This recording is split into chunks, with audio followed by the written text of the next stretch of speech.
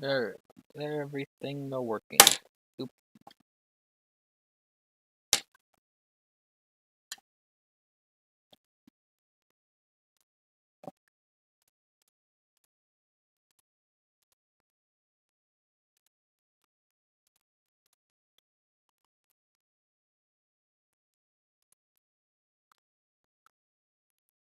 Alright, seems so. So, last time, when I was doing Rogue Trader, explored the Expanse some, checked out some things, did a bunch of colony crap and whatnots. And then learned that, well, then I got, Rogue Trader got doused in blood for some reason. Investigated that and figured out a bunch of stuff. That was the Bloodspun Web trying to send a message to the Rogue Trader about an upcoming threat. Went to the Astropath Choir to further investigate the unknown threat. It's led to a giant ritual thing. And what I'm pretty certain is a massive gene stealer cult is in the plasma drive section of the Void ship. So we are going there to clean them out.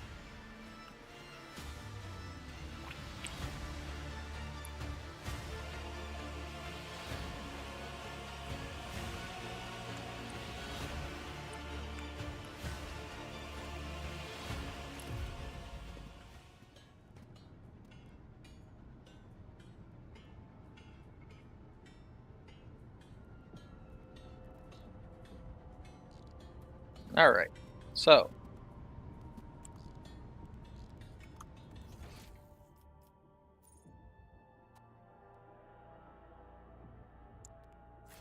Well, I guess let's just explore.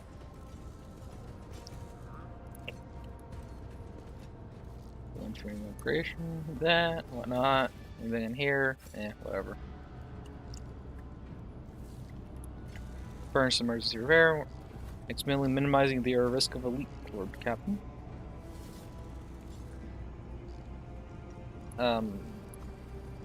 Okay.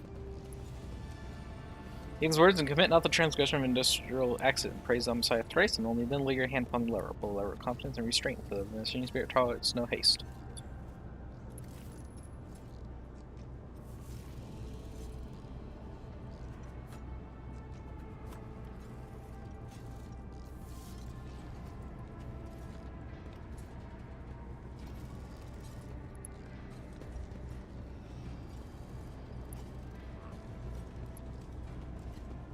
He stares at you, face twisted in an expression of fierce zeal. Grace the compartment with your presence, Lord Captain. Bless the deck, so to speak, with your noble foot. Send his bad nuts and rusted Joel sorted out. Send his bad nuts all rusted. You'll sort it out. Punish whoever's responsible. That's our serious business, after all. Okay.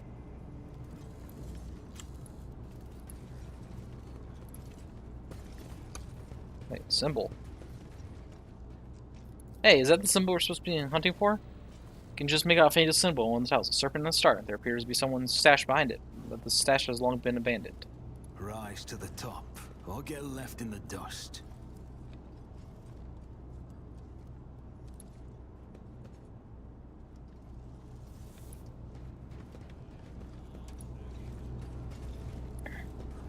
Suspicious.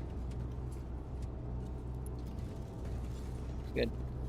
I've relaxed the schedule. Every 4 hours we get a 10-minute break. Oh, how nice.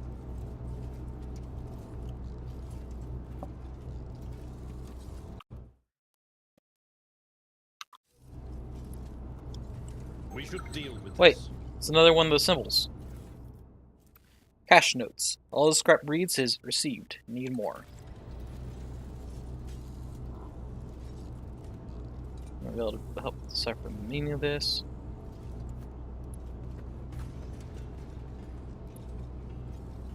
Okay.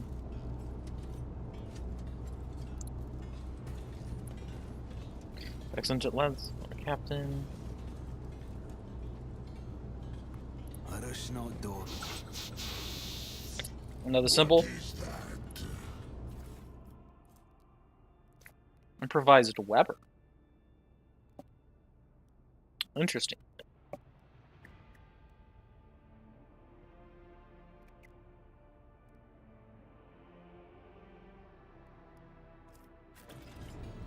Guys with having cats. Ship foreman should take a look at it.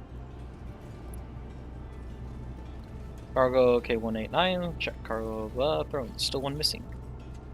Counting them for the third time won't make the box appear out of thin air. Let's admit that it's gone and go report this.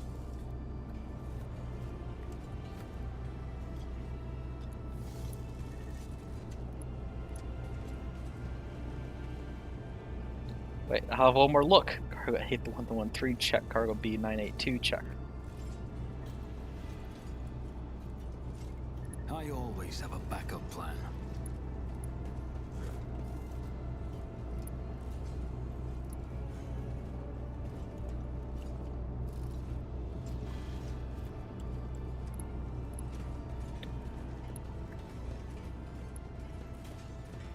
Hey, where's Hop? Too much rot gut before the shift again?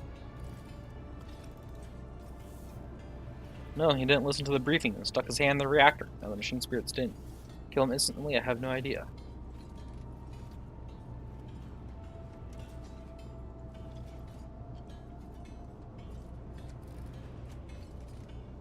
So, he's still in the infirmary? No, Tech Priest Deltar sent him over for certification. Maybe he'll do some actual work now. Oof. I always keep my options open.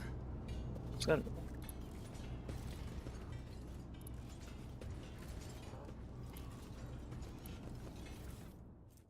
Servitor replacement request. Esteemed Tech Priest Deltar, this is unacceptable. For the 10th time you send us the same faulty servitors. It's been over 2 weeks and we still can't raise the lift that's stuck between our platform and platform 92M. All because of your servitors. Love of the throne, decommission these things if you can't fix them. Respectfully, Shift Foreman Night.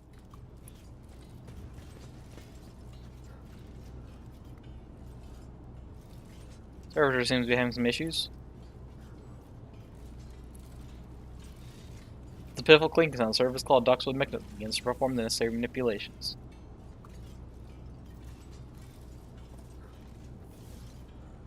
Oof. So as we're impaired, they do not notice your presence.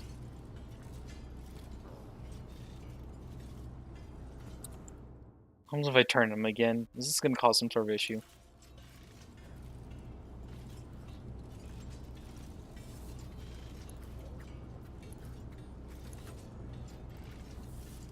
Always keep your eye on the prize.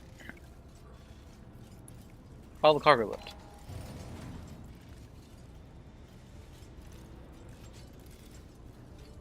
Very helpful.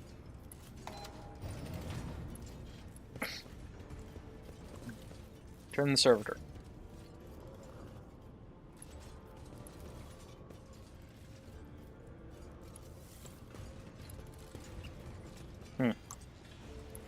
Servitors are acting up. Bring the slug. What's it doing now? The valves are the other way. Look, it's turning the air again.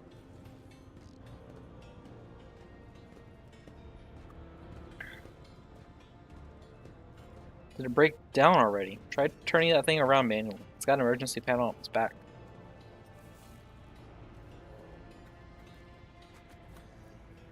Keep your wits about you. So they're in the deck. Mr. Lordship.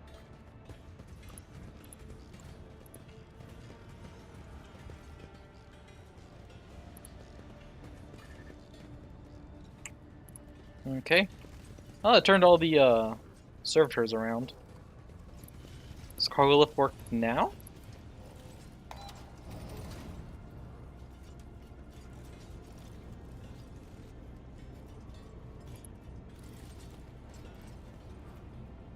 The face. Twice from the expression of fierce zeal.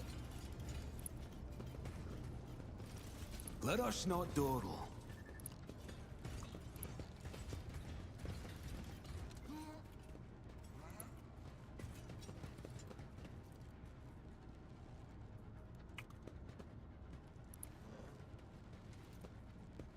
Captain, you think you can do something to harm his lordship?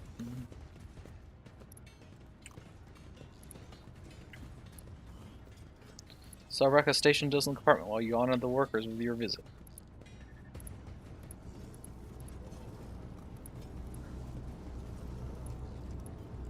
Shit wargled or a trap?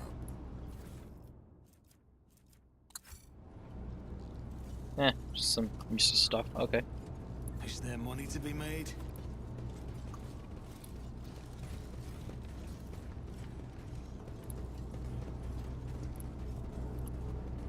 Found 3 of the weird symbols.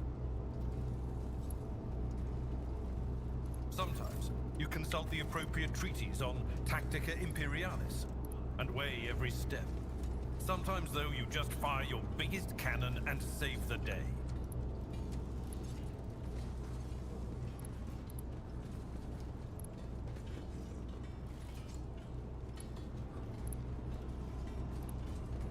Rise to the top or get left in the dust. Not seeing any more of those symbols around the place.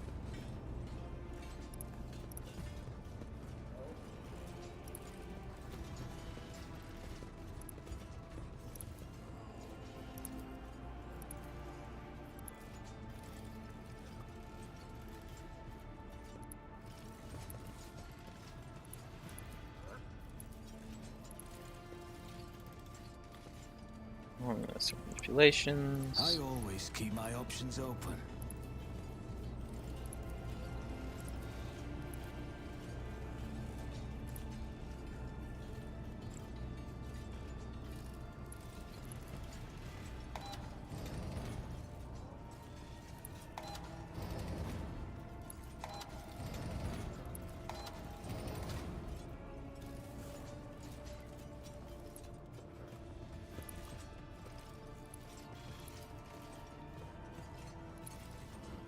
What if I do that?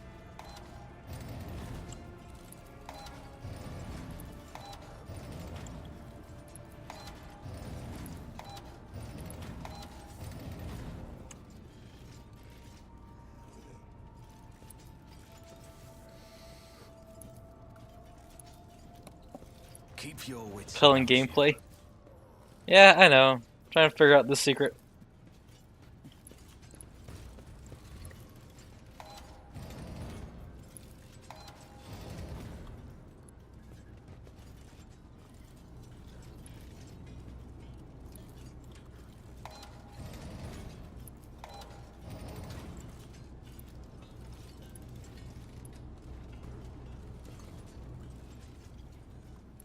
Oh, got it to work. Okay, cool. Enemies within the wearer's area of attack suffer a minus 18 dodge, and allies within the wearer's area of attack gain 18% dodge. Going around. The wearer's ranged attack inflicts 0 levels of bleeding on their targets. Armor penetration times divided by 5. Dang. Does not work for Adeptus Astartes. Okay.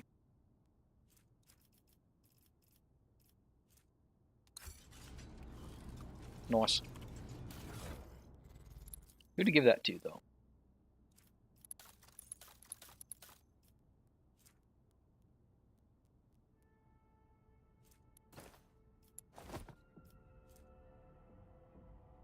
Its ranged attacks inflicting 9 levels of bleeding on their targets. It's a big bro moment.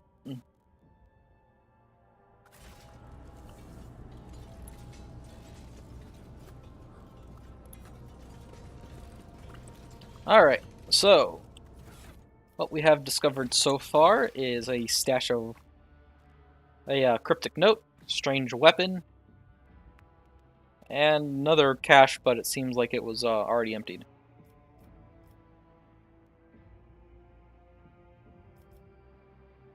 Definitely shows that there's something going on here, though. So, that goes the search, Your Lordship. There's an old cache hidden under one of the serpent's symbols. I think you found someone's secret stash. What was it? A moldy Nusha bar, a low, a few thrones? Workers often hide their belongings or banned items from their forces or covetous neighbors. Maybe someone marked their castle with a symbol to make it easier to find them later. It's just what we need. More secret stashes. Oh, there is nothing forbidden in it. Forgive me, Your Lordship, but voidsmen are simple folk. I've been trying to wean them off their grubby habits for years, but you give them anything worth having and all they want to do is hide it in a hole like a rat. Found this on one of the caches. What is that? Mish's thick eyebrows knit together angrily, and you almost think you see a power charge jolt across them. Got smugglers on the loose? No one's be hiding these strange messages. Have them all drawn and quartered on the turbine, I will. I'd like to find out what they're smuggling. If I take a look, then it takes a note. Careful not to let any ash fall on it. Need more what? Whoever wrote it, they didn't want anyone who wasn't in the know to understand. Using caches to exchange messages is a good way to keep things hidden from the enforcers. It's how some workers procure intoxicants and other items they're not supposed to have. There has to be another cache somewhere nearby. Never use the same one for both the transfer and the correspondence. Too risky. Gives you a look and shrugs. What? I've never engaged in such business. I swear, I've just heard how it's done. Alright. Also found this Weber. Found this in the cache marked with a serpent. Holds weapons as if it was going to bite him. Sweat beating on his forehead. Machine spark shake me. A homemade weapon. And assembled right in this compartment. The markings are the same as those on local machine parts. This is a very serious matter. It seems someone is plotting a riot and secretly building their own arsenal from scavenged materials right on our noses. Interesting. That's just right. This could be get a whole bay executed. And one of these scoundrels was so cautious. I need to find and capture whoever set up these caches and hid the weapons. Shipforeman shrugs sheepishly. To tell you the truth, I'm no good at hunting rule breakers. That's not what I do. Do the orders and we will do it.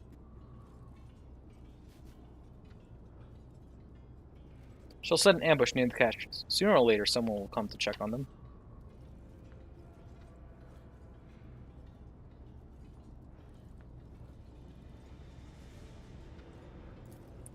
Foreman's thick fingers drum note thoughtfully on his tool. These guys are smart. They'll spot the enforcers near the cache and stay out of sight.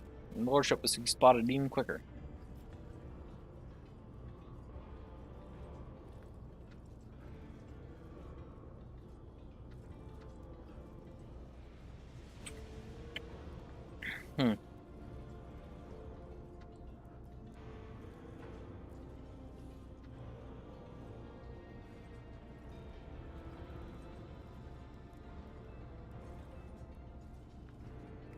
Alright, shall we have your people laying wait? The foreman's voice goes quieter. Just wish I knew who to trust it with it. Our villain could be anyone from the bay crew. And pick the wrong person will blow the whole ambush. It's someone from the outside who won't draw attention to themselves. Alright, then we'll use the Inferni. Have them carry out inspections here. No one will suspect them. In his fist until his knuckles crack, Enric resolutely says, "We'll help. I have a couple of people in mind. Tough lads. I'll get them here right away."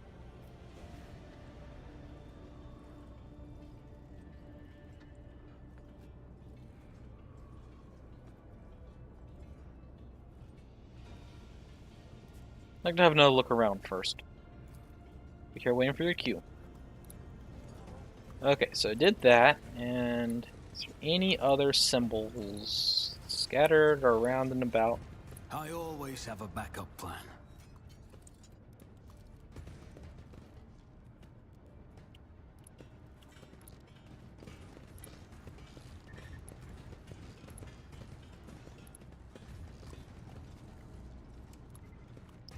I mean, the cult's well hidden and is building weapons in this compartment.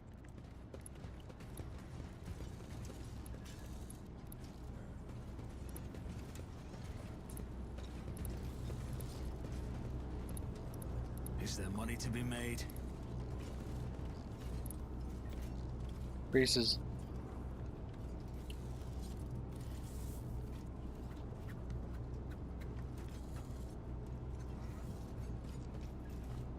Here waiting, you're whatever. So there's that empty stash. There's a stash right here.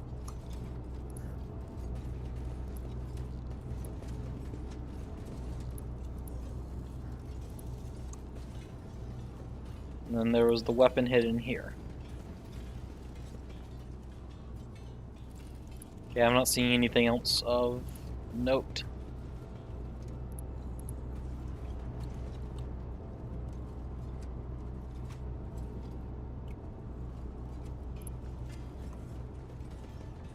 Always keep your eye on the prize.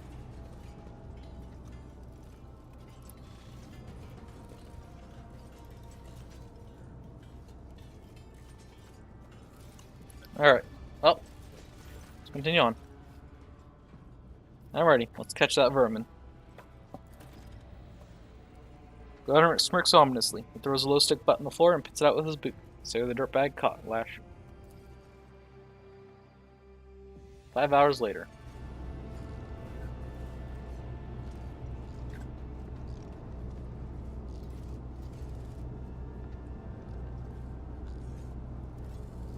You lost something, friend? Let's give you a hand.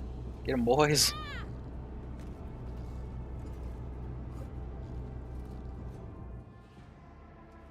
The man kneeling before you has an ungainly build, a stubborn jaw, and a heavy gaze. He looks no different from any other worker in this compartment, except for the tattoo on his forearm. It's designed resembling a worm devouring a star. One of the furnace workers is holding the Weber taken from the prisoner, exactly like the one that was in the cache.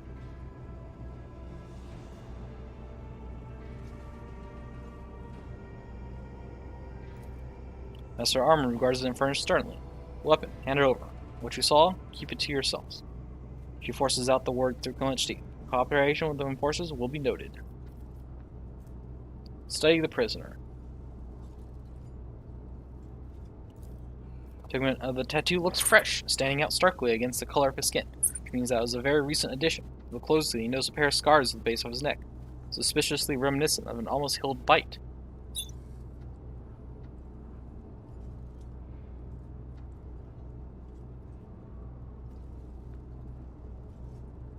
Yeah, I'm heavily suspecting gene stealers. Who is this man? Chef Glay, servant of the Blessed Lathe, Beta 2 diligent, slow-ranking worker. Easily replaced. Apparent signs of mutation. Good work, Heinrich. Were any of your people harmed? Thank you, Lordship. Not a scratch on us. He's a piece of work, great, though. But he's no fuel compartment fire, more like a sparking cogitator. Silverite glares at him with visible jealousy, but Heinrich just keeps grinning smugly. Address the prisoner. Well, do you feel like talking yet? The prisoner gives you the smile of a man condemned and snaps. I've got nothing to say to you, heretic. Choking with rage, Cyrebeck grabs them all from her belt. She rasps, "Allow me, Lord Captain, please." Or me. Henrik's menacing scowls instantly robbed him of his friendly charm. Be happy to oblige.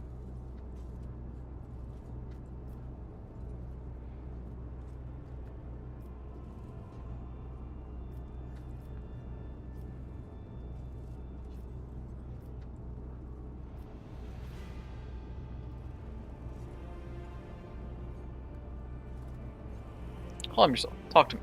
I'll not let you people do what they intend to do. Man laughs with contempt and starts chanting, tempting on the promises of heretics. But barren is the darkness cursed void in which they bury the souls of those who trust them. Damn you all, distorters of holy words! Speeches of your enemies, my guys, sound like just like your own. Fanatical, composed of nothing but rage and contempt. Is even that not enough to make you wonder?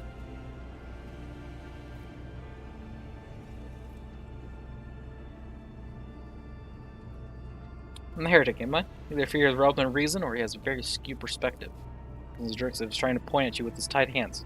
You're a false believer, a fake captain, leading people into the gloom of heresy, away from salvation.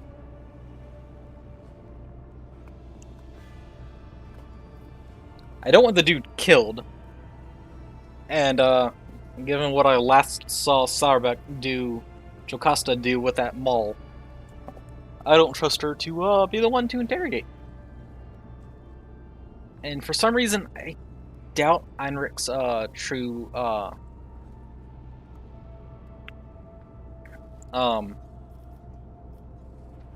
true motives. I don't think he's with the Gene Stealer cult, but I think there's something else going on. Alright, I'll oversee this interrogation myself. As you command, though I believe the zealot will require some effort. Questioning fanatics is a long and exhilarating process. Once again, the Lord Captain is doing subject's work for them. Dirty, bloody work.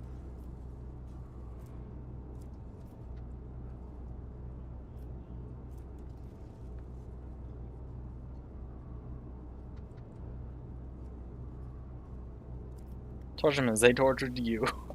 I know the true meaning of torment. Allow me to educate you. Anguish of your distance past resurfaces in your mind. Because I took background, I took suffered like torture. You know how to make flesh suffer, and so you make it suffer. Your handiwork rivaling that of your own former torturers. Clark bites her lips as she stares at you. The writhing man. You are a good student. A man whimpers incoherently, but grits his teeth. Your song. I hear it. It won't break. Sarvek smells lonely. Not much longer, your lordship. Your song.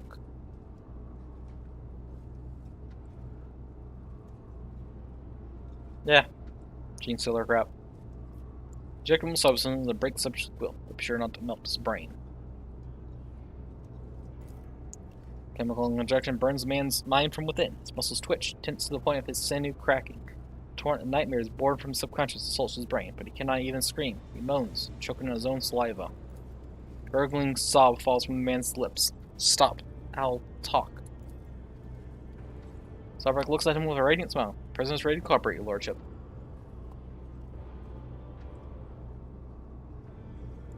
Whom do you serve? The cult of the ravenous star, the true believers, the righteous, the purest congregation, they who hear the songs of his angel. How did the conspirators recruit you?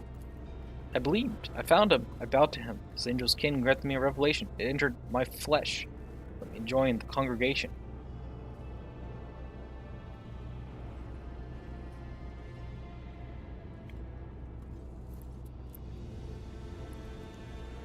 You know everything about your vile cult. We believe in the many-armed emperor, he who waits for his children, cast out into the unknowable abyss. He is kind, merciful, he uproots tyrannies of evil, he sends his angel to the righteous, and the angels can follow. Man lowers his gaze with an expression of surprise. It seems he has described his paltry religion in its entirety. Gene Stillers. This is a pawn, a mindless tool. He was brainwashed and forced into submission. He is not even a distributor of ideology. He is merely fed the rudiments, and without trusting with anything important, he sent him out to serve and die. This angel, is that the old sorcerer who appeared before me and promised my demise? Did he brainwash you all, or someone else leading you? Old sorcerer? No, the angel is not of the woeful human form. He is splendor. His visage is the divine inspiration of the many-armed emperor. You, faithless one, were gained the honor of gazing upon the Magus, our good shepherd, our messenger. If you beheld the angel, you would scratch your own brain out before your eye sockets, or you would realize the depth of your wickedness before him. Grant the honor of gazing upon the Magus, our good shepherd, our messenger. Okay. Many armed. Deep furrow appears on Sarvek's brow. Bless it, Lord Captain. We are dealing with an extremely dangerous Xenos cult that excels at hiding among humans. Do you know about gene stealers? Ulfar cleanses his fist. Many armed poison. Smelled the foul sea of the Xenos. The Iron Priests say it once fell into the waters of Fenris, and from it came the terrible sea krakens. Oh, Fenris is here. Fenris is ready to hunt.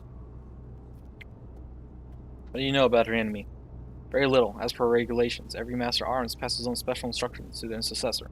Instructions that more resemble disturbing tales. Some mention genetic cults, covert clans, cliques, and sects that all share one common trait: Xenos infestation. Things pass themselves off as ordinary people, as rabble or preachers, corrupting new groups. They pray to their unholy idol, which they often refer to as the many-armed emperor. They create ever-growing families and produce offspring, hideous at first, but with each new generation, more and more human in appearance. And then they rise up. I've heard of them, and every tale was awash in blood. They are the reapers of the great devourer, predators that bloom from its seed, beasts whose gift is to turn the weak spirit into their enthralled fighters. Where are the Maltalk? When they are near, even a loyal friend may turn out to be a messenger of death.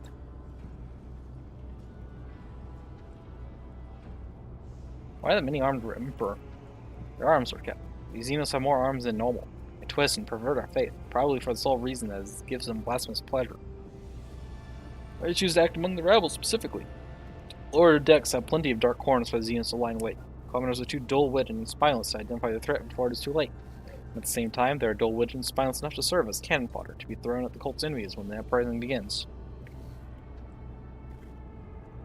What's their objective? Power? Bloody sacrifices to their god? Their end goal is always mutiny. They can prepare for many generations, accumulating weapons and numbers, until one day they attack. That day is their day of revelation, the apotheosis of their profane faith. They think that on that day, their blasphemous star children will descend from the void and elevate their worshippers. Let's return to interrogating the prisoner. In lieu of answering, Sarvek nods grimly, lost in troubling thoughts. What are you plotting? A mutiny? Death. Yours. Even broken, he musters a spiteful sneer. Fake captain, the faithful are already aiming for your heart. I was ordered to stockpile weapons, so when the faithful hour comes, the righteous would not stand unarmed. You won't say that these improvised weapons are are that much better than fighting with bare hands, but till we are done with the cleanup, every enforcer will carry combat knife fit for cutting through nuts. Where are you hiding? Where are your leaders? In a sanctuary, a tomb for heretics, a quiet place.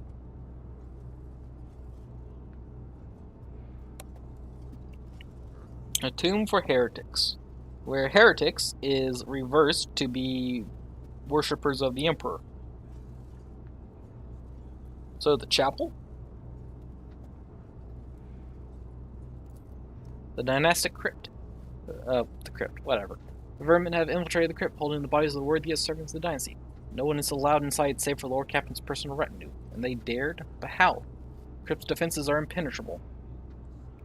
Presume the next objective is upon the Valencia's dynastic crypt. Yes, Lordship. We must attack now, while we still have the element of surprise.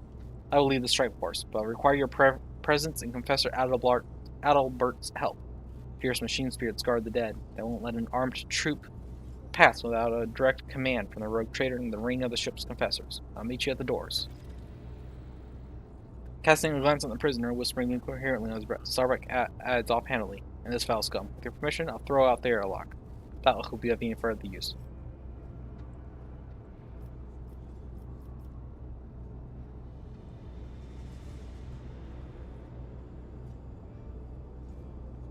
No.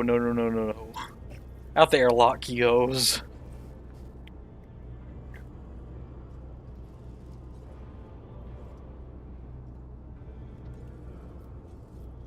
We are not pitting him on a colony. That's how this crap spreads. Out the airlock he goes. Be done, your lordship.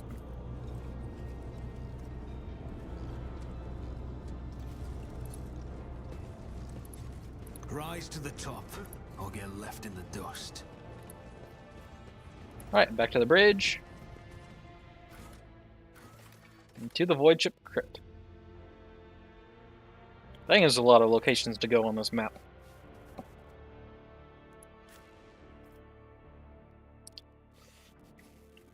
Alright. So Abelard and Argenta, because they're great. Urlet, because, outside perspective. Ulfar, because he actually seems to know what the scrap is. And Cabela, because she's the DLC character. This is a DLC quest.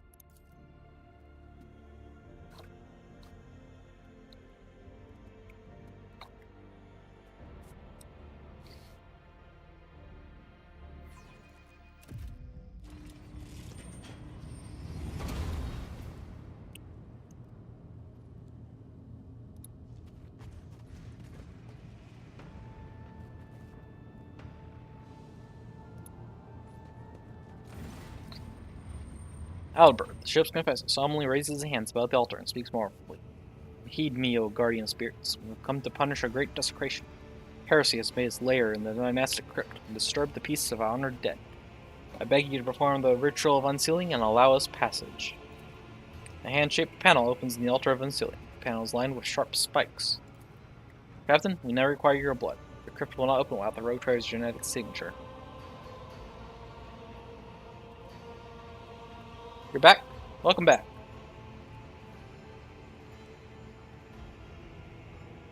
Arms, are people ready? Ready as never before, your lordship. They are incensed by this profane intrusion and people who are gene stealers? Almost certainly, yes.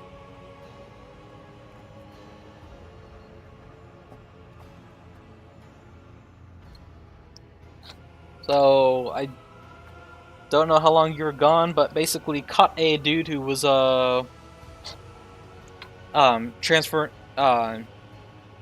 was dealing with a pre-made, scrap-made weapons. Captured him, and he showed all the signs of being a part of the Gene Stealer cult. It seemed like he was jumped by a steam Gene Stealer, infected, and he was just rambling on and on about how his is the true faith and everyone else is heretics and a bunch of other nonsense.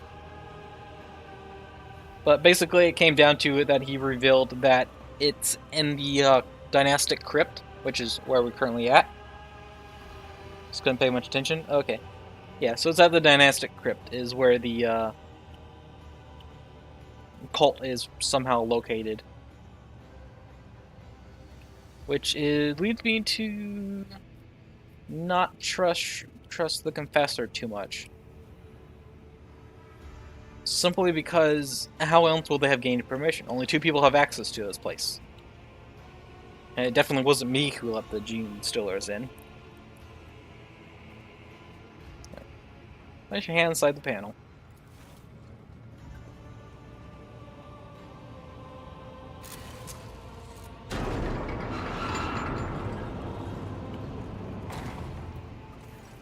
Panel mechanical teeth sting your flesh, and you feel your blood trickling down the small ducts into the altar's bowels. You hear a click, and the crypt doors open with a piercing creak.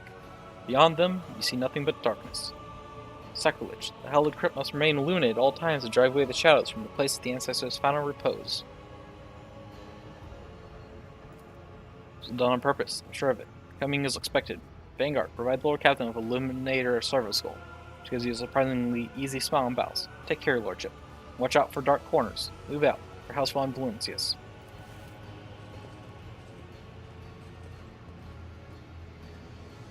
For the Emperor!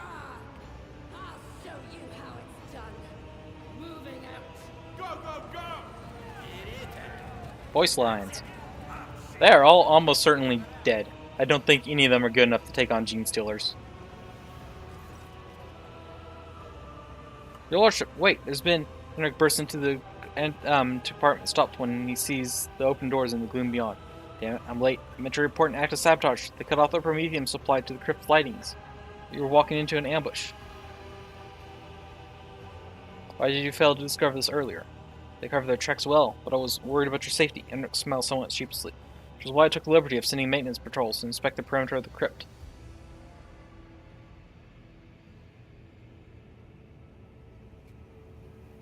Speedy's performance is laudable.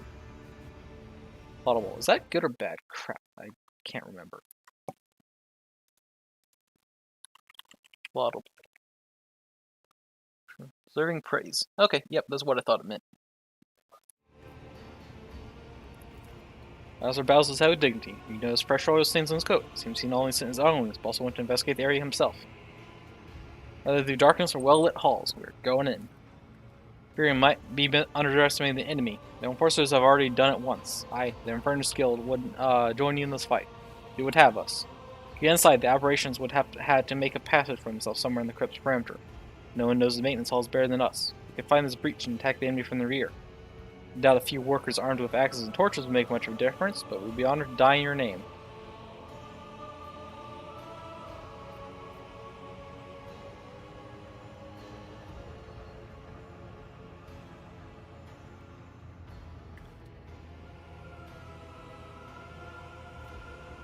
Do not throw your lives away. Stay out of this. Gene Stealers and Darktide? No. Darktide is pretty much entirely fighting a Nurgle cult. So just chaos. Now, it would be interesting if Darktide was to do some sort of expansion that would include either other Chaos God cults or maybe like a Gene Stealers or something.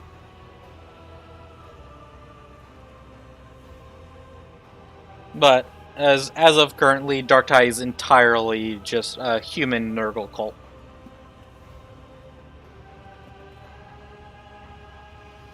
Vermintide is Warhammer Fantasy, where it's fighting Skaven, which are like a rat-like creature from Warhammer Fantasy. Technically a different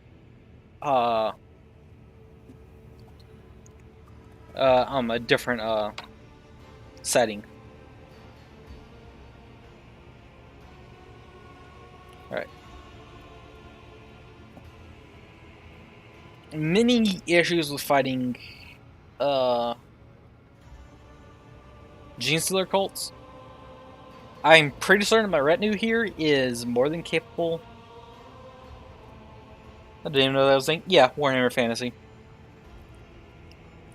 It's a lot of the same gist as Warhammer, except it's in a fantasy setting rather than a sci-fi setting. But anyways, I'm gonna tell these people to stay out of this. While their desire is appreciated, it's an issue of when dealing with gene stealer cults, it's hard to know who to trust, and as well as if any of them are infected, it could turn it on its end, turn them against us. So if these people went in there, both A, I can't trust that they're not currently gene stealers, and they just go in and alert the gene stealers to us approaching, or B, they go in, get infected, and then they ambush us. So I'm just gonna tell them to stay out of this. And if I see them again, then probably they're gonna get shot. Do not throw your lives away. Stay out of this. As you command. Please be careful, your lordship. And first message, people leave the hall. The doors of the crypt are open. It's time to step into the darkness.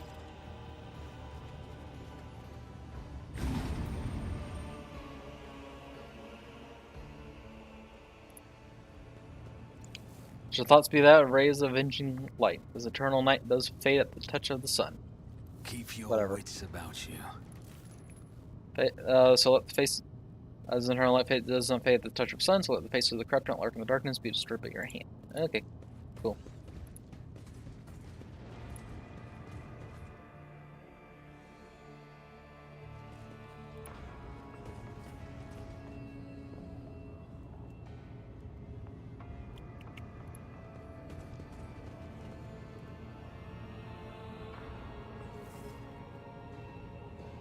Oh, that's interesting. The service skull points at wherever my camera is centered at. That's cool.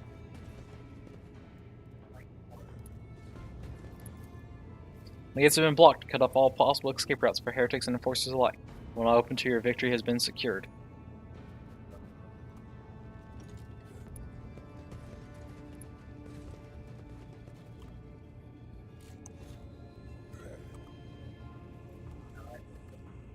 I always keep my options open.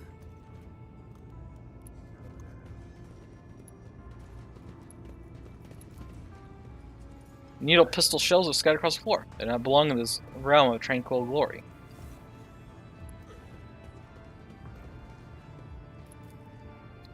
We are rogue traders, and ours is a very destiny. Yet still we remember those who once walked out of sight, who served us, whom we honored.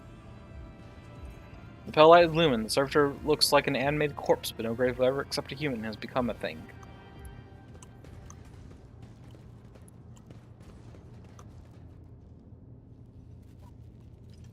Why can't this one be opened?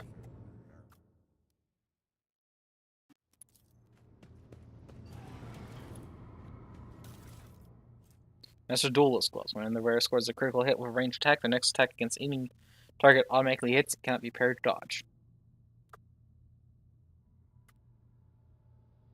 Dang.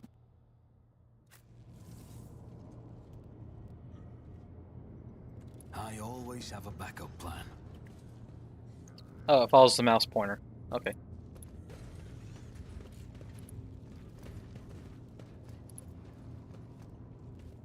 Exception kind of thing.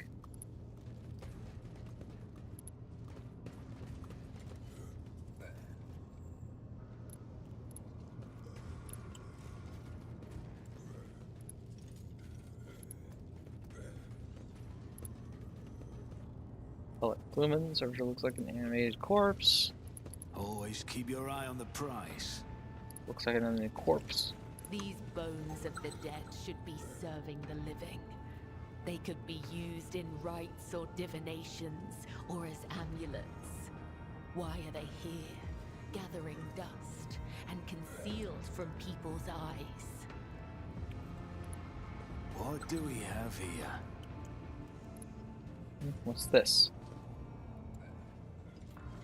Looks like a spill of some sort? Black viscous substance. Resembling partially dried saliva, is slowly eating through the surfaces of the monument.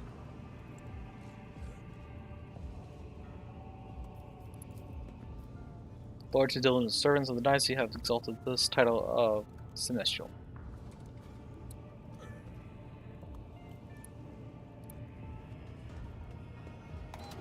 Skull gives in. Something clicks beneath it. Somewhere in the dark, a passage opens up with a rumbling groan.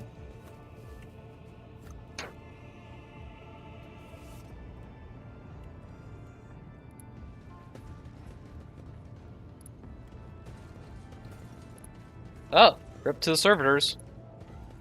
Let us not dawdle.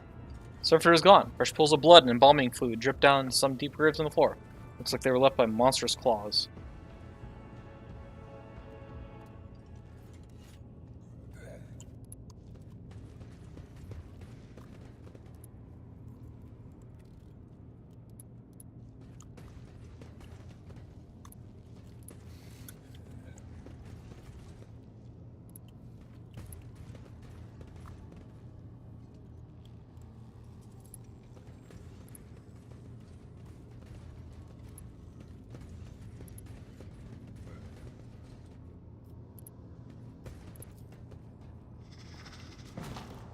Wires protrude from the servitor's severed head, wrapped around a fragment of its spine. The broken jaw twitches frantically, struggling to shut. I always keep my options open. Okay, and they're still out here.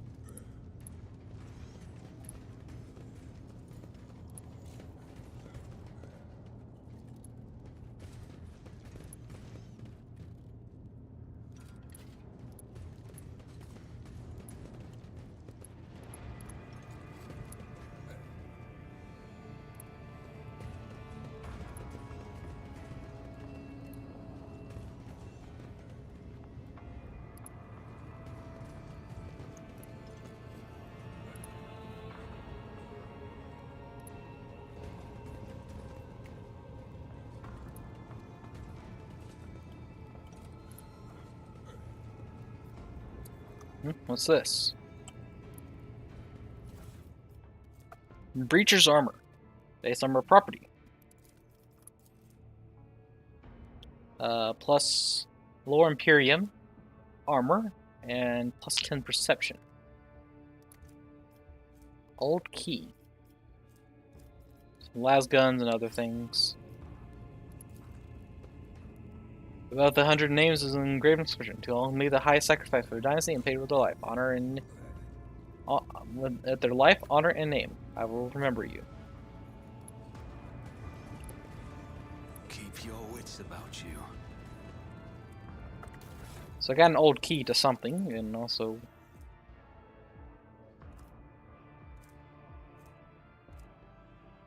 is this better armor for her? Plus 6% armor? No.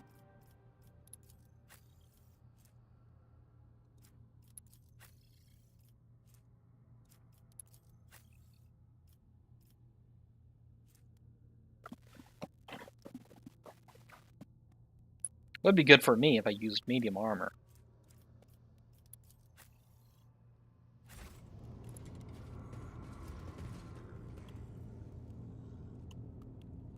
I always have a backup plan. Gate does not yield. Luminaire surgical beam reveals the lifeless cable of the entry cogitator sneaking into the dark.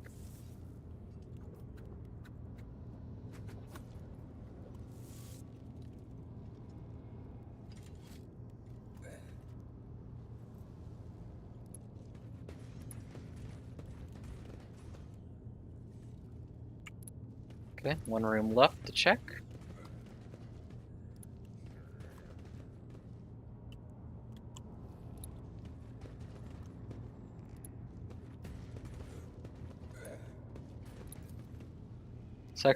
Sarcophagus was installed recently. The inscription reads, "Here Archmilitant Mort keeps his internal vigil, protecting in death the one he could not protect in life." Poor Mort. Always keep your eye on the prize.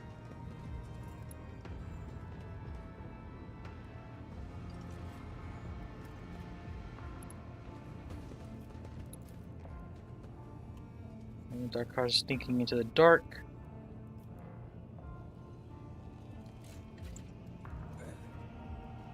So where's the lifeless cable?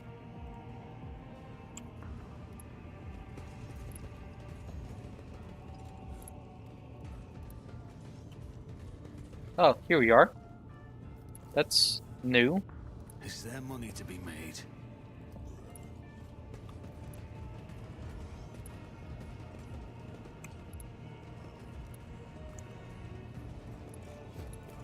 Should repair this. That's how it's done.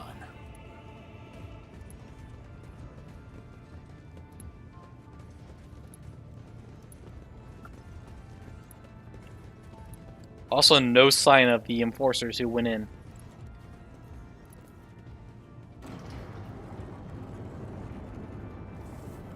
Rise Crypt to to the main top, hall. or get left in the dust.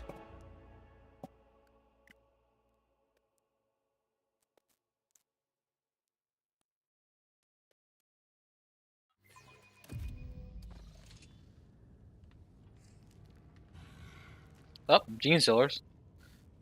Lord Faithful is.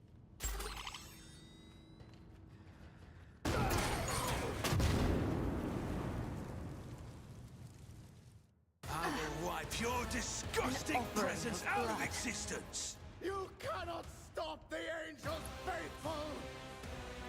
Neophytes. Cult ambush. You never know what a gene stealer cult is capable of until they do it, or until you get too close.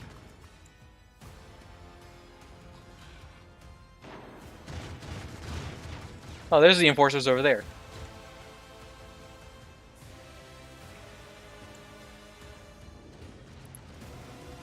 Aberrant.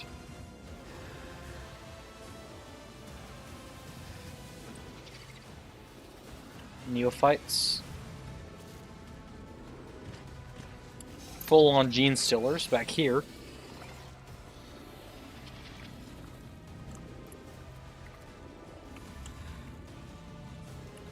And you got the Magus.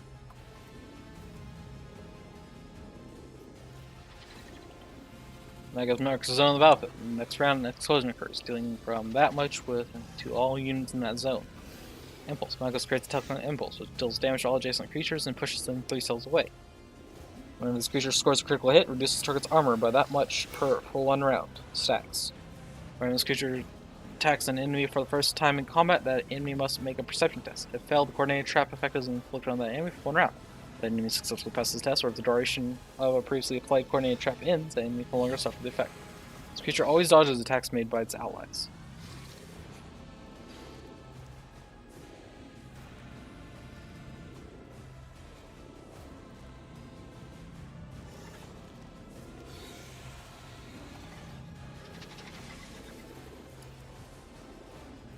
When this creature attacked by an enemy, it suffers that much more damage. Critical hit chance of this attack is increased by that much.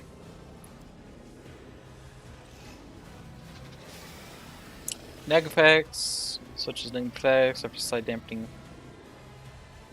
Also, it was immune to falling prone. Neg suffers no damage from attacks made by creatures outside of the dome.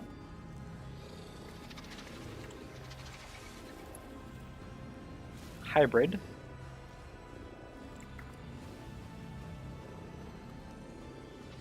Stronghold of the Aberrations. Target adjacent units. Struggles made of solid stone. Can be damaged by potent telekinetic powers only, like Mega's telekinetic explosion ability. Stronghold loophole.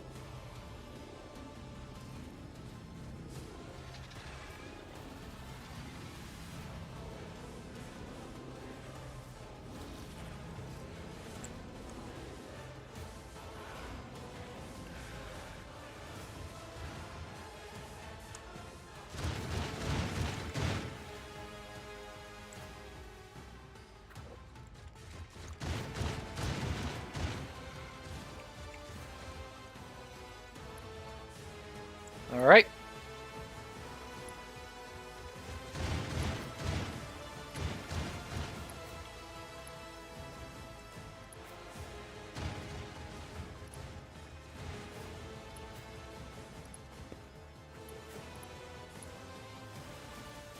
Alright, let's get started.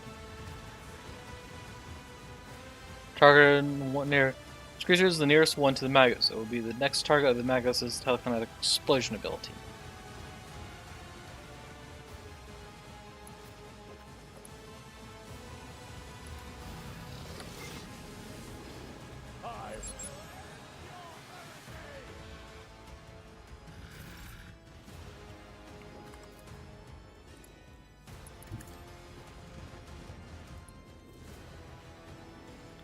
Variation such. When this creature scores a critical hit, reduce the target's armor by that much.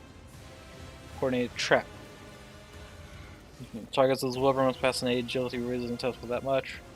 Mobilized. Oh, armed with Weber.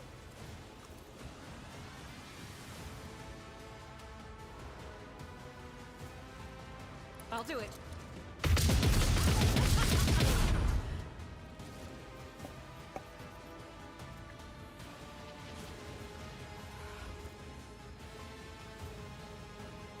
Doubt is for the weak. As the Emperor commands, I act. Faith without deeds is worthless. As the Emperor commands, I act.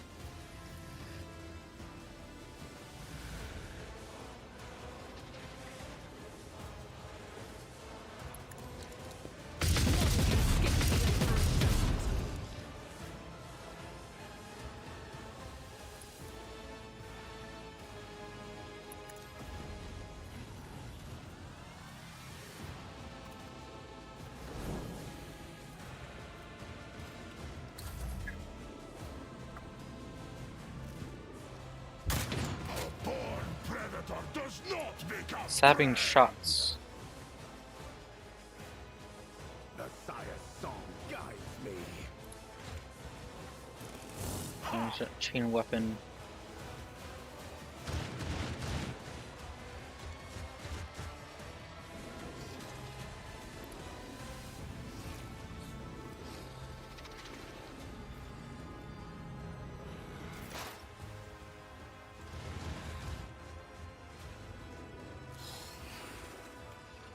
I move as if unseen.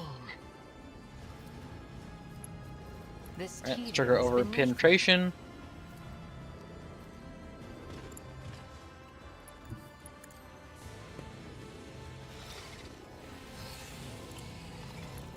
Trigger this for increased damage. Take the shot.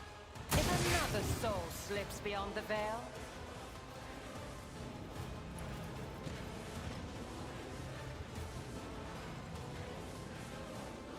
I am not your zeal to deal death with my hands.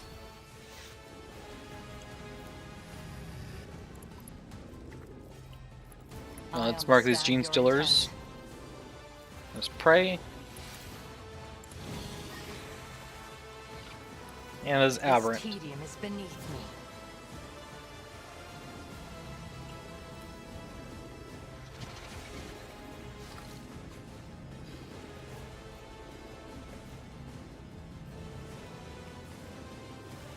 I am not your sea. Fortune favors the swift.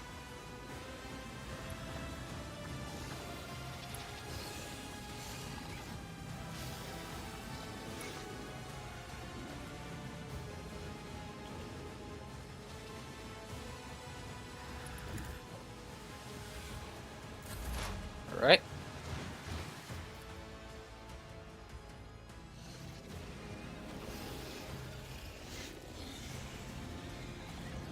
Ooh, how convenient. They line up.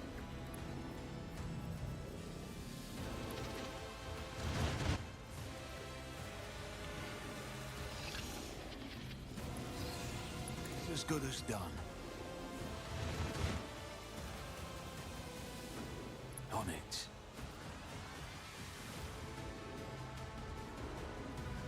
If not me, I'll see to it your end was inevitable. Missed this one, Make it okay. up. It's of what's to come.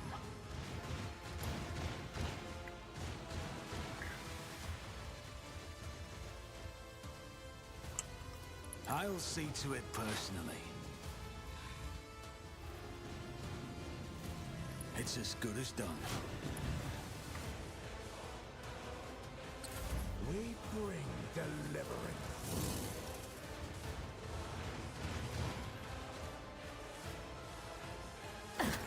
Aim for the heart next time.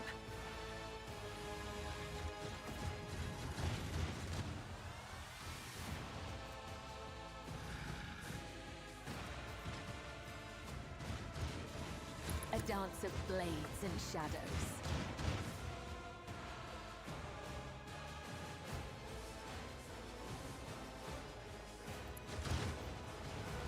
Torment until starting to turn the game creature, and your ally and opponent suffering from bleeding, falling damage, or time effects.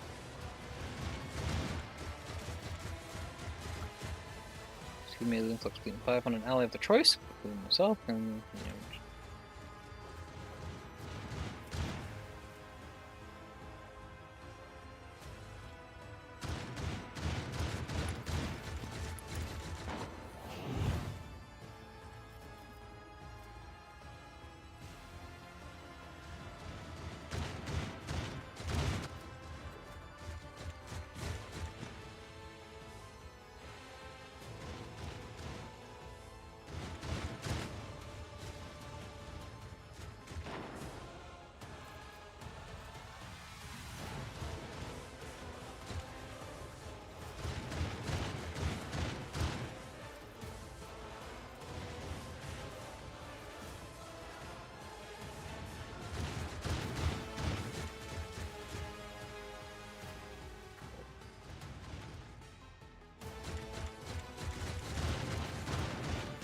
Trust me. The shadows will see it done.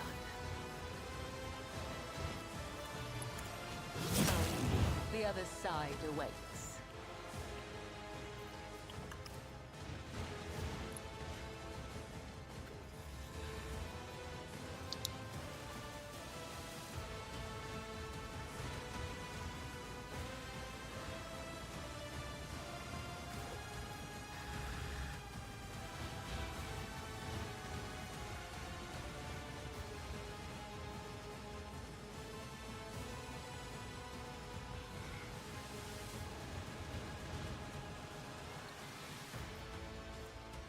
I shall not fail.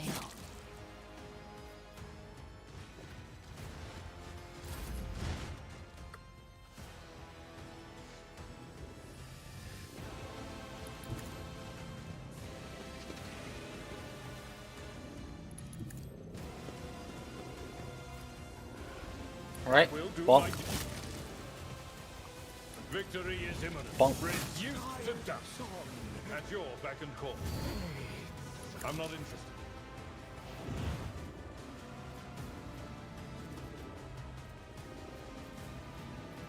Indeed.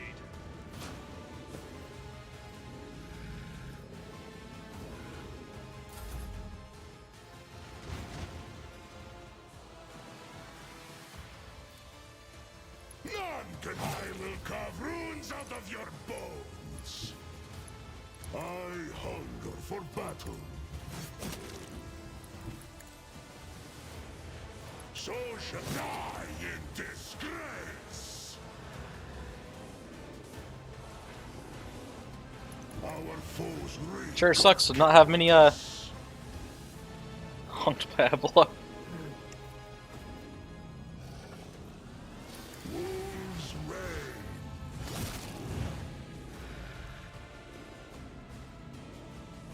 Oh, Ulfar's just also just going to town right now. Corpse plague.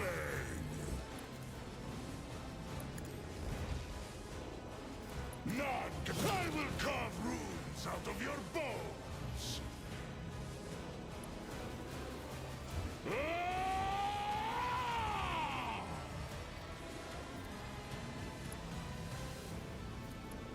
See ya. Ah!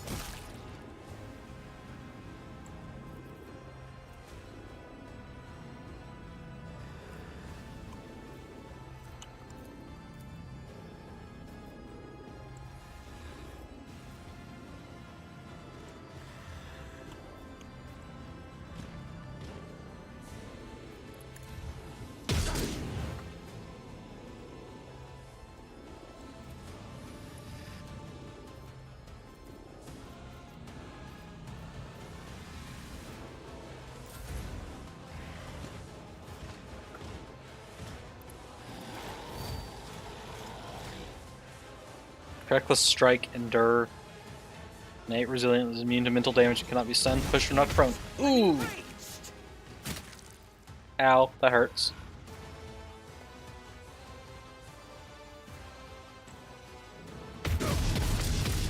I've suffered worse. Oh wait, they're hiding in the... That's hilarious.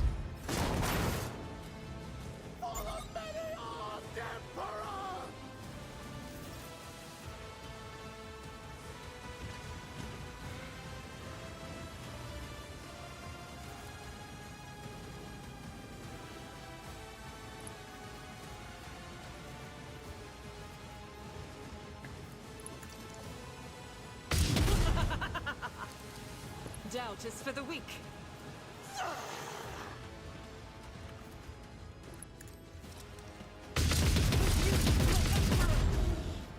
Power resides in the will of the righteous. As the Emperor Correct. commands, I abdicated. Faith without deeds is worthless.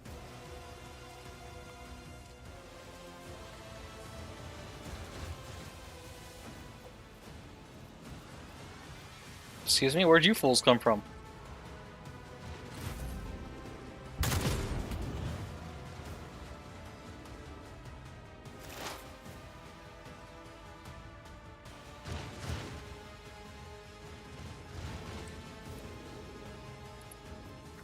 If it serves your cause. I hear you moving. No more. I approach the designated position. If I must.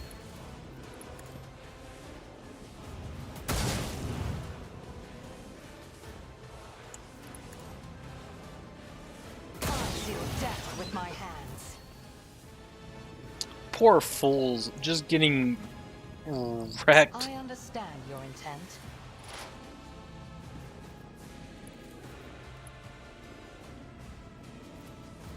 This tedium is beneath me.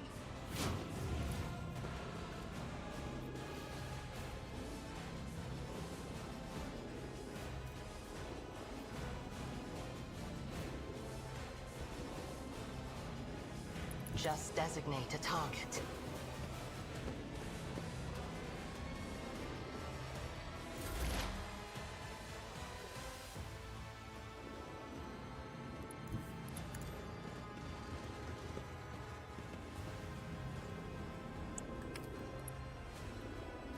Who if not me?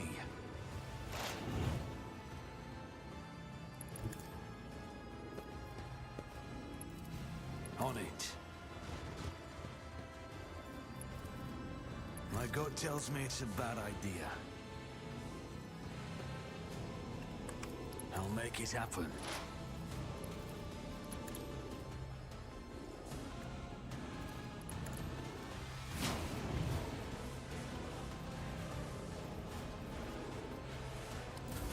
I feel nothing.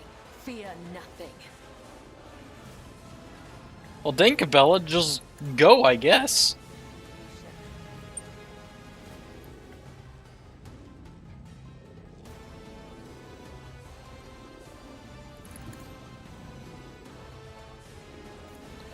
Hello there, dude.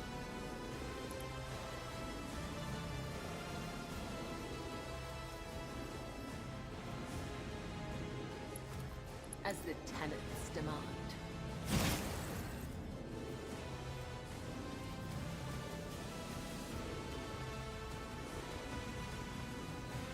As honor ordains. Trust me.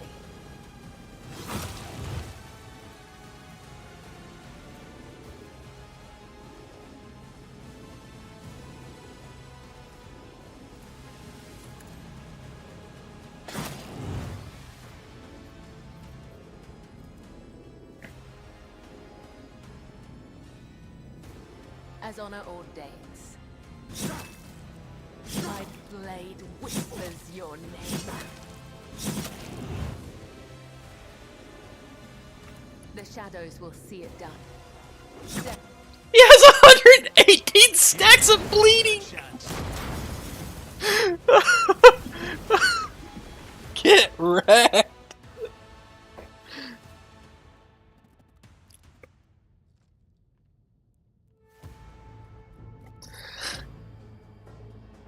The old man before you resembles.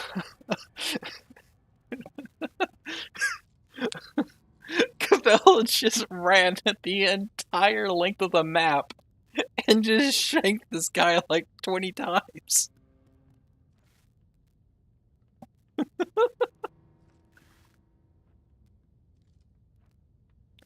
old man before you resembles a human being, but the scaled bony growths growing from the bridge of his nose to the top of his bloated, hairless head. The grotesque cheekbones and the black claws on his meaty fingers leave no doubt this creature's genetic aberration. He utters in a creaking voice, a black spittle spraying from his mouth. You have spilt the blood of the congregation. You have offended the purest of his chosen children. You heretic. The creature's last words elicit a nervous laugh from the nearby enforcers. The irony of this embodied perversion of the human form, accusing you of heresy, is not lost on them. The confessor whispers a quiet prayer. The master at arms is watching the old man's every move, her lips twisting in contempt.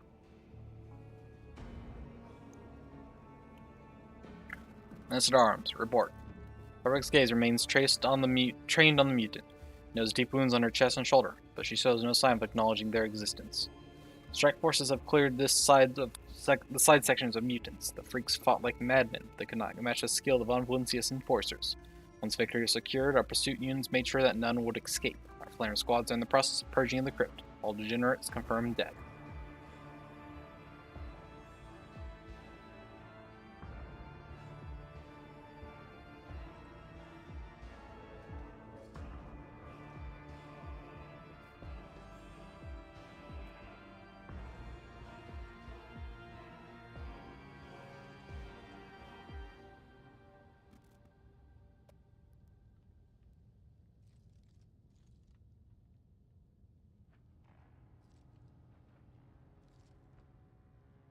But what's with the giant hole right there? Oh.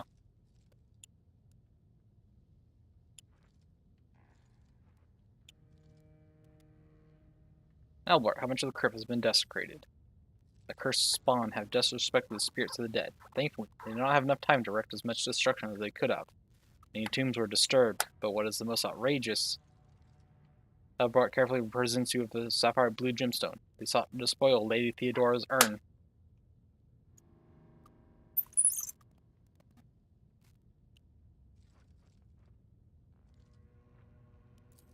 After her ladyship's cremation, her ashes remained this magnificent relic, an example of resilience and purity, one the heretics dared to lay claim to it. Lord stares at Jim with a crestfallen expression. His lips twitch as if he's struggling against a new wave of grief, or else enraged at the thought of someone is so heinously violating Theodora's rest. He forces himself to look away without saying a word. Your relic touches your spirit zone and resonates with a soft pearly glow. They appear similar, and yet, as bright as Monkey relics are on the surface, they are hollow inside. They hold no memory, no life. Be silent, Xenos. The voice has heard too many blasphemous utterance already. Your voice is trying its patience.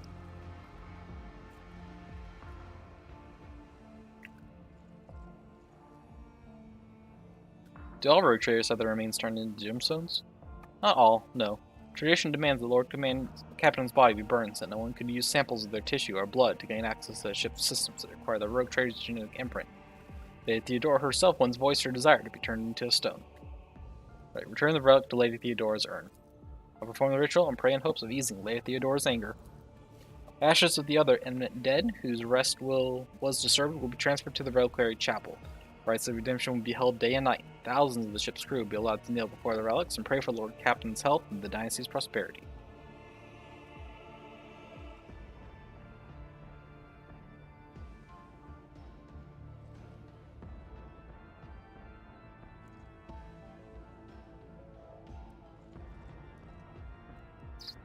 Alright. Well then, let's see what the ringleader has to say. You shall perish in the cold void. Your heart shall beat its last in the light of uncaring stars. Your lungs shall become trees of ice within your chest. You'll never receive the grace of the many-armed emperor. The man calls curse after curse down upon you with spiteful satisfaction. You will never receive the grace of the many-armed Emperor. Okay, and? Have words to say to you as well, heretic. Every beast akin to you shall perish in the flames of purgation. Your heart shall burn away, and your lungs shall boil until the chest bursts. Promises death, we are already cutting through your vicious spawn. One man lets out a hateful shriek, starts thrashing like a monster, or the warp before a holy image. Measure one of his wounds with the toe of your boot. One man doubles over, but it's not pain or fear, but burning hatred that contorts his face. Go on, torture me. I'll endure it all. My time may be up, but you are all doomed. I will gladly spit the words of truth in your face, and they will burn you like acid. In death, I will ascend to the hosts of pure voices, and I will wait the day when you will pay for the shed blood of his children.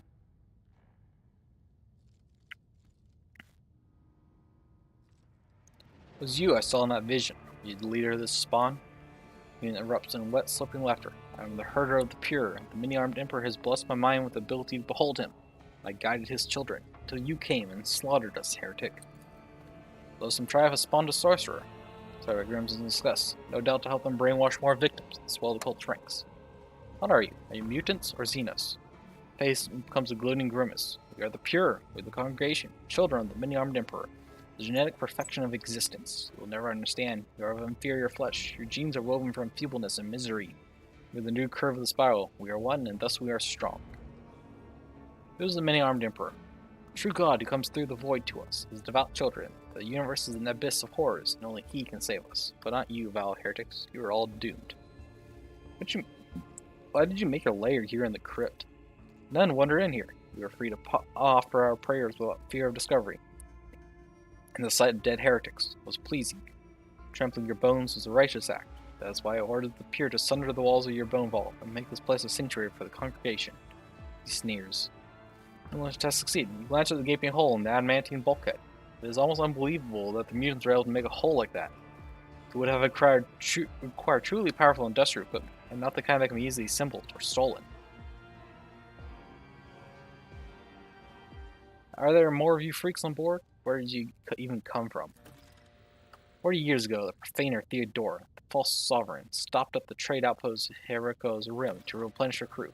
The outpost had long served as a bastion of the pure. My brother and I were chosen to embark on her ship and prepare it for the coming of the many-armed emperor. This uprising against your godless dominion has been many years in the making. Jericho's Rim. Alright, a place to go and burn. Like I said, you notice that the crypt looks surprisingly undefiled, even after all these years. The heretics could have turned it into an inconceivable nightmare. The signs of corruption are few and localized here.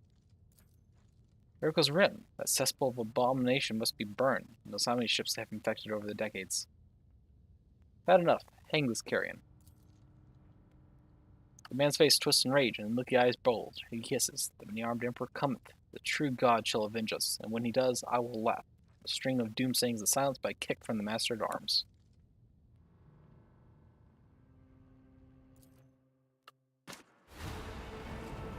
Yes.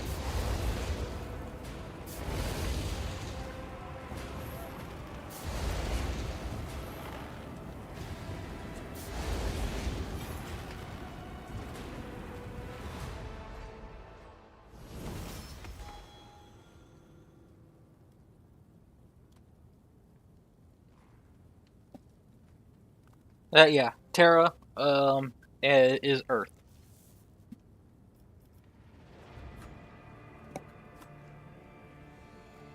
If I remember correctly, actually kind of nice.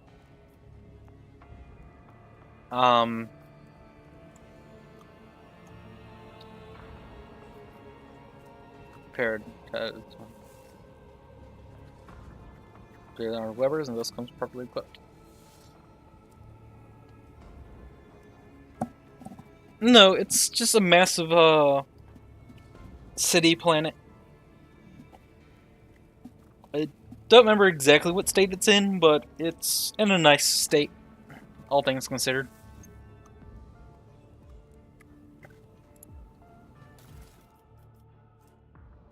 Bio Dagger. Each attack with this dagger increases damage. Each attack with this dagger increases damage by +1 until the end of combat. Stacks. Venomous Strike. Oof. Blood Burner. Every hit from this pistol increases the level of damage over time effects suffered by the target by +5. Does not stack. Okay. Dorsetch towers over the broken urn. Her gaze is confident and bold, as if she's challenging those who have dared disturb the rogue trader's rest. The hole in the wall seems to grin with broken teeth, as if mocking the dynasty's ancestors. It would be impossible to make a hole like that without industrial tools.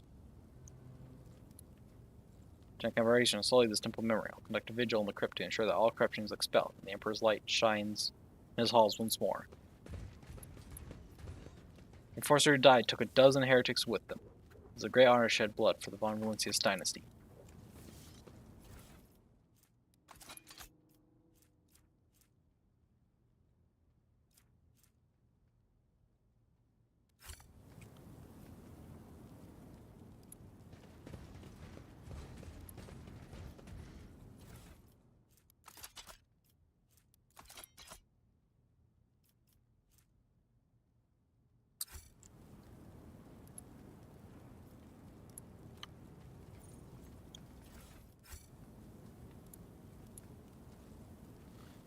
Playing skulls have already been assigned to the side section. Soon the bodies been nothing but ash piles. It won't stop until the last stain of this disease has been wiped away. Keep your wits about you.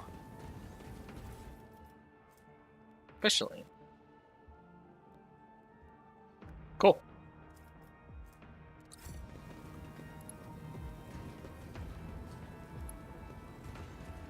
Miscalculations are for commoners. I don't make mistakes. I make profitable learning experiences. I don't make mistakes. Make profitable experiences. What does that even mean? Fathers dumped the remains on the floor, then connected a water pump to turn the sarcophagus into a cistern.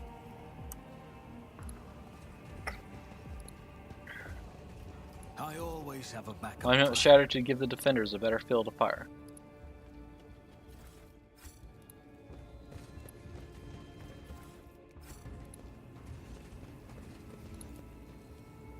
Sarcophagus belonged to the first rogue trader, House von Valancius. Merciless time has erased their name from the stone.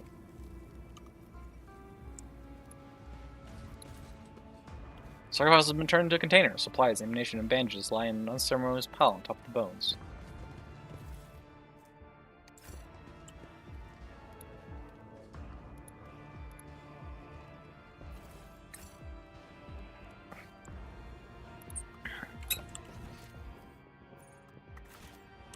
Always keep your eye on the prize.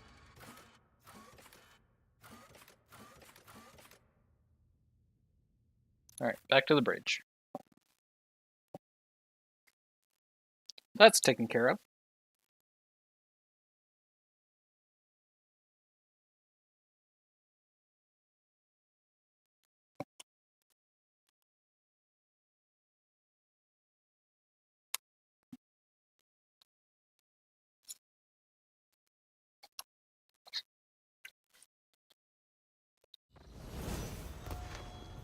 Oh, that's right, I leveled up. What does that get me? First tier archetype.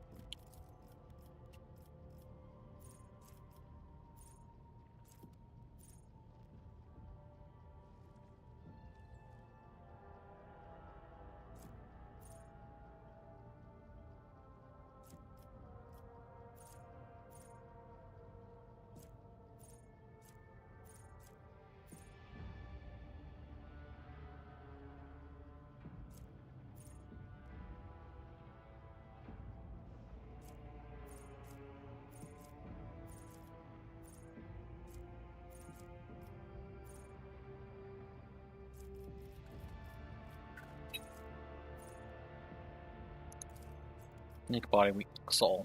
Reduce their toughness and willpower.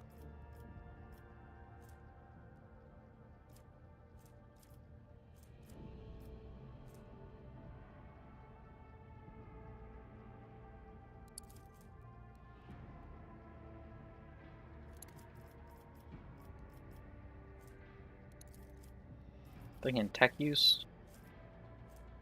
Maybe logic. Let's do logic.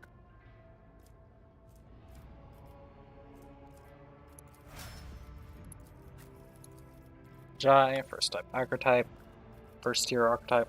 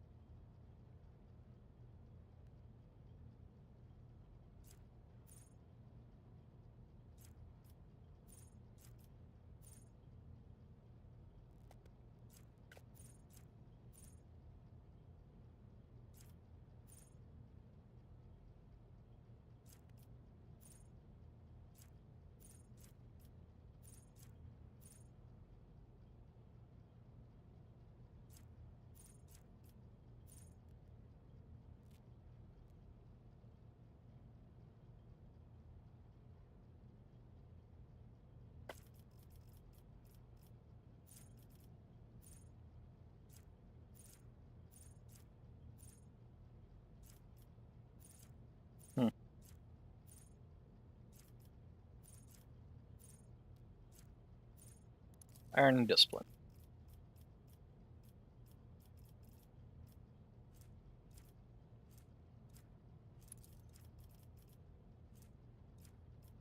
Coercion.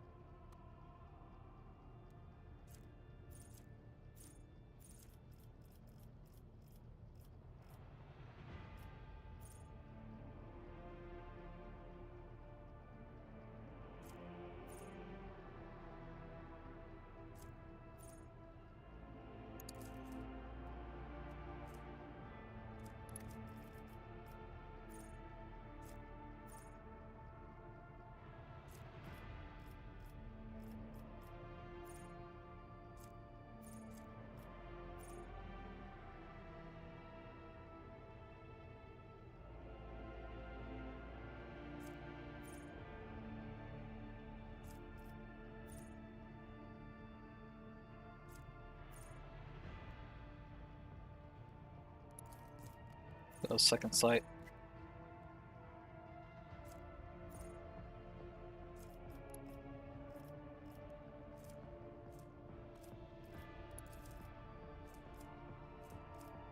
Go for awareness.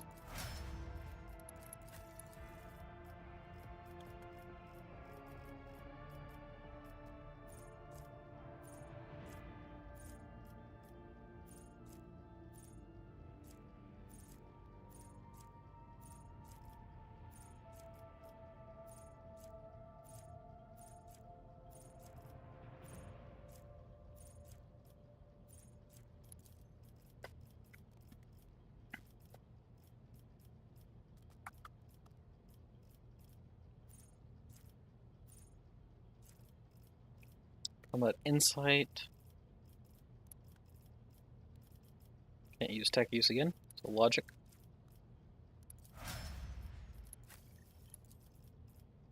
Cassia. Iron discipline.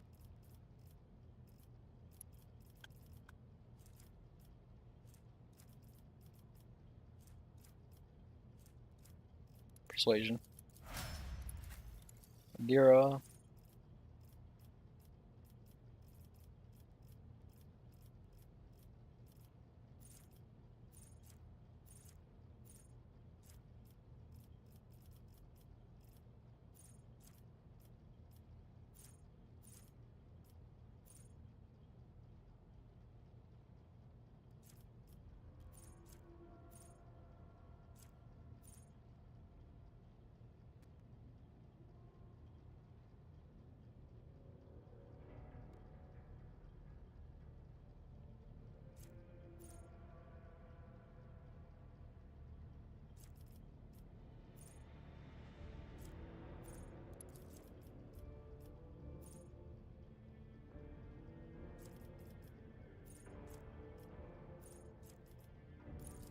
We have combat insight as well.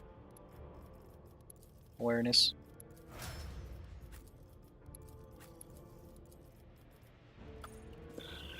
First tier archetype.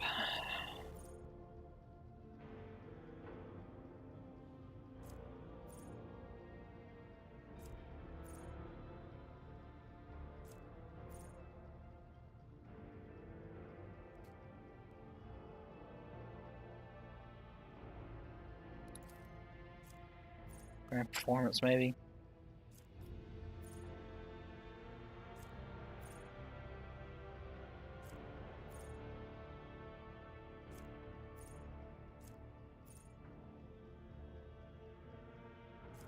What's your dodge?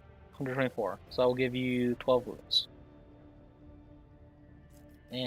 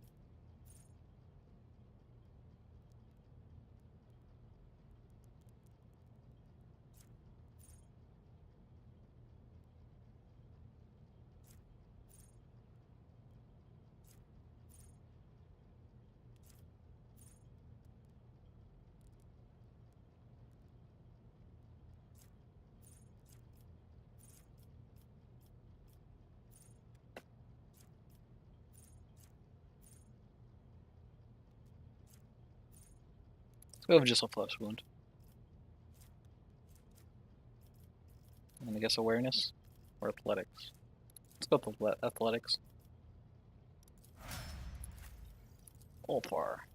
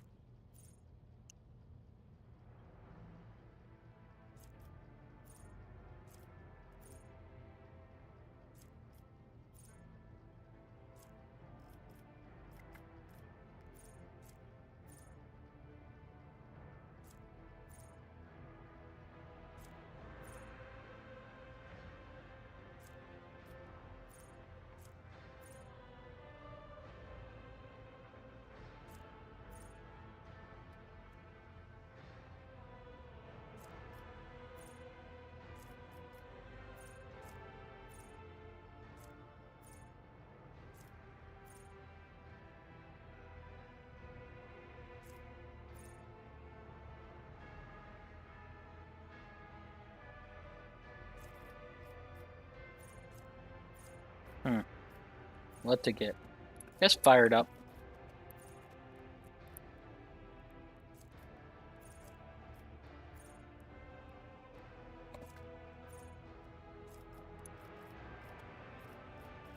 And athletics.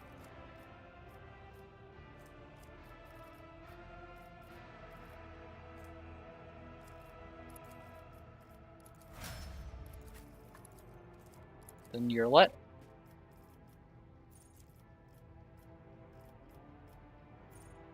Talk about insight. Can't do awareness. Or Xenos.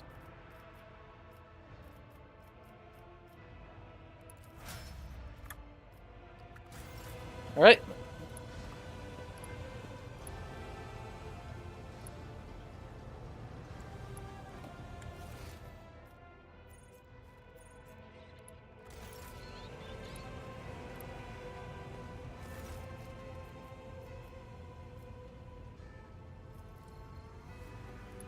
Alright. Anywho. Back to the Cronus Expanse.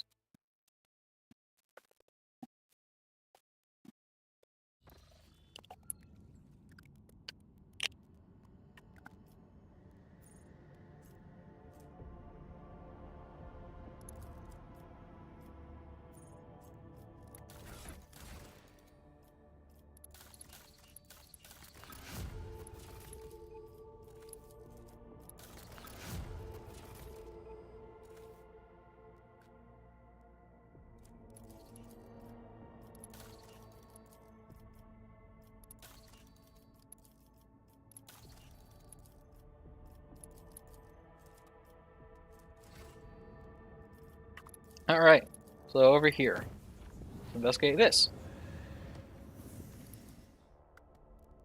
Easy travel. Artificial object.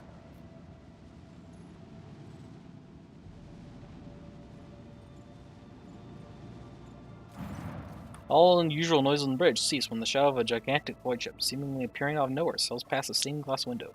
Seems forlorn. The hull is tarnished, the lumens are dead, and the windows are broken and shrouded.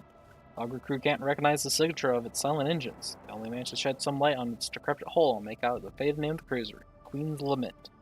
Voxmaster's report breaks the somber silence. The bridge has just received a Voxcast from the dead Shoei ship. Okay. Accept the signal. Vigis conducts a full Vox system check and reports that communications are in order, though only eerie, unnatural silence can be heard through the Vox. Bird and boomers sweep across the bridge. Officers are certain that this is the void ship of the old ghost stores. The Queen's Lament has appeared countless times in all corners of the Imperium. Like a ghost, it manifested out of nowhere and just mysteriously vanished into the darkness of space, taking with it any who dared to board. Queen's Lament. The rogue trader has heard that name before. This void ship was destroyed by Xenos in one of the violent battles for the Expanse over 3 millennia ago. Say that its captain was a devout and vengeful man.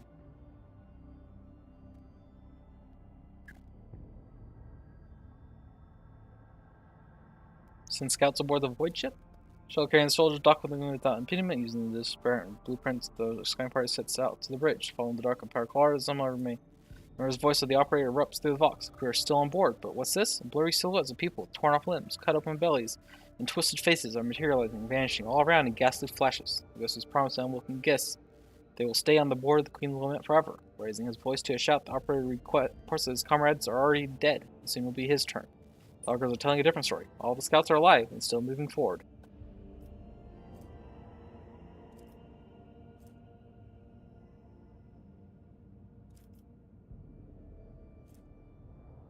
Calm the soldier down. He was probably scared by the strange visions and lost sight of his comrades. Anxious prayer to the Emperor is whispered over the Vox. For a moment, the operator falls silent, suddenly returns, mumbling excuses about his imagination playing tricks on him. His comrades are still walking ahead of him, alive and well, and the void ship looks completely empty again. After a few minutes of silence, a child's cry can be heard through the Vox. The stuttering operator reports that friends and families and the members of the scouting party are blocking the way. The friends and families have all been taken by death. The soldiers confirm that they are not seeing ghosts, but living people made of flesh and bone. Soldiers are begging the rogue trader to let them talk to the loved ones for a moment.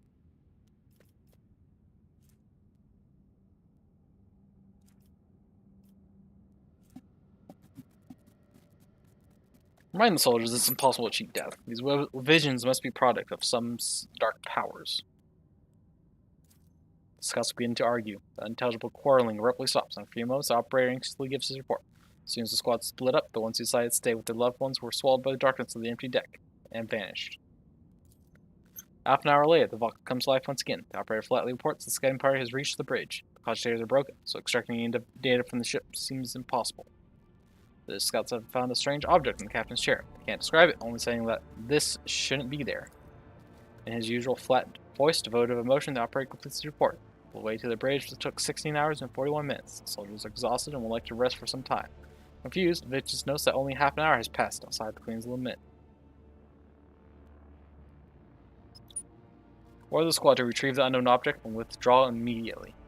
Voxcaster stops abruptly, and a few minutes later, the scouting party shuttle leaves the Queen's Limit. The white ship itself dissolves in the darkness of the space. The shuttle arrives carrying a single passenger, the operator, clutching a strange parcel. The young man's hair has turned white after the time spent on the cursed vessel. He has lost the ability to speak. His story and rumors of what happened to those scouts will live on for many years in hushed whispers across every deck of the Rogue Trader's void ship.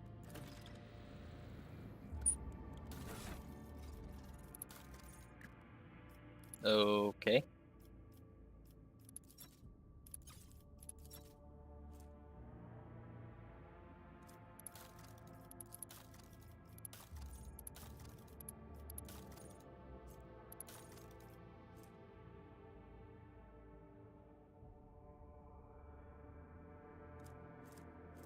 Unholy Relics. Similar grants the wheeler a plus 20 to bonus to coercion, minus 5 penalty to intelligence.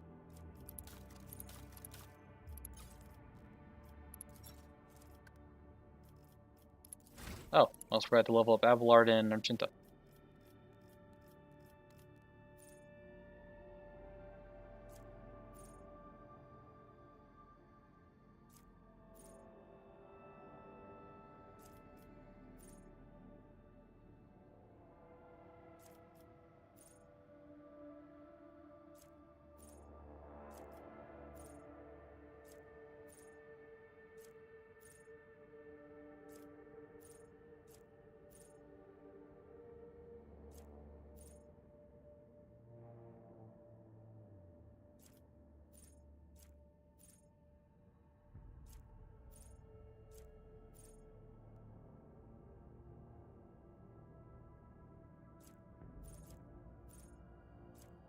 Oh, cautious disengage.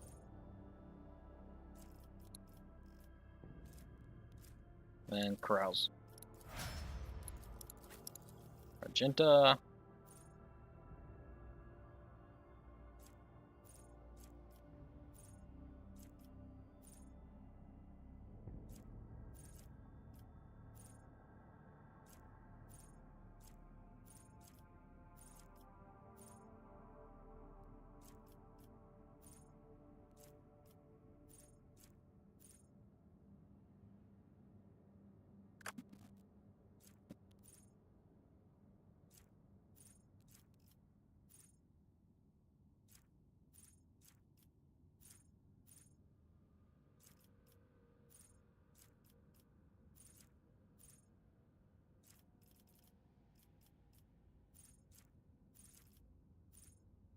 Oh, swift slaughter.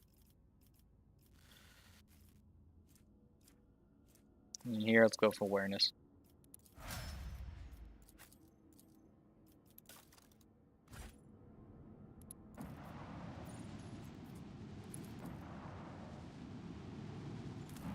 Magnetic storm.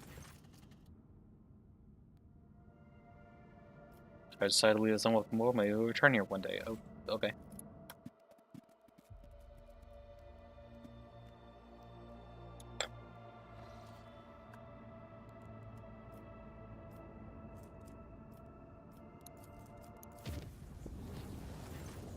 Captain, Lex Mechanics is assigned to the Astropath Power, reporting a significant drop in our communications potential. Maybe a consequence of the telepathic ritual in which your lordship deigned to participate. Of course, this report the Quartermaster asked for an audience. Lord Captain has since locked himself in the chapel, refusing to let anyone in. As brazen as the audience request may seem, I cannot shake the feeling that it is a cry for help. Huh. Interesting. Master Arms reports a disturbance in the Foundry Bay. A certain Nemesite, an avenging figure beloved by lower deck rebels, shot the commandant during a routine medical supply delivery and called on the vessel's serfs to fight for a better life. Rebel immediately plundered the medical storehouse and proceeded to smash other supply stations, slaughtering officers as they went. Nemesite escaped, and the situation on the deck is increasingly spinning out of control. Master Arms asked permission to employ the harshest possible treatment, not simply to restore order, but to avenge the dead commander, as well as the fallen enforcers.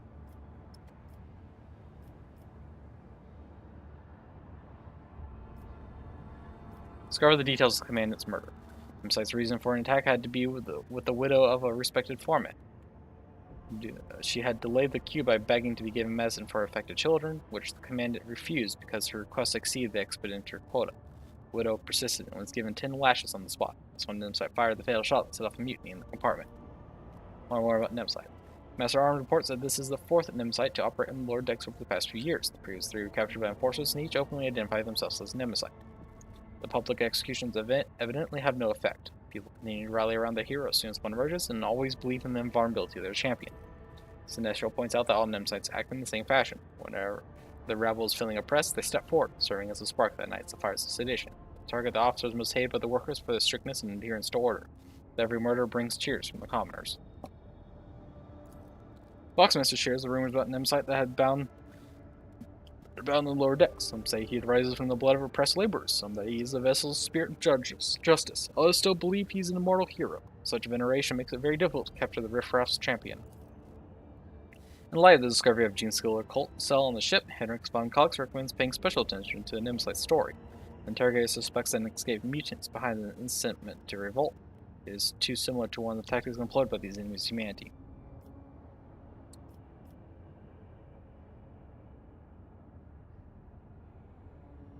Got some information about the Foundry Bay. It is a place of unbearable heat and poisoned air, where scrap metal is melted down into plates that are later used to repair and refit the hull. There are no critical facilities here, and the bay is fairly easy to isolate. This opens up opportunities for quelling arrests with no casualties among the enforcers.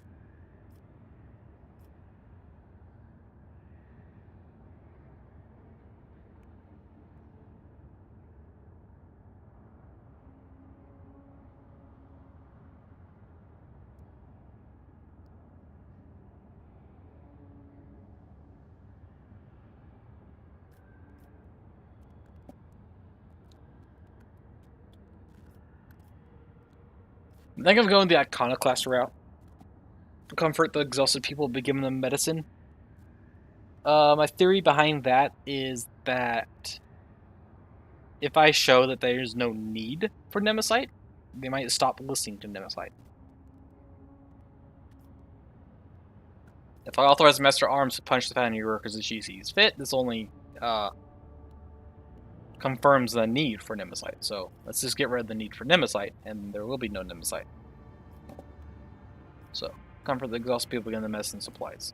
Unrest has subsided. While the serfs praise the rogue trader's generosity, the forces gloomily predict that the rebel will simply shed blood even more quickly and willingly the next time they find themselves lacking for something. During the warp journey, the augurs discovered a strange object and been following the rogue trader's voyage for several hours. Judging by the distorted telemetry, it was a strangely shaped vessel of Xena's origin. The unidentified pursuer tried to approach the void ship several times, allowing the augurs to observe the shimmering energy cells unfurling in the shifting currents of the warp. Strange chase ended after the mysterious ship vanished in the depth of the Sea of Souls. Tyrion releases from his grip this time.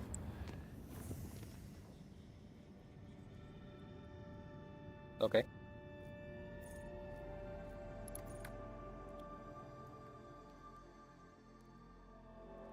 Alright, so the choir master needs to see me.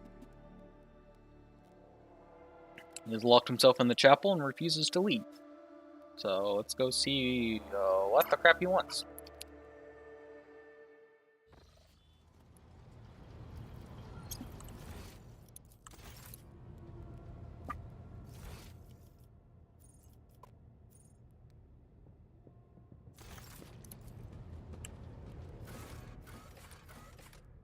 To the chapel.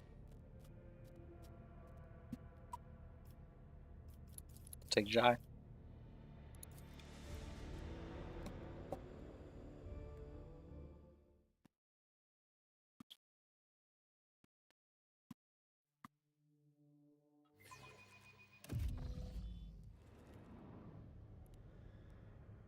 Something ain't right here.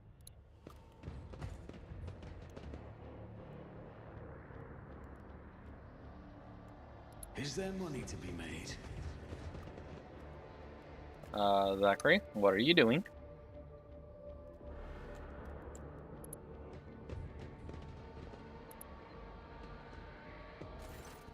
An unpleasant heaviness grows in your head, as if a vice were slowly tightening its grip on your mind. Hardmaster is kneeling, his burnt-out eyes peering into the void.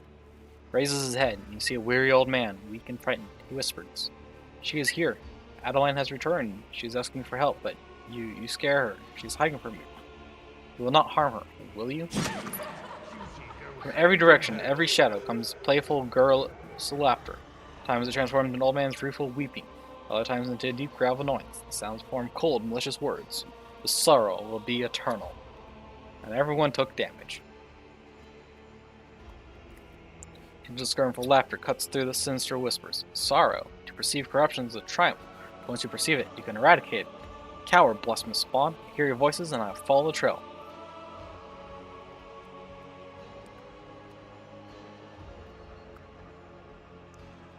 Choirmaster, what's going on?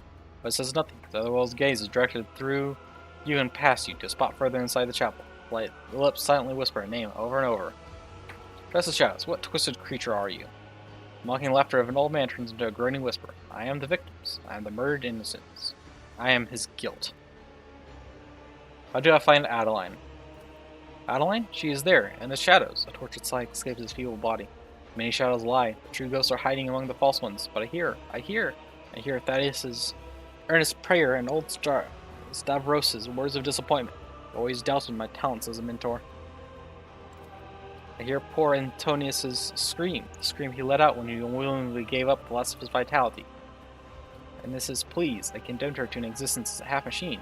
I can almost sense Vita's touch. She tried to save me, but she fell instead. So many voices, all condemning me for what I did. Find them, separate the true voices from the false echoes. I'll find Adeline and bring her out into the light. The shadows croak hoarsely in an old man's voice. Why do you seek his redemption? He was always a terrible leader and a talentless mentor. He doomed everyone. The indignant tremble grows into a war of righteous condemnation. He was arrogant, having no notion of his own wretchedness. He did not put his faith in the Emperor, and instead believed himself to be invincible. The voice grows weaker. He is now a young man, soft and full of anguish, and he paid for his mistakes with our lives. It was cruel and painful. The voice grows heavy with metallic clang. We begged him to reconsider, but he took our minds away as punishment. Shadow's speech is no gentler and more feminine. We were loyal to him regardless. We tried to save him, even though he did not. He had not saved us. The voice becomes cold, resonating with horror from beyond this world. He is guilty. Let us not dawdle.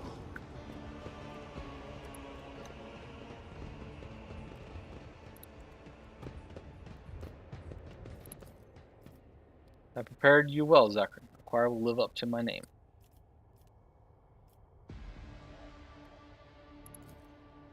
Just need to tough it out. Inside him is not for your eyes to see.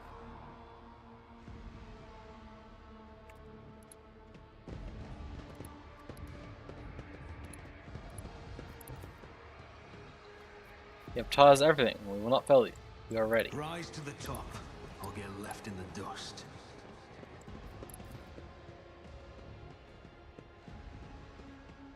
You're a failure of a teacher. You have taught them nothing.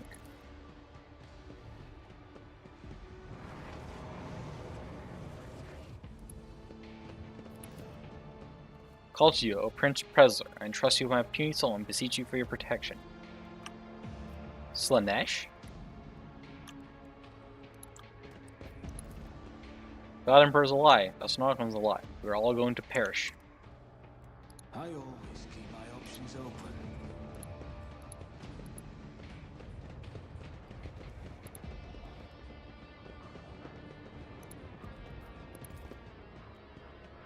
O God Emperor, protect us from the horrors of the Imperium. Shield us from the Imperium's corruption.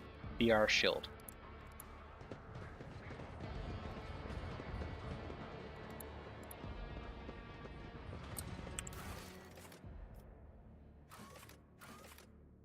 Those looking just in the requirements. Let's find a way to uncover this entity.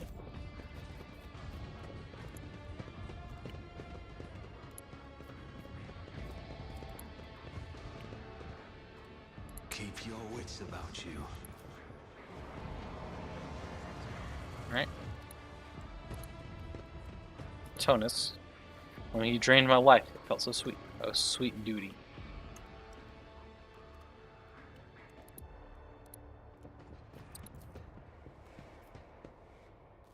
I did not give up my life and energy willingly. To control my will, it made me drain myself dry.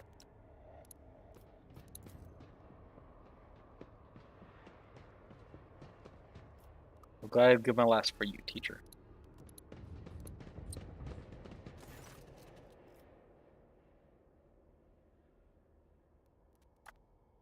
To find Adeline. What creature are you?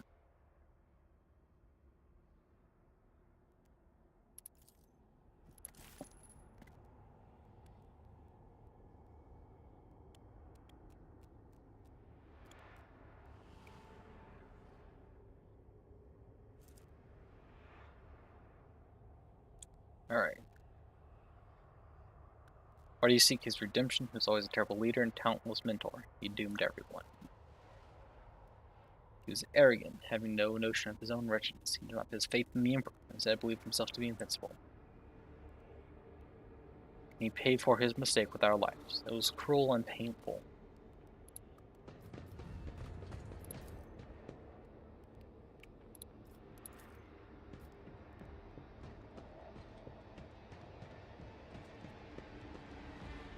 My life and energy willingly to control my will. It made me drain myself dry.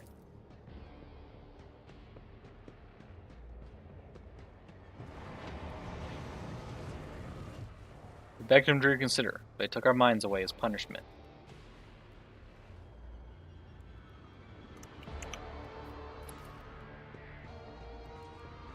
Stop, my mind is boiling. Teacher, please stop. I always have a backup plan. Didn't think you would do that with your own hands.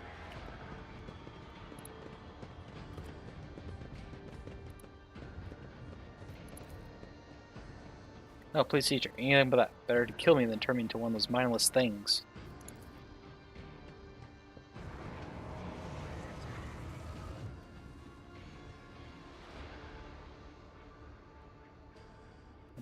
But we were loyal to him regardless. We tried to save him, even though he had not saved us. Master, please, wake up. I'm here by your side. Let us kill him for the glory of the Dark Gods. He cannot stand against us alone. I'll find you guilty of arrogance and betrayal if required. You will be sentenced.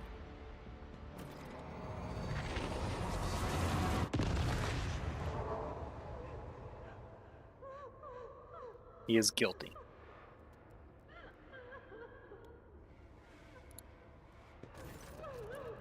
He stares at Wiz mournfully. A muffled sob coming from the apparition almost seems to take physical form as it drifts towards the Firemaster and envelops him. Wiz blocks your path, extending his arm in a gesture that both calls for restraint and pleads for mercy. Do not harm her, please. The poor girl is frightened to death. Let me talk to her. I cannot fail her again.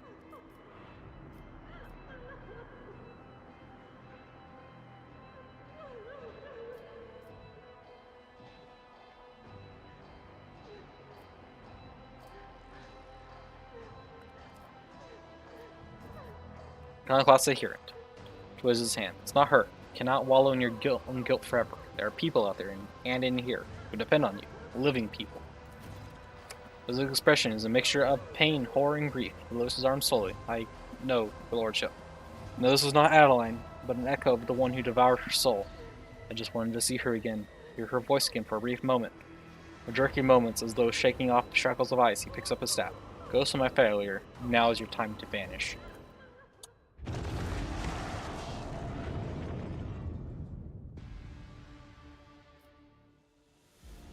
As his breathing was labored, thank you, your lordship. The burden was too heavy for me to bear. On the verge of fainting, he musters the last of his strength to sit down on the steps. Wes, are you alright? It's a long silence, so he says in a hollow voice, in a bodily sense, yes, your lordship. What was that, choir master? A reckoning, Lord Captain. A reckoning for my great arrogance. Demons have been pursuing me for years, following my scent, sending me dire messages, hunting me. And now they have me. The entities that manifested here during the ritual were banished, while a lingering echo of their presence has latched onto the shadows, has sprouted in the darkness and pounced upon my mind. Why are demons pursuing you? I am guilty. I wronged them. I have been promised a great future at the Scholastica Psychona, for my talents were exceptional. But fate would not have it, and instead of serving on Holy Terra, I ended up here in the Expanse, where barely gleamed the Astronomicon reaches. My pride took a heavy blow, but my spirit was not cowed. I set about to assemble a choir unlike any yet seen here. A mighty, resonant, astounding choir. Lady Theodora expended tremendous resources bartering with captains and governors to procure aspirants to my choosing. I brought together talents and budding geniuses under my authority. They were to ensure I would make a triumphant comeback. And they could do that for me. The team of brilliant aspirants whose talents were honed to perfection. Adeline, Ennis, Antonius. Every one of them surpassed myself as I used to be. I saw that my time was coming, and I lied when I told you it was Lady Theodora has forced us to go through with the ritual. The idea had been mine. When in her paranoia, her ladyship set out to find spies aboard the ship. I made her an offer. A ritual that would give her the names, in exchange for my fledgling's freedom, and my own. It was a good deal. She was trying to trade 7 Astropaths for the names of traitor. I doomed them all. My pride killed them.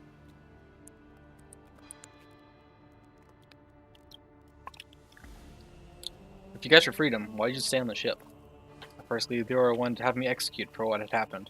Then she regained her composure and graciously agreed to honor our deal. Where was I to go? My dead were all here. What went wrong during that ritual? He chuckles bitterly, and scarlet stains bloom on his blindfold, made of sacred manuscripts. Adeline was my ritual protector, wanting to become my greatest vulnerability. The mad stream of other people's thoughts started to disorientate my astropaths. I became frightened for her. I hesitated. I wanted to spare her, and I lost control. The right thing to do would have been to sacrifice her, but I couldn't. I always had a soft spot for her. Her genius had made her my favorite. What about the other voices? Are they your apprentices as well? Not all of them. Sarvos was the oldest in the choir. He had been on the ship even longer than I. A mighty wise man, if acrimonious. He envied me and criticized my ambition, but I was fond of him all the same. Thaddeus was the ship's confessor. Theodora had insisted on his presence. When it was over, he was the only other survivor. He confronted me with angry accusations. I could not bear to listen to him, so I silenced him. Killed him. Savetta was an ordinary servant. She fought the Materium's monsters until war began to prevail. She tried to save me, to lead me away, but I did not listen. She stayed at my side until the last moment and died a terrible death, all because of my accursed pride. The rest were my voices. Antonius was my youngest. He had been in the choir for only a short time, when the situation turned dire. Fear got the best of him, and I was in fury of his weakness. Dominated Antonius' mind and impelled him to use up every spark of his life force for the ritual. And Mrs. Doom came even earlier. She was the one person who told me, in front of the choir, that the ritual was madness. In my anger, I ordered her servitorized. I believed I had to protect my authority. She died on the spot where you're standing now. I think she was still aware. More scarlet drops through the choirmaster's red-stained blindfold. All my voices. I remember the name of each one whose life I cut short within these walls. Now I know the truth. That is for the best. I can no longer carry this burden alone. Lady Theodora dead, the thought of my crime being forgotten, erased from history is unbearable. I want to be judged and condemned.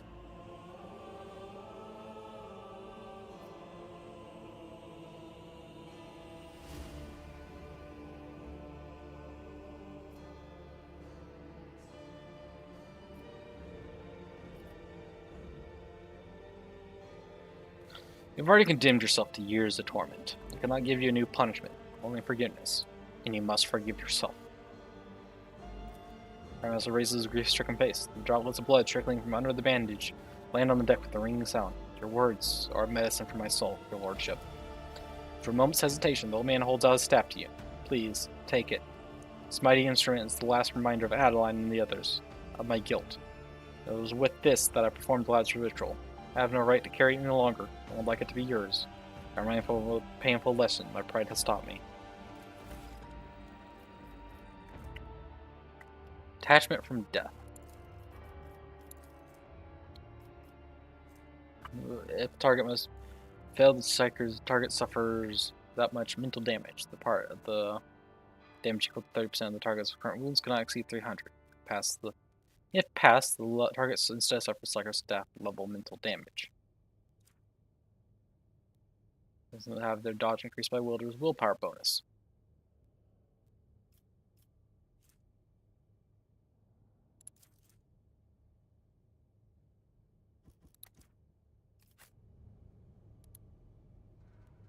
That'd be a cool staff for Adira. Is there money to be made?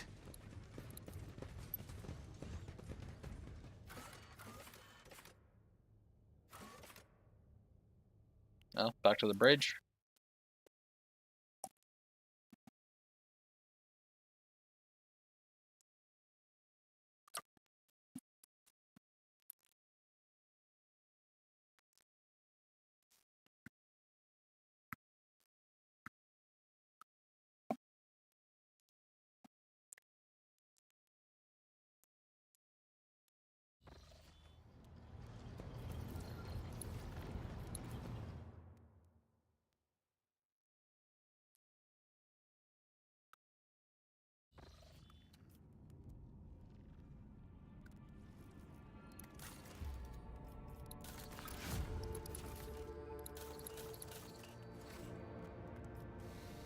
Alright. Next. Oh. Lay waste to Hiroka's Rim Station.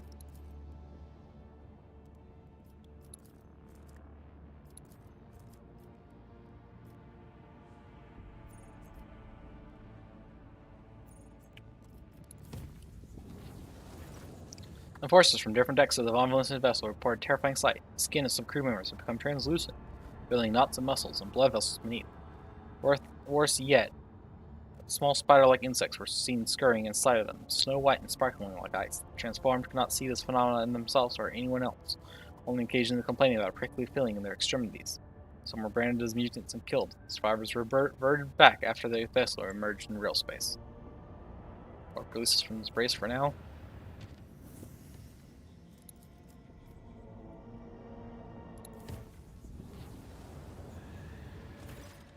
Lord Captain, an urgent report from the vessel's shrine. A group of unknown assailants have invaded his temple and plundered the incorruptible relics of your ancestors, slaughtering devout worshippers as they went.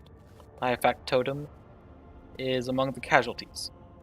Headmaster Montag and Mr. Stollenbach now arrived in time. Fortunately, Master Dunruck survived and remains conscious, albeit in great pain. He implores your lordship to come to the temple and hear his confession. And so it comes to pass, Cabela's somber voice fills the broadcast. I performed a reading of his tarot after the morning watch siren. The visions sent by the Undying One were too indistinct. I saw rivers of blood flowing towards the bones of the dead, and a blurred figure laughing, treading upon the ashes of the fallen. It's now clear. The Undying One desires me to follow the figure's tracks. Thus my hunt begins. Okay, I guess Cabela's going with us.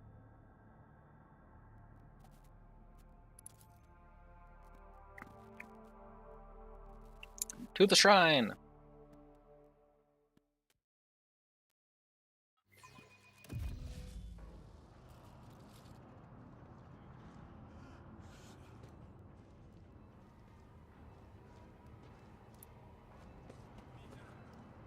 Okay, vermin, get you wherever you are. Captain, Great Lyric has been sacrilege.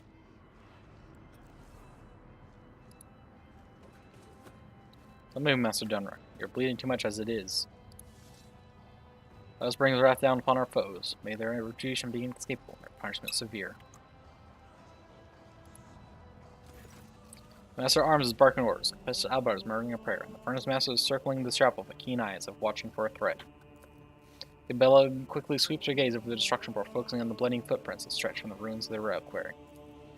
Factus and Generous Downrock. The High Factum's velvet cloak is streaked with blood, and Generous himself is deathly pale. The Medicaid officer is working on the black gunshot wound in his chest. Generous grunts faintly with every touch.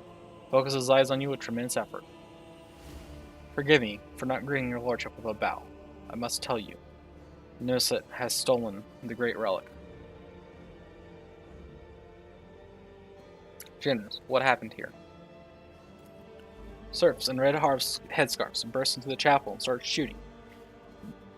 Their leader made for the relic. The remains of honorable rogue traders brought here from the mutant Sullied's crypt. And when I realized that the sacred ashes of your ancestors were about to fall into the filthy hands of a heretic, one intent on desecrating the glorious dynasty, no, that cannot be allowed to happen. I blocked his path, and briefly closed his eyes, gathering strength.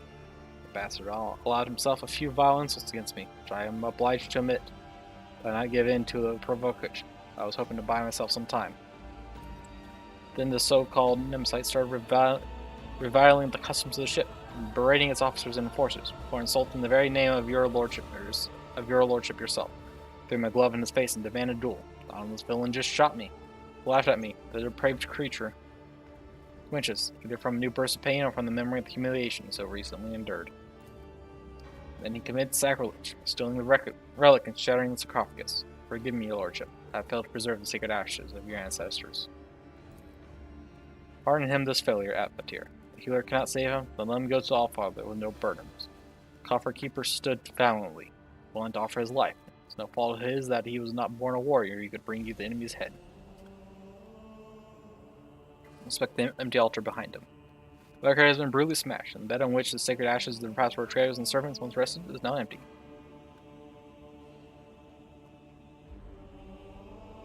Exactly did he insult me? Beg forgiveness, your lordship. I dare not repeat this slander. I insist. What did he say about me? Called you a ghoul who sits on a throne of bones, feasting on the raw flesh of his servants. Forgive me, your lordship. Me repeating these foul words is making me ill. Called him you a ghoul who sits on a throne of bones, feasting on the raw flesh of his servants.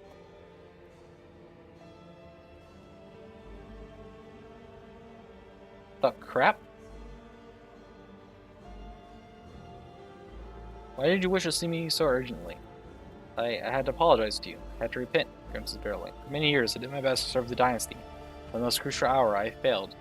Shame scorches my pathetic, cowardly heart, your lordship. I had to tell you how deeply remorseful I am. Hold on, Generous. I will not let you die here. Proud to serve the dynasty. Generous's thoughts became muddled. The papers, your lordship. Have the clerk double-check the freight bills. I do not have time to get the seals. The wheel is in the left-hand drawer.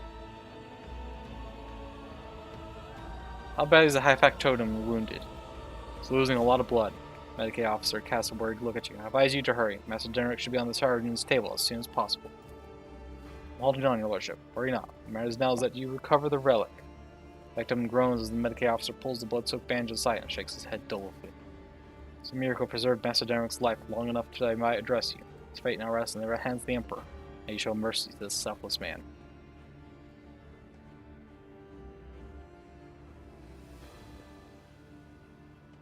Enric, did you see the attack? I did not. I was on my way to offer a prayer when I heard gunfire and ran as fast as I could. When I got here, I saw Master Downrock, and I think the next thing I did was just depress his wound and spout curses. Enric looks at his blade hand's confusion. Since for being a heroic repairman, I wasn't much use, was I?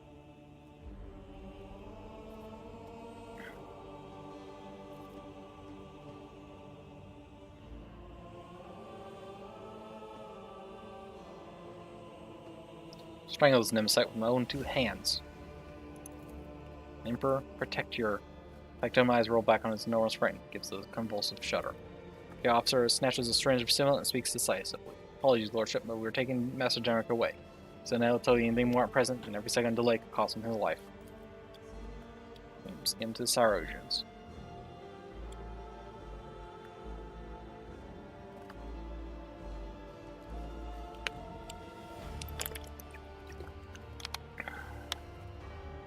Enric watches the limp body of the factotum get carried away, and he chews grimly on the low stick that has appeared between his teeth.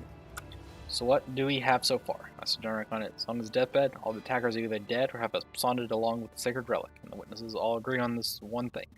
Nemesis' accomplices came out of nowhere and struck suddenly. Only the throne knows where we can find these bastards now. We will find them. Starbuck's voice is full of terrible fury. Turn this vessel inside out if we must. There is nowhere even a void rat can. There is no need. The Blood's Whisper will lead us to Nemesis. Cabela's words make the two exchange puzzled glances.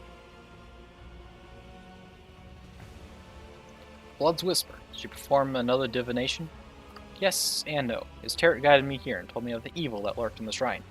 But beyond that, the bloody path carelessly tread by the raiders will reveal the truth. With all due respect, Spinner, the enforcers have already questioned all witnesses and piled an extensive list of evidence, none of which tells us anything about how or where the troublemaker calling himself Nemesis might have escaped to. Bella, tell us everything you know. Bella sharply turns to face the crimson splashes on the floor and walls of the shrine. Pupils dilate, threatening to drown her irises in darkness. Expression turns distant. Her voice becomes low and strange. His blood is drawn in a pattern of retribution. The one who spelt it appeared later. Then they moved swiftly and furiously, numbed their own wounds. An enforcer who was drawn to the gunfire and witnessed the sacrilege? Probably.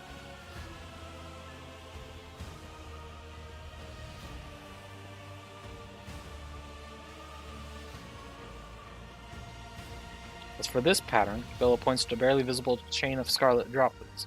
It's made in fury and desperation. The one who left it was wounded, but they did not flee. They fought back while they could. Then they retreated into the darkness. Bella's eyes close as she falls silent. Then she exhales sharply and points a steel claw into the darkness of the maintenance tunnels hidden within the walls of the shrine.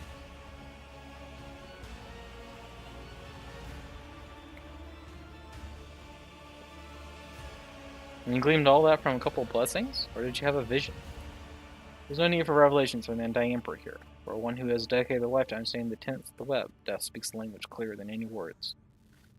Blood writes the chronicles of the final hour, and it holds all the answers. It speaks to me, and tells me with what instrument it was spilled, what its owner felt, whether they struggled in terror or were as cold as the steel of a blade, what moment and how the thread snapped. For a spinner, no two wounds are alike, yet Scarlet Drop carries a message from the Undying One.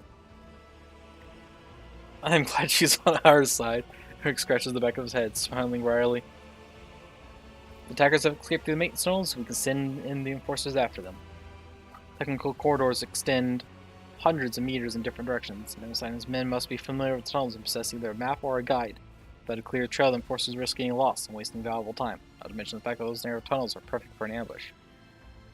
So we still have no idea where to find Nemesis. Tunnels only answered the question of how he left. Now death will tell us where he was heading.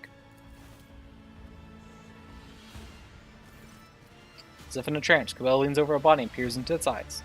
He stinks of smoke of singed coveralls, of vile glow sticks, burnt sank onions, and charred meat.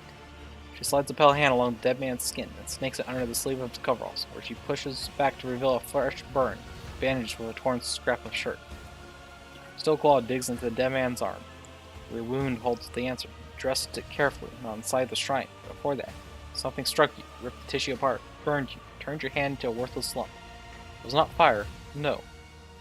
Drawing a ragged breath, Bella opens her eyes. The fury of the conductive char has marked you, heretic. I recognize your rune, for I myself have encountered on those I take the other side within the plasma drive chambers. Plasma drive chambers, are you certain? Undying One's blessed me with the ability to see the truth in death. If anyone doubts the revelations his blessing bestows.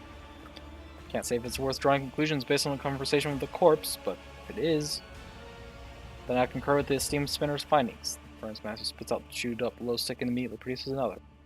All that about burns, the conductive charge, and the smell of cheap glow immediately makes me think of the plasma drive technical compartments. Makes sense to me. Sarbeck, gather the enforcers. We will follow Nemesis' trail. No, Dummerlash, you must stay. You are the one that Nemesis has challenged. And those we hunt know you by sight. We will frighten away the prey, and we will lose the trail until the next tragedy occurs. Cabela's unblinking gaze meets your own. So what do you suggest we do, Cabela? I will go to the plasma drive chambers alone.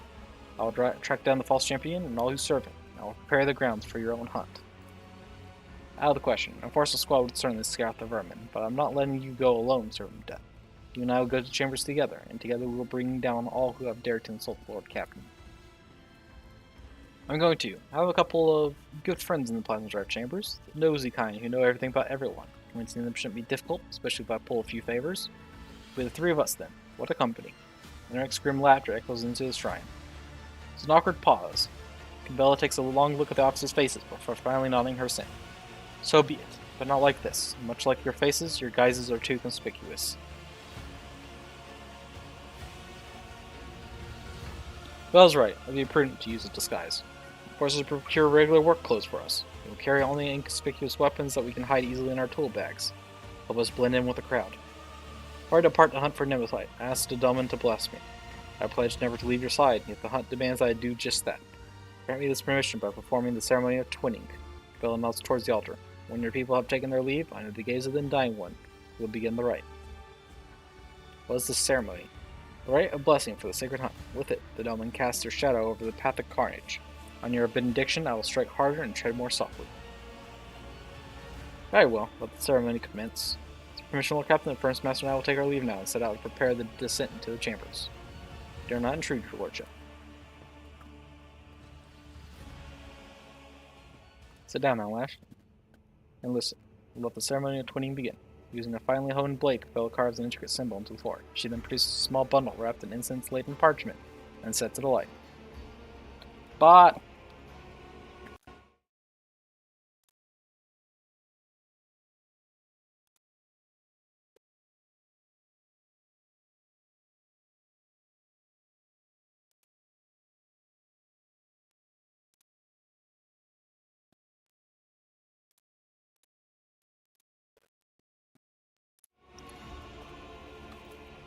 Johann Doman, I am your blade.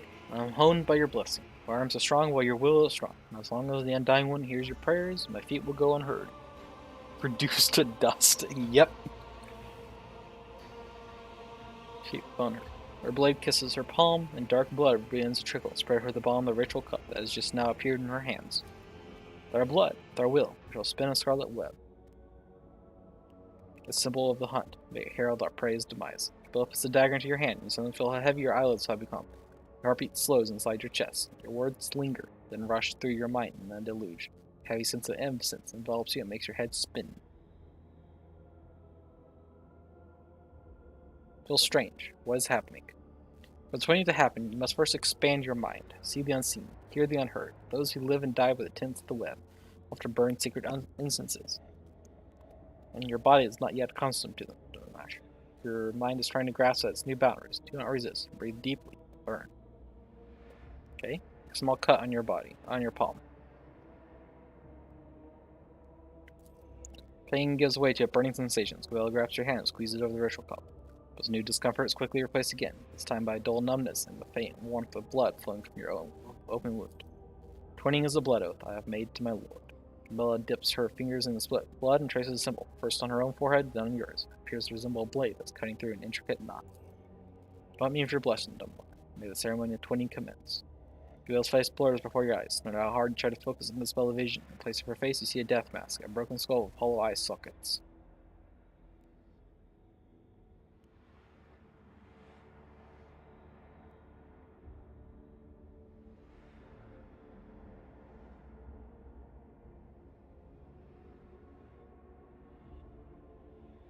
See strange things within you and without. Skull grins benignly. You're learning to see what is hidden behind the familiar shell. Keep practicing, and years later you will be able to see the truth even with your own eyes closed. Be merciful. Those whom you hunt may be victims themselves. There's no turning back for those who have defied the Lord of the Ark. Who have tread the arduous path of service for the sweetness of false promises. At least, not commonly. But I'll remember your words, Doman. Cabela thinks for a moment. Your body cannot accompany us on this chase, Doman, but your spirit. There's nothing the spirit cannot do. Twinning is complete. We are now bound by the blood oath. Think of me while I hunt, and as will I think of you. Become a thought flowing through my mind. When the Dying One's gracious to us, he will send you dreams, and in those dreams you will see me. If he is more gracious still, those dreams will be truthful.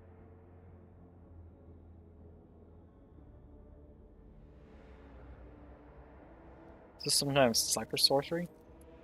He snaps in irritation. Not sully your lips with such suspicions. We are neither witches nor coarse sorcerers.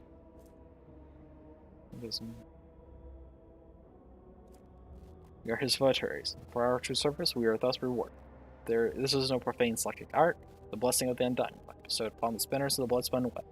Thin thread of spiritual kinship that connects the fates of the Domini with those of their shadows. To become a part of you, what does that mean? Spirit will come with me to the plasma's dark chambers while your body remains motionless. If the Undying One graces you, you'll hear what I see what I see. You will think my thoughts as if they were your own. But if you shout out to me, if you give me an order, I will not hear it. Only the ripples of your mind can reach me through the winding thread. Okay, let's go with it, I guess. I trust you, Cabell. Let us begin. Perceive a faint smile from beneath the desk mats. Cabell's hands you the cup and begins tracing her fingers around the bottom while whispering a prayer. Watch not down the line. What does thy seeing eye behold in the converging patterns of blood? Draws your attention to the symbols she has inscribed. See sifting images in the blood, a spider crafting a fine web, blurred shadows that could resemble either a swarm of void rats or an enraged hound. Crossed blades, a card of the Emperor's turret. As soon as your gaze lingers any of them, reality bleeds through the fluid shapes. Soon your spirit will be able to follow me. I will bid the servants to carry your body to your chambers, where you will not be disturbed. Wait in silence and safety. For me, the hunt has begun. Bell's footsteps fade away, melting into the same impenetrable darkness in which your consciousness is extinguished.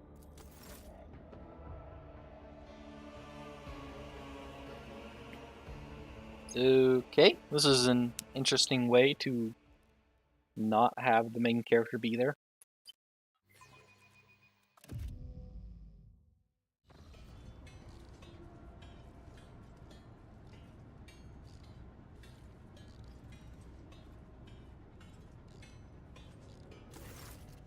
Still air.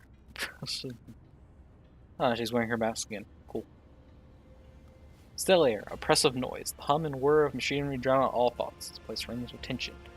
Is it the powerful energy coursing through the cables, or had the wails of the workers merged into a company of indignant whispers and desperate prayers? Lost, mired in petty troubles, unmindful of duty, their voices creak as if covered in rust, and their eyes are dimmed by the endless drudgery, a lack of light here on the working decks of the Dominion's great ark.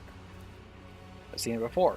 In these mercury depths, people become creatures all too ready to devour each other for worldly gains, fleeting pleasures or imaginary freedom from obligation born from the abyss of spiritual emptiness. The Undying One punishes them through me. Disgusting mutations, abominations, or reflections of vice are born in these shadows, and I will be their doom.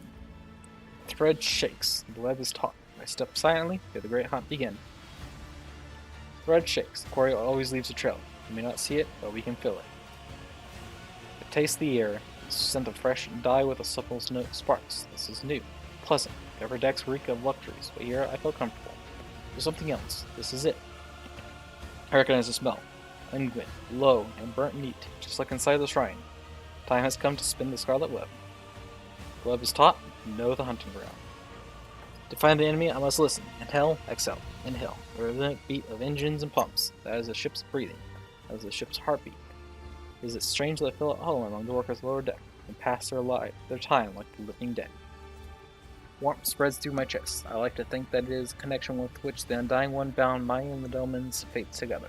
Has blessed us, and we hunt as one. Step silently, darkens our ally, merge with the shadows.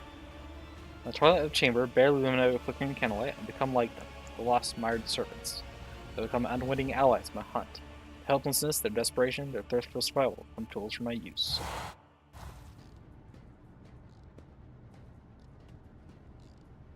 There's a second spinner. We were supposed to meet here.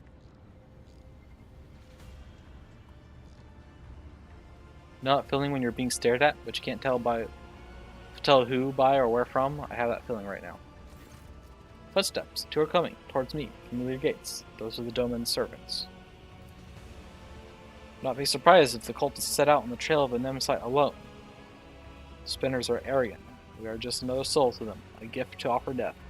Still, Mistress's voice is hard and cold, like her will. I can see in her eyes that she dislikes me. She's wary, so she should be. For we serve the Domin, not one another. Does it remind you of anyone at all, Jocasta? This man is enamored with fire. Even his words sound full of biting flame, and he himself enjoys playing with fire. Too much so. They bicker again. The mutual animosity may disrupt the hunt. Examine still, Mistress, in flaming voice. I just now noticed their names. Their names are also changed. Examine still mistress and flaming voice. To lay people, the two are now scarcely distinguishable from the common surface. In a world where status and privilege are defined by appearance, a single piece of rotten cloth is enough to lower your standing. Become spiritual hounds and follow the trail without drawing attention. Step forward. I am here.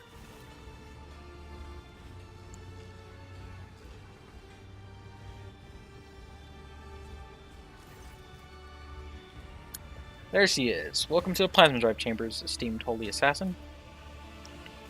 You can exchange pleasantries later. Lieutenant Godierda is on duty in this compartment. I've ordered her to gather information on all the workers who wear red scarves and have recently left the bay. This is pointless. The red scarf is not proof of guilt. It's merely a symbol. It could be a trap. You'd find her. I'll watch the enforcer and those who are watching her in turn. The enforcer knows nothing about life in this compartment, I guarantee it. I have a better source of information. A good friend of mine who knows a lot about delicate matters. It'd be easy to get him to talk. He's terrified of pain and death. Only the faithless fear death. I will not trust him.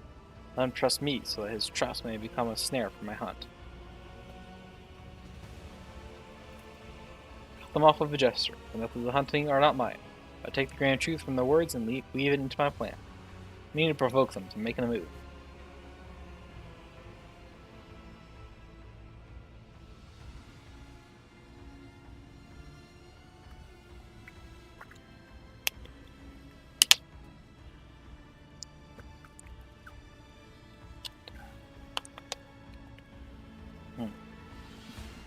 Intimidate them with an impending threat, instill a false sense of impunity, convince them that they can and must act now, strike out with a spark that will ignite the flame.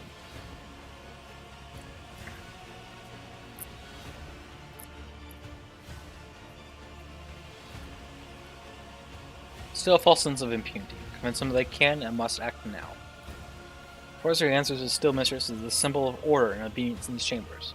She is standing in the way. If she disappears, my enemies will believe it's safe to strike. That would be a costly mistake.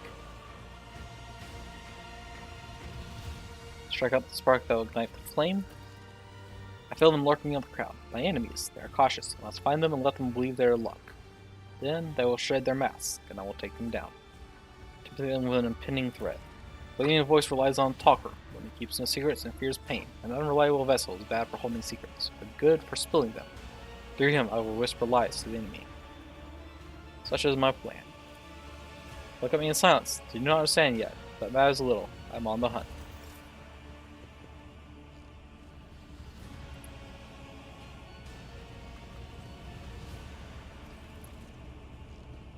Don't know why you're here, but I hope it's not to take me away.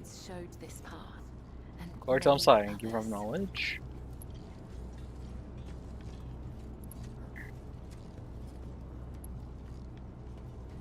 Didn't come for me, did you? Done nothing wrong.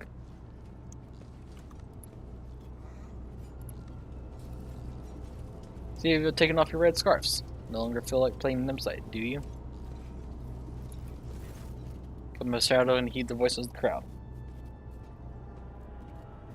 If you don't put on the scarf, you become someone's enemy. Same goes if you do. The people have huddled together like a herd being chased by predators. Faded gazes bent backs, the crimson kisses the batons on their bodies. And yet shadows of smiles touch their dirty, burnt lips to the strange pair, like a hammer and anvil, send sparks into the air with their words. What are those two talking about? Hammer and anvil. Hammer. And then the lovers smacked you right in the kisser. Heh. You ever take a tooth? This is nothing. Bruises, burns, cuts, that's just life. Just remind yourselves how you come home after your shift, having exchanged your ration card for a bowl of soup. How your little ones gulp that bowl down, how they fall asleep, feeling a little better. Say it's worth a hard day's work, and a punch in the face. Smiles, broad shoulder with a rusty beard. It's not fair to share laughter with others, so the crimson shades from the beatings never leave his face. His voice is bright and sonorous, and listened to. Not everyone here is as chipper and thick-skinned as you. A bowl of soup is great, he says. What about having to choose which of your 3 kids gets it? Is that great too? Beatings are nothing, he says. Remember when the enforcers broke your arm? She couldn't work. Your wife had to pull 3 ships. She collapsed at the lathe. And the conductive charge burned out her eyes. None of us deserve that. Tough and unyielding, every word hurts, but she is forgiven for her sincerity. They listen to her While they listen to her to pull themselves together, to share their common pain. But later, my hunt has just begun. Follow the threads. Come shadow and heed the voices of the crowd.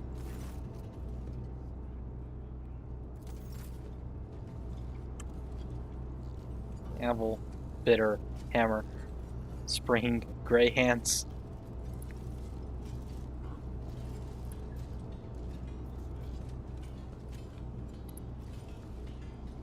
Stain.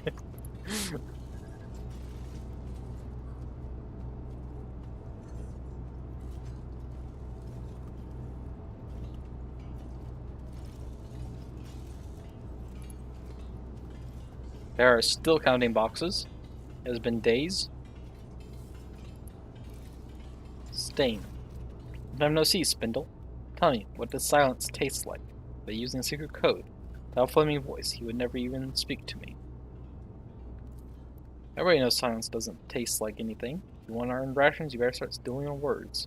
He speaks casually, but his voice is slimy and slippery. His eyes are as dirty as an oil-stained garment. The impudence in his gaze and words when he turns them to us. He is unclean, and he knows it. He's unrepentant. That's a funny look, Ender. And you have a funny looking company. You here to sell or to buy? Before you answer, remember the first rule. Every word has a price. Are we bargaining for information with this lowlife now? It is the duty of every serf to aid the rogue trainer's associates, freely and willingly. Oh boy, here it comes. Who's that with you? An enforcer? And a spinner?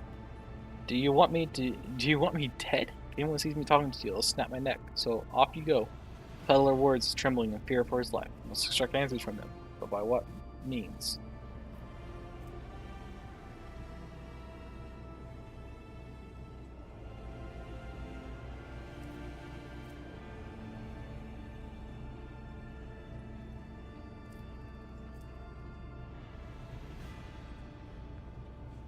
Lay people figure the grim gaze of the spinners. Stay silent and wait.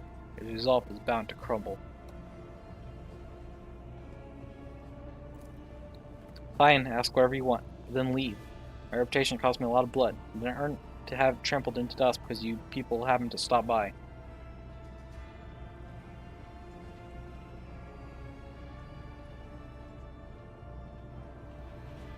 Glance is enough for me to see your true self, Stain. You're a liar and manipulator, peddling other people's secrets and not knowing how to keep your mouth shut. You'll become the bait, sowing confusion among the minions of Nemesis. You hope to wait out the lockdown. They think they have enough time. I'll deprive them of that confidence. Where do things stand in the plasma drive chambers? Speak briefly, speak sense. There's a bunch of workers in the far corner who now gather between every ship, whispering to each other. They don't invite me, they say I talk too much. Well, if they're scared of my tongue, that means they have something to hide. And of course, everyone's talking about Nemesis. Sure, the foundry and the chapel were big, but he's been helping people all over. A lot of folks are sticking with him now. You can knock my teeth out if I'm lying, don't get him. Any of those left anyhow. I'll tell you this. Even if someone finds him, they won't rat him out. There'll be a raid soon. Set up a snare. There will be a raid soon. Be careful. I'll warn you in appreciation for your cooperative nature. What are you? The information is not meant for his ears. Really? I see. Well, if that's all you wanted, then can I go? Go, Stain, and be my herald. It's difficult to admit, but I do share the Master at Arms' indignation. I came here to get information from traders and to reveal our secrets.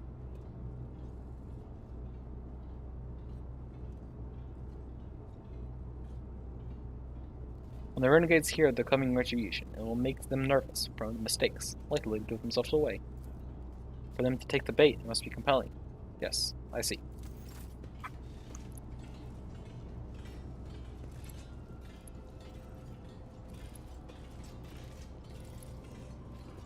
So, dwarven present, they do not notice your presence.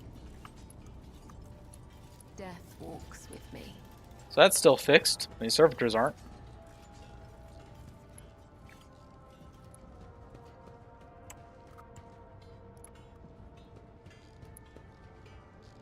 Whip? Someone hit that protects hard, and the clues led straight down to the chambers. The forces are coming to butcher us.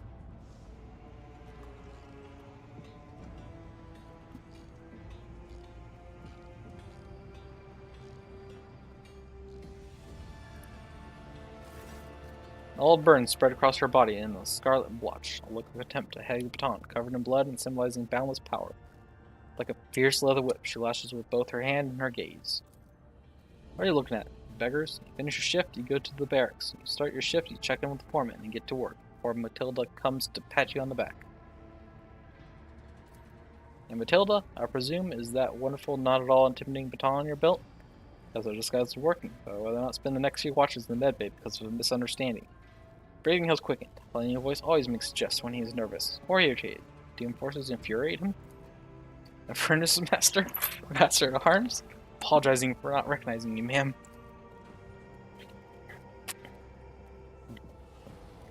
Gordon, we are conducting an inquest. Answer the spinner's question. Hope your report will be useful.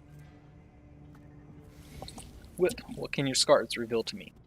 Day after day, she watches the serfs labor away, exhausting their last vestiges of strength. And there is no compassion in her eyes. There's simply a resource she is commanded to use, and then discard. She hates them because she blames them for her pain, her wounds.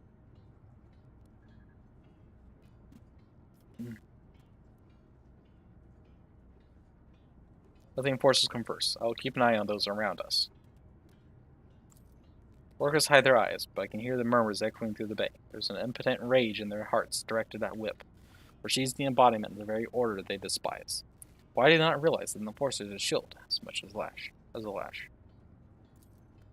Some of the people I escorted to the other side looked at me the same way. In the past, I did not understand, but now, do lay people see spinners performing their duty to the undying one, or Enforcers performing theirs to the Doman, as monsters? Nothing is unimportant during the hunt. Tell me what you know, and I will listen. A group of workers wearing red scarves were seen in the compartment just after the attack on the shrine. Horman stated that they were at work on the freight line. No gunpowder in their clothes, no fresh wounds. Too many of them have started wearing red masks, and it muddles the trail. But we also found some red scarves and bloody rags on one of the shredders only shortly afterward. We sealed off the exits and reduced the air supply to the maintenance tunnels to the absolute minimum. Now you can't stay in there longer than a few minutes without passing out. No way the bastards could have left the plasma chambers. They're definitely in here somewhere. Like snakes, the servants of Nimsite have shed their skin. The red scarf is just a distraction. Do I sense the touch of his will? The undying emperor wishes to bestow revelation upon me in this trying hour. His turret showed me the way. Breathe in essence made from the ashes and blood of the faithful. It enlightens the mind, granting it the grace of reading his signs. A wave of epiphany sweeps my thoughts away, pulling me into a blessed trance. Fingers move in their own corner of the sacred deck and draw a card. It is a martyr. See a tear of blood wash over the pale feathers in the image, and they shift, come in Whip's face. Important from him, the Undying One blesses me to take Whip. The minions of the Nemesis fear her. When her soul is delivered to the Undying One, the traitors will feel invulnerable. They will crawl out of their holes and fall into my web. Oh. Oh no. Someone has been sent to death, apparently. Now how Whip's thread will end. I cannot sever Whip's thread with a blade, for the serfs would recognize me as one of the spinners and lose all courage. The spark of the machine spirits in the plasma drive chambers has already claimed the lives of many. I'll use this, and thus the web will be spun.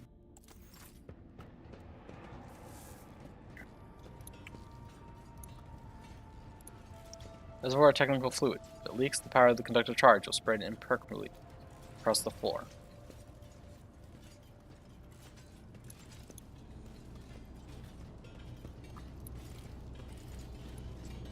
No sleep, no rest, only duty, only death.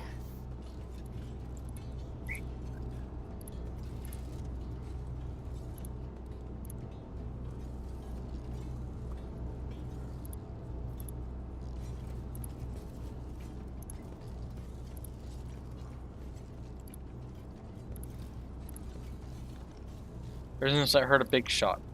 So the force are preparing to raid the chambers. We should run. They won't bother figuring out who's really guilty and who's not.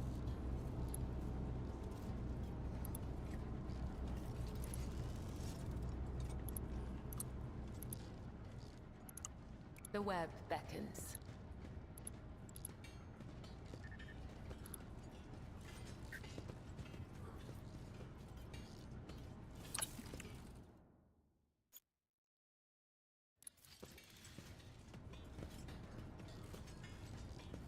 Wait, observe, prepare. She sees you. The moment has not yet come.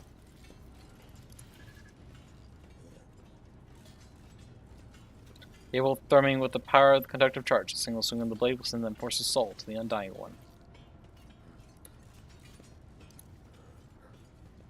My visions showed this path, and many others.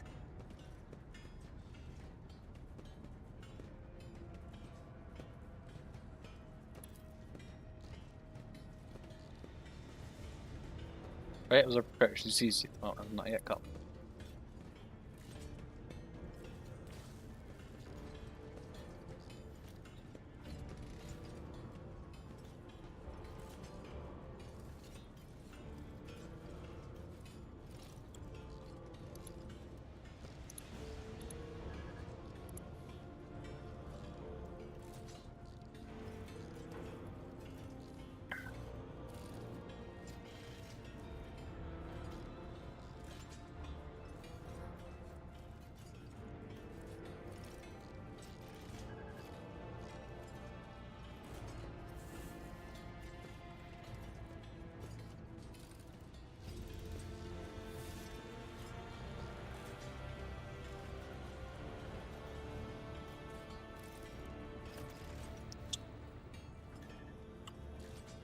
Damn it.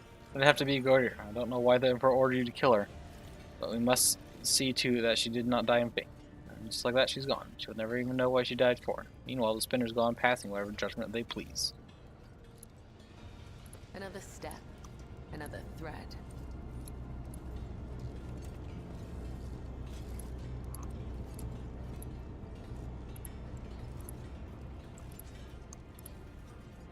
Oh, you see that Forcer get roasted? She had it coming, I say. Be a few more hours before no more beatings.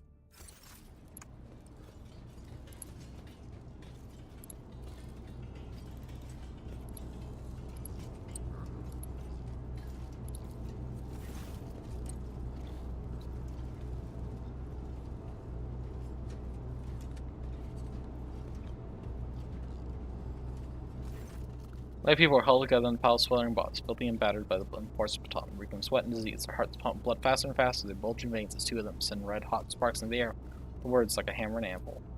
The plane appears to have to work, Spinner. The air itself is charged with something, and it is not the conductive charge. The surface, they are stirring.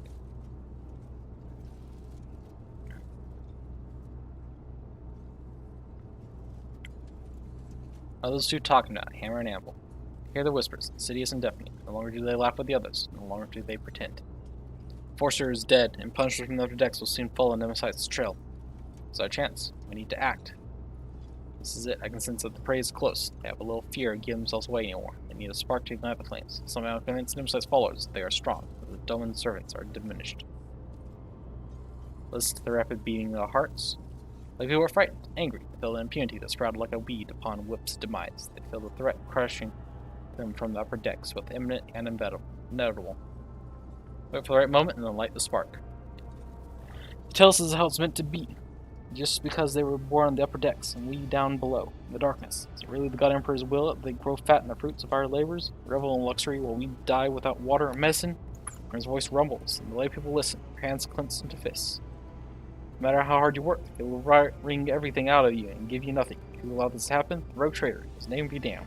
Grax on the throne, a tyrant knowing throwing our bones in the furnace of his proctorate. Shut your foul mouth, void dog. Gleaming voice. No, it's too soon. I understand your anger, but you must temper it. What did you say about the Lord Captain? The one who gives you work, food, and shelter? Insolent deadbeats. I can see why you have gathered here. I will not let you start another rebellion. Why are you reaching for your Vox cluster? If you don't disperse, I'll give the order to vent the plasma chambers. You have 5 seconds. 4. Tyrant's lackey. If you do this, you'll die with us, you madman. Protect the Lord Captain and the crew? I see you've never met an furnace before. Faces are twisted with fear. Will they retreat? Will they flee? Will the hunt be thwarted? No.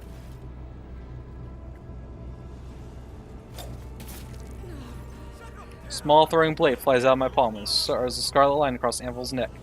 Had I wished it, she would be dead. She continues to breathe and bleed, and to scream furiously as she looks for me. Rogue Trader's assassins are here. Look, they wanted to kill me. Find the assassins. The spark is lit.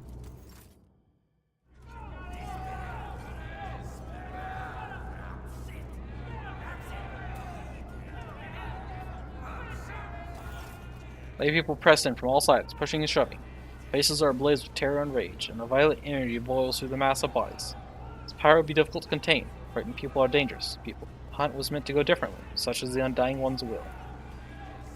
One voice rises above the others, the voice of a burly, bearded technomat.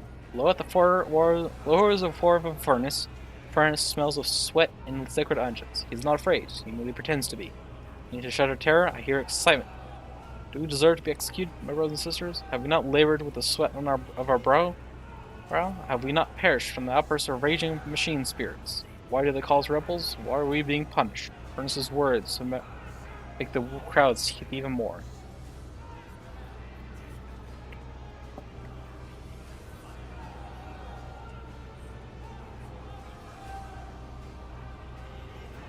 Take a closer look at Furnace. Strong, heavy, enormous hands whose blows should be feared. A great belly that has become a symbol of success. He doesn't starve, so those who follow him will not starve either. Powerful leader, recognized by the whole pack.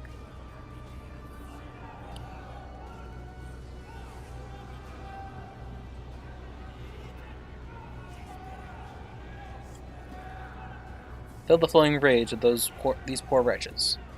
Flame burns high, for there is strong fuel at its heart. These people have amassed many grievances. Forces are cruel to them, for they believe that their fear eradicates treason.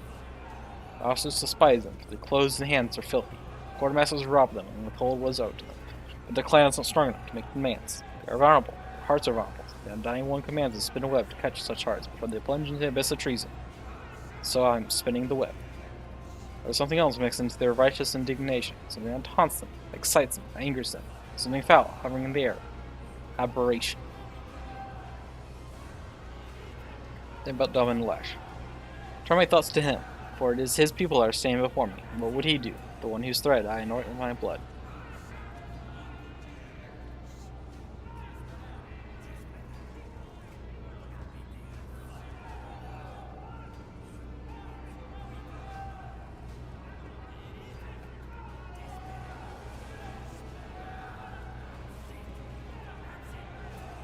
Already you are rioters in everything but name, and then you ask why you have been shown no trust. Words frighten them, wound them, because they are just. That makes their anger swell all the more. Why are you surprised? The officers ever treated us otherwise? Of a new voice. Sandpaper rough tears the rumbling on the ground. Its owner is ragged and filthy, and a feverish gleam burns in his eyes. Its words inflame the people's minds, like a rot feasting upon a wound. Rot cries out mockingly. It's because you're afraid of him. But they're not afraid of you. They have the almighty baton.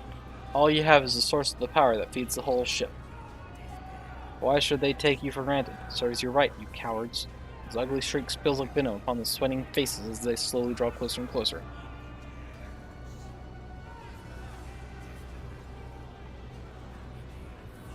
Sense the smell hanging over the crowd. Take a deep breath, something stupefying, noxious, and luscious, stirs my senses. This is no ordinary odor, but something subtle and foul. Carries the same stench as rot. Skinny and scrawny, rot leers at me with his gaping mouth. He's a nobody. He has nothing. His body has wasted away from disease. His hands are 5 fingers short. His fate is sealed, and that makes him convincing. Everyone knows he has nothing to gain for himself, and thus no reason to lie. His poverty is his armor. Turn my thoughts to Delvin Lash. Just the one who commands these people and possesses the authority to execute and pardon. Might be hear his thoughts.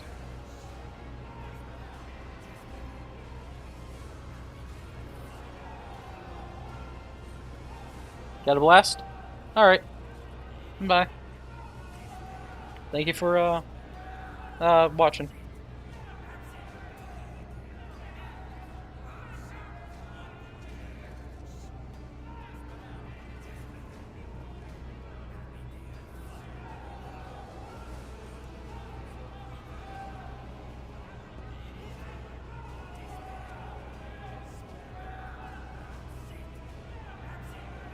Someone takes care of all, for such is his burden. We cannot save everyone. He only cares about his flunkies. The bile spraying from Brot's mouth sizzles in the workers' minds like acid. It's burning them through. We will not commit rebellion, but we will not allow ourselves to be slaughtered by villains either.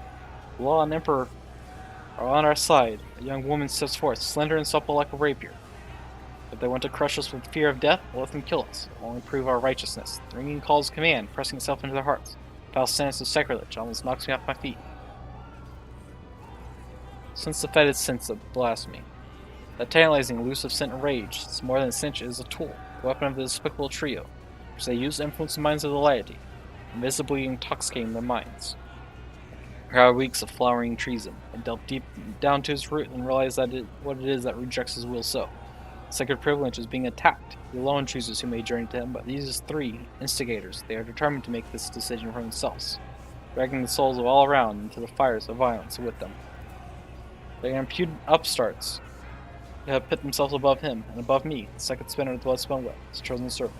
The realization of such sagacity burns my very soul.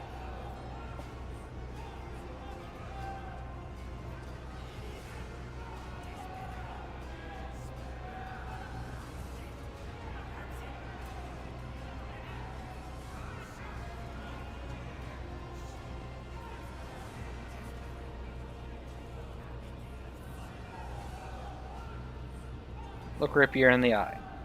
She is fragile, but there is strength in her, an authority taken for granted and understood by everyone. She is clearly ready to command, with legions willing to die for such maidens. Beautiful and resolute as they are, she carries no banner in her hand, for she herself is the banner.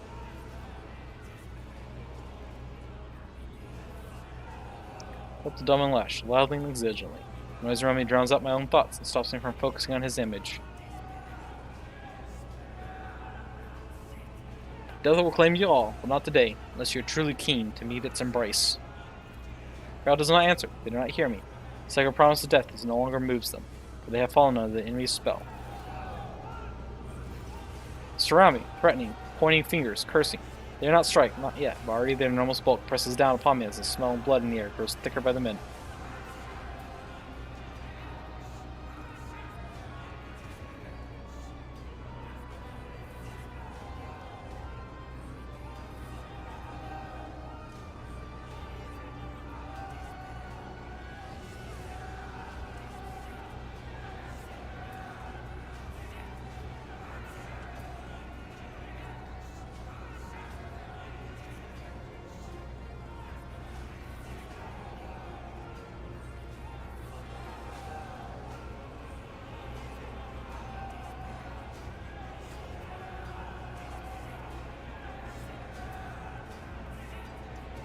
Stand firm and do not resist. The crowd presses forward, harder and harder. My breath is growing short, my bones are crunching. Somebody is screaming in my face. I endure the stench.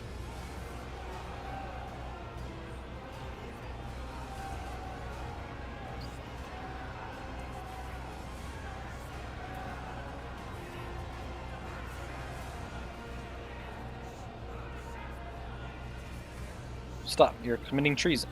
They hear me no more. They cannot. The poison and disobedience has utterly filled their minds.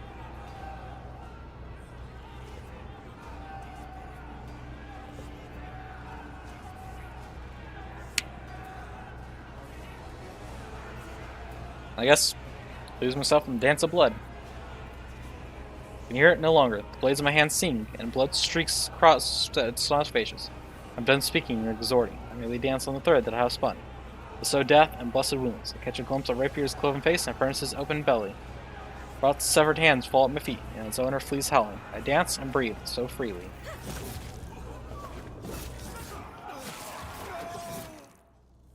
Did not go the way I had planned. The smell of blood lingers in the air like the stench of impending defeat. Two bodies are sprawled before me. I have severed their threads. The third blasphemer has managed to escape, but his disembodied hand also lies on the floor. Useless meat.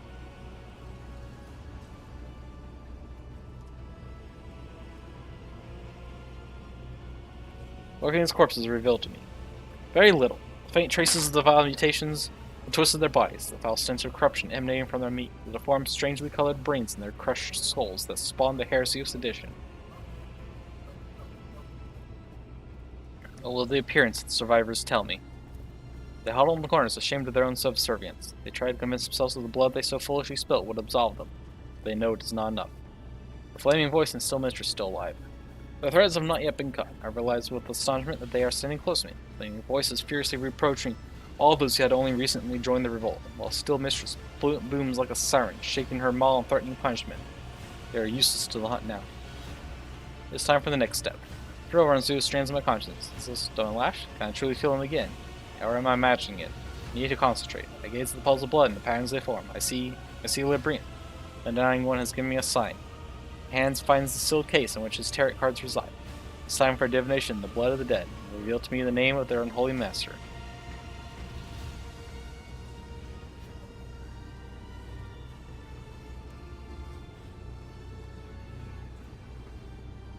I draw the heart of the spread. The harlequin, inverted, lie as manipulation, shadowy play blocking my path, but is a lie exposed, a deception that must be revealed.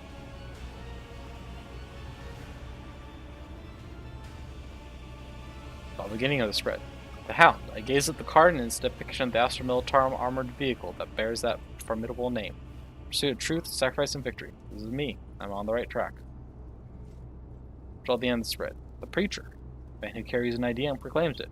But who is it? Nemesis? One of his supporters? Somebody already slain or someone still alive? Divination is unclear, so I draw a fourth card. It's dangerous to ask more of the dying one, but I must know. The Aquila. His holy image washes me from within the card. My heart grows frigid with the knowledge of what it represents. The undying one has manifested his omen in the traitor's blood. The hunt has begun to be completed by the unveiling of a great deception. Our enemy is elusive because he has a powerful ally. One he espouses faith in the Emperor on this vessel. My ship's confessor is in league with Nemesis. He will be the next prey. Well, dang.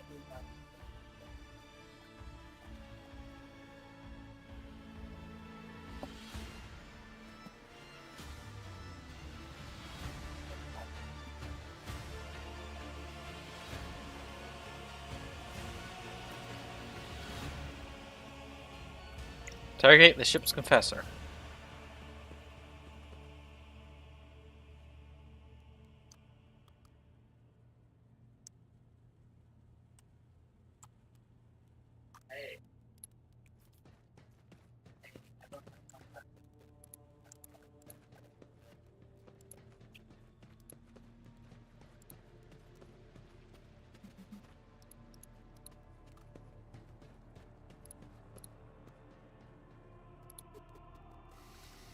Weird that it put me here and on the bridge, but okay.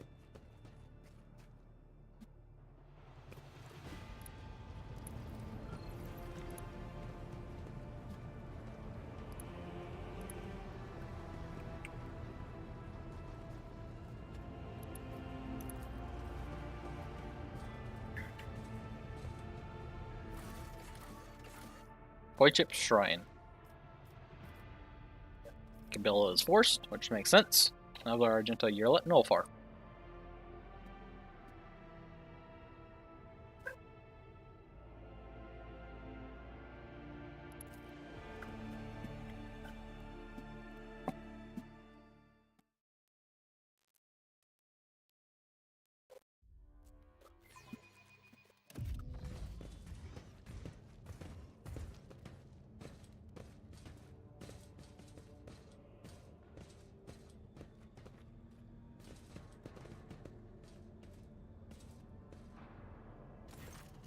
Bellic sends a finger topped with a metal claw towards Professor Adlark.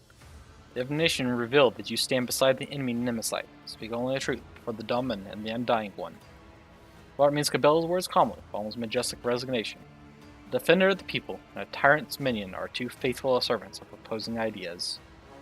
Two souls that have rejected everything else for the sake of duty, and I'll truly see that your collision with them was inevitable.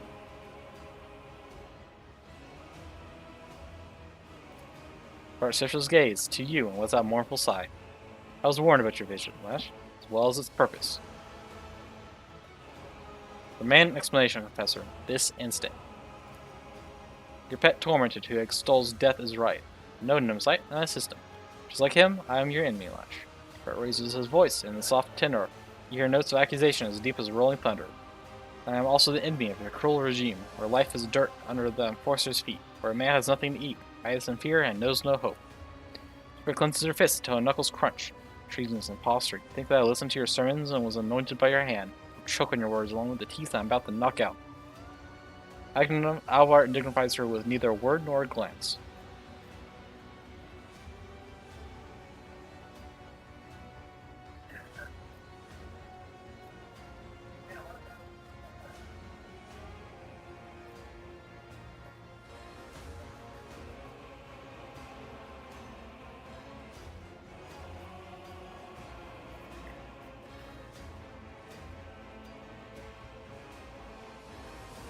And you are so good at moaning about servants he killed.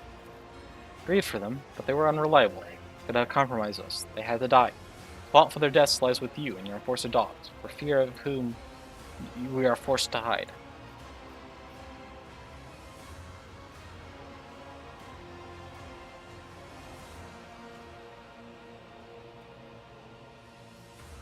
So you're a heretic, then? No. Heresy is what you and your fellow bloodsuckers believe in. Ecclesiarchy has turned faith into a whip to drive the powerless. The aristocracy has turned into a shield to uncover their transgressions. Enforcers have turned it into a club with which to beat those who dare to raise their voices. Faith is an instrument of lies and suppression, and I renounced it long ago. My faith promises salvation, not thraldom. Jesus' eyes flashed. Betrayer of the faith. Blasphemous words will perish with you.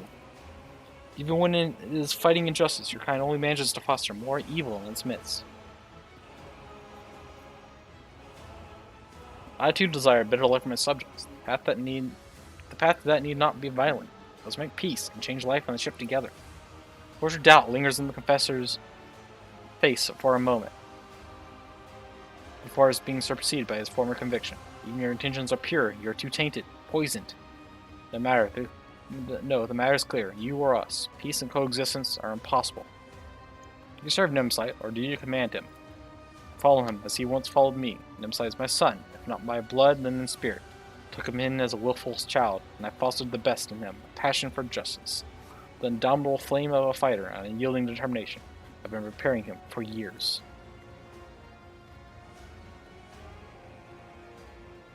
You have raised a living instrument that serves a purpose without question. Cabela speaks cautiously, as if not entirely sure of her judgment. Yeah, Cabela, you're not one to speak. I'm sorry. Such is his purpose, to be the hope, to break the shadows, to end the centuries of torment that have passed aboard the ship.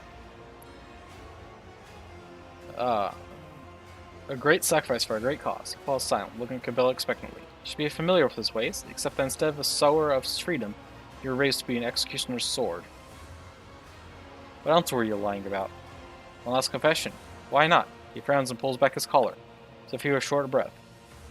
I'm not Adalbert. That was the name of an initiate from a clan of confessors who passed away from the disease many years ago.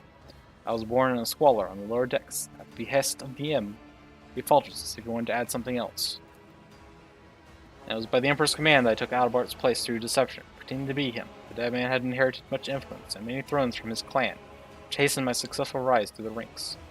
But it was not for wealth and power that I did this. I accepted the burden of hard work to empower the common people, to pave the way for liberation from oppression and injustice. My part is almost done. Billy Wisps, sentence no lie in his voice, or bearing, Melash. He fills and welcomes death with open arms. The moment favors us. We must learn more. He who betrayed his oath would not deliver Nemesis to us, but from his words we may divine knowledge of our enemy.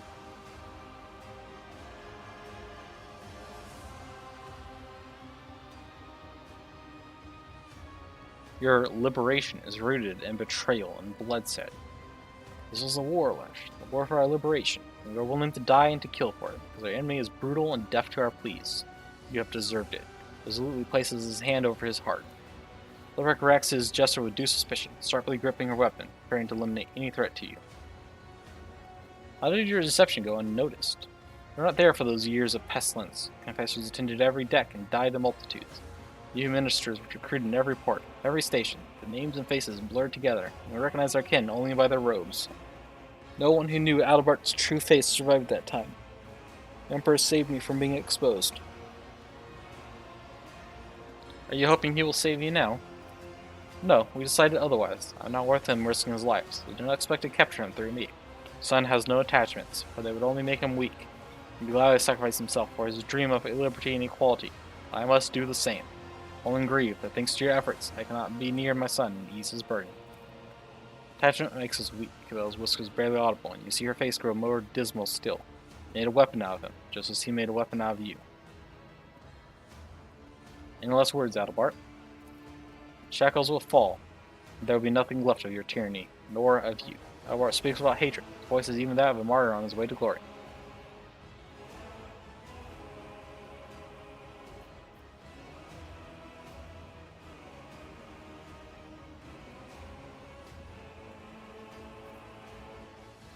You're responsible for the deaths of countless people. The time has come for a reckoning. Seems I was mistaken my humility in the face of death for submission. Howard smiles weakly. It's not for you to decide my fate. I make the choice myself. I'll survive under my life in the fight for our future. I will die, but I'll take you with me. Clicks his fingers, and then initiates have been standing humbly around, turning in your direction. The white orbs open and reveal a variety of weapons. For Nemesis, brothers and sisters, for freedom. Lord Captain, this is an ambush. They've been waiting for us. Sarbrek shouts that hits your ears, drowning out hurried footsteps and the clanking of gun plasteel. Has a grenade. Protect the Lord Captain.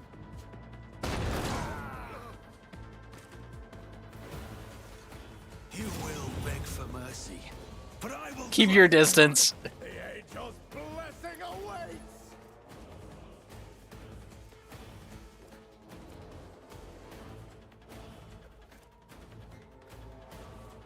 Enforcer dies. Enforcer dies.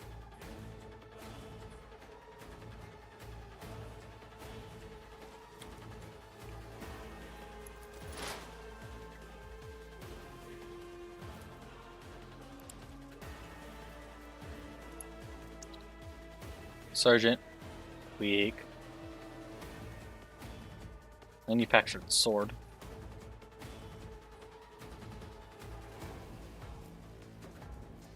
Thugs, blessed by flame. Fire grenade. Narrations touch. Something is wrong? Something odd in the appearance and behavior of these people.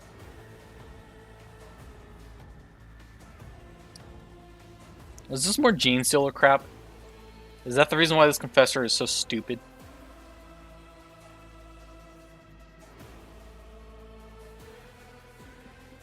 Aberrations touch. These are the same as the Nemesites. Not the Nemesites. The crap. What were they called again? Neuromorphs? Something. Whatever the Gene Stealers are.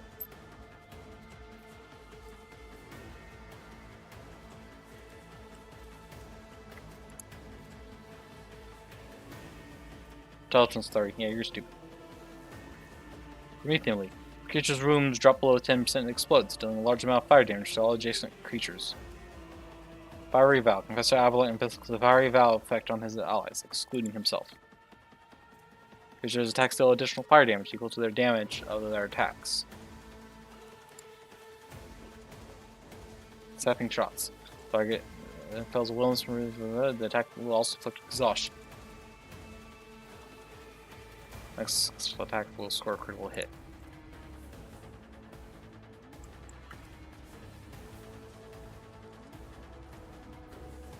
Initiate Zeke.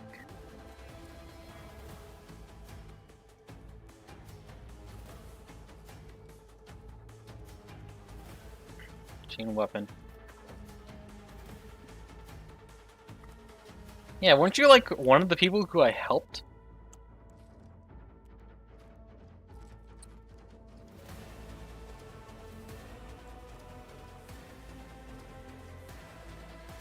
Yeah. They've been affected by Gene Stealers. They're not good anymore. Need to take them out.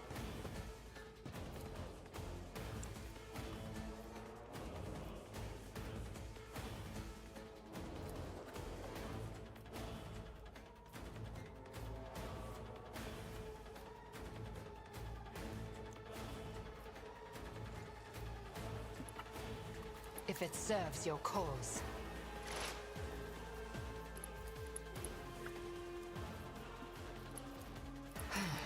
If I must. If it serves your cause.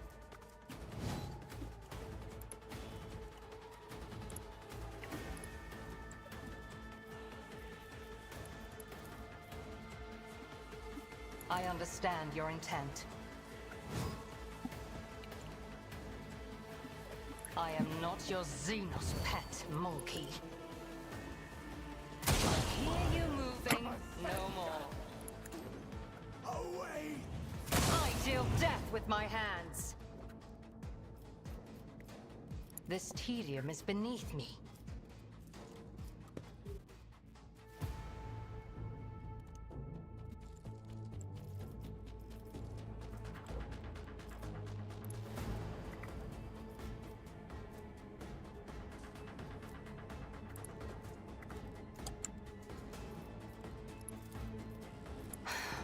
if I must.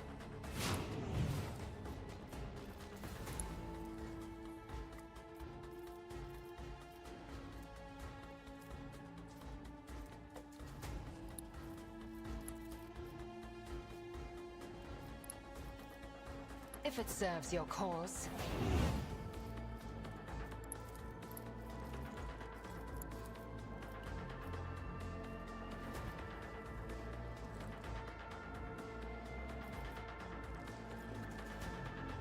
I understand your intent.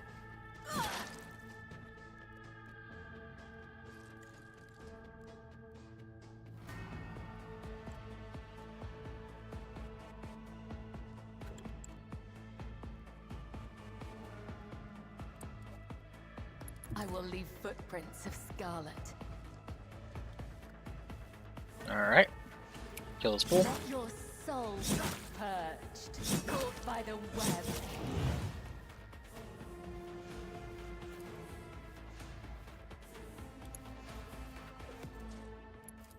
As the tenants demand.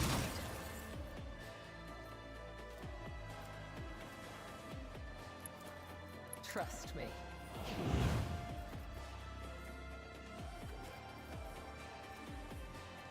As honor ordains.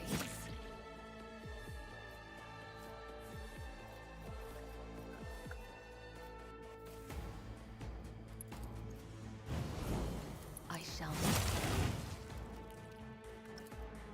As the tenants caught by the web. The shadows will see it done. As honor killing brings me no pleasure. I shall not.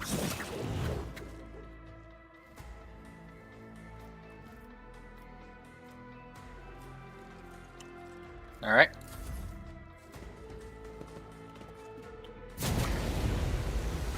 Brace yourself, Abelard.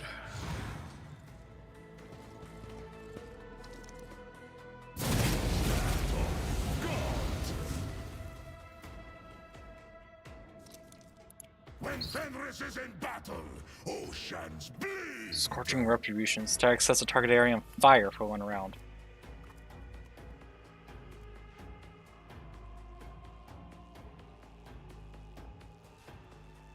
I challenge you, Damget. Wolves reign. Cubs. Feel the icy bite of death. Not. Wolves reign. I have become the All-Father's worthy instrument. So it shall be. Cubs play. So my hand is thunder. My strike is Fire damage ruin. to target every turn. Surface damage to target every turn. Affecting any source of healing.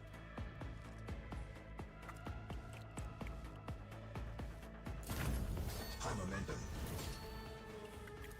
At your beck and call. Grey hair, sure hair. Ah! It will be done. Must take care of this something worse. Victory is imminent. Alright, Confessor is dealt with. I will do my duty. Such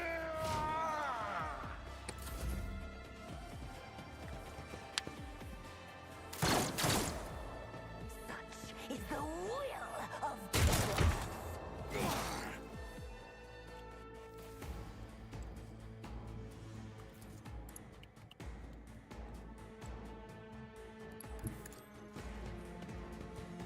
Taking calculated risk is in my second nature.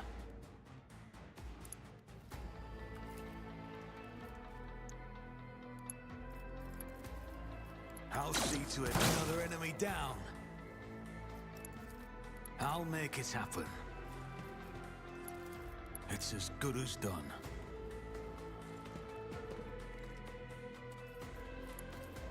I'll see to it personally.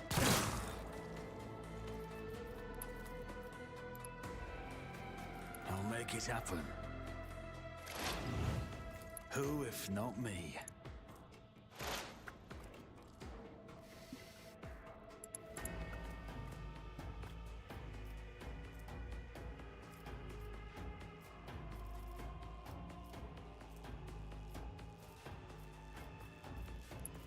On it.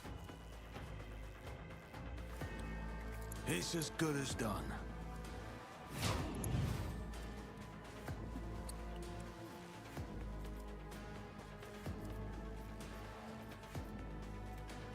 My faith shields me.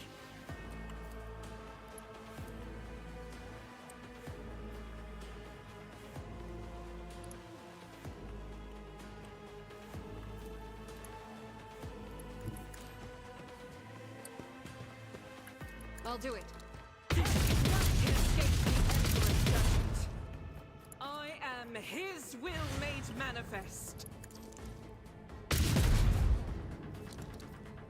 As the Emperor commands, I act.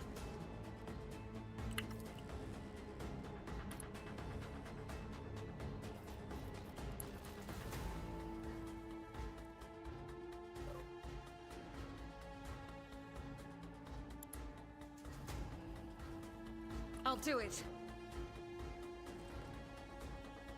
I will bathe this battlefield in righteous fury. Eradicated. As the Emperor commands, each strike is a prayer.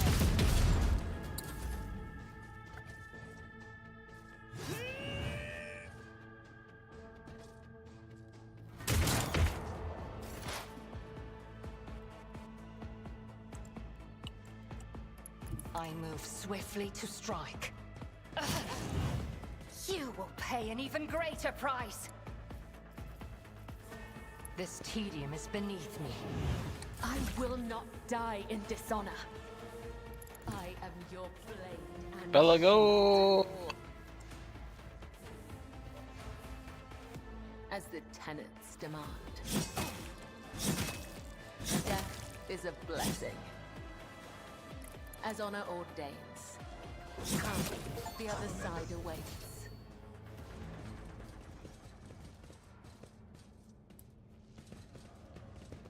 And an achievement. For what?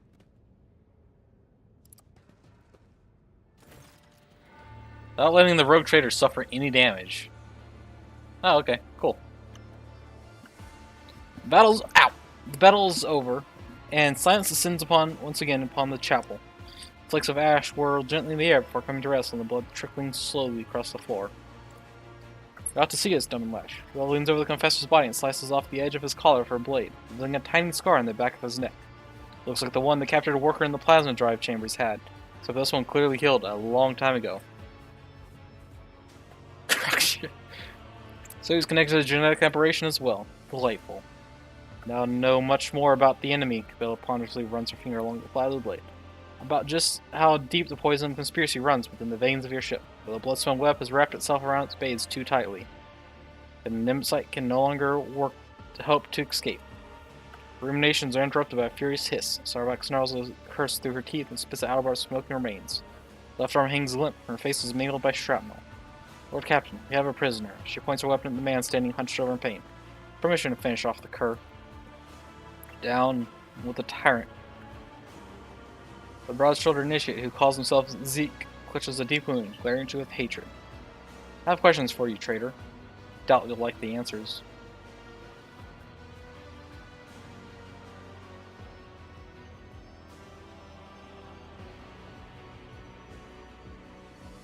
Serving Nimsite for a cause or something for money? Zeke flashes you a blood grin. Promised us freedom. Where's Nimsite's hideout? Even Professor didn't know where it is.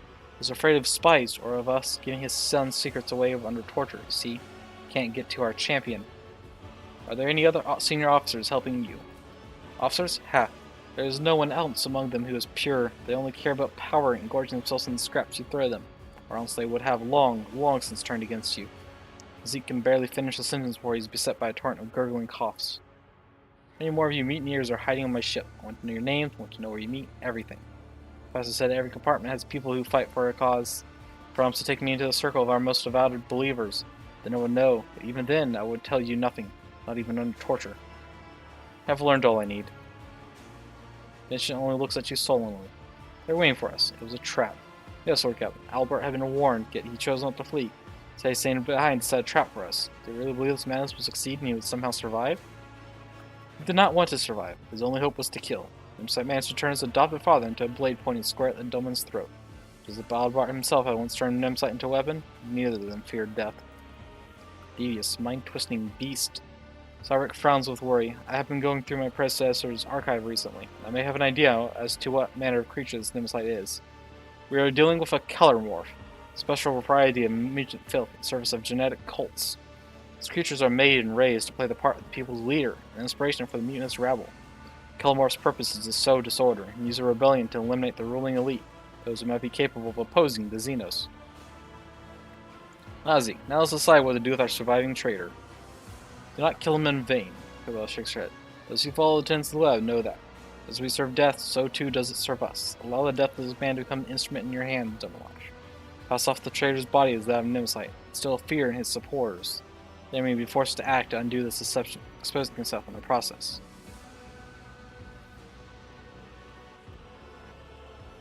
We'll do as Cabella proposes. We'll make certain that the lower deckers believe their hero to be dead.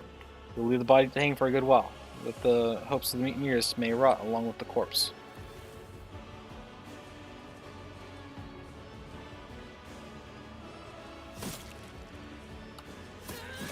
I call we get to see Sarvak beat to death someone.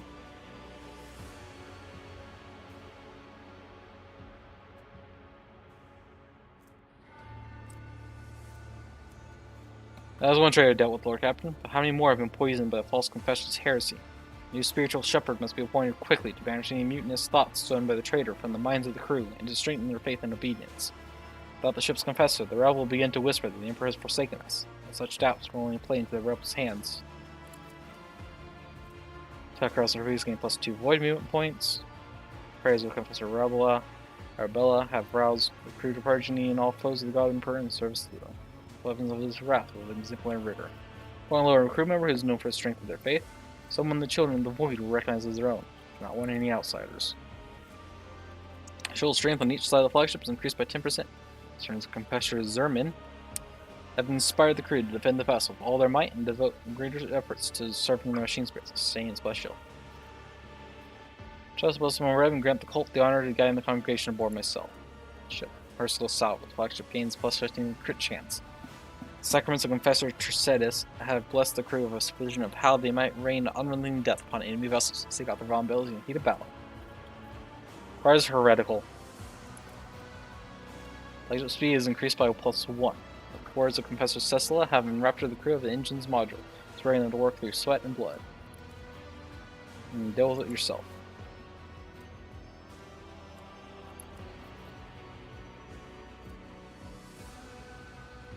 I'm gonna go for loyal crew member. Not only is Blessed Shield nice, honestly all these upgrades are nice, but I like Blessed Shield the best.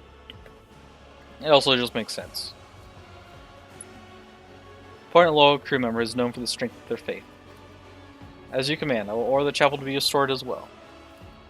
Send agents to every deck. The next time Nimsite rears his head, which I am certain will happen sooner rather than later, be one step ahead of him, and not the other way around. Starbuck staggers away, and your gaze turns to the motionless Capella, staring at her own reflection within a pool of blood. Is something wrong? Thinking about Nimsite, my adversary. The more I learn about him, the more I see a vague reflection of myself. A twisted reflection, perhaps, but all too familiar. Like me, he was forced to tread the path of servitude from an early age, stripped of everything that might stand in the way of duty. A champion and a zealot, left with nothing but an idea, forged and tempered by his mentor.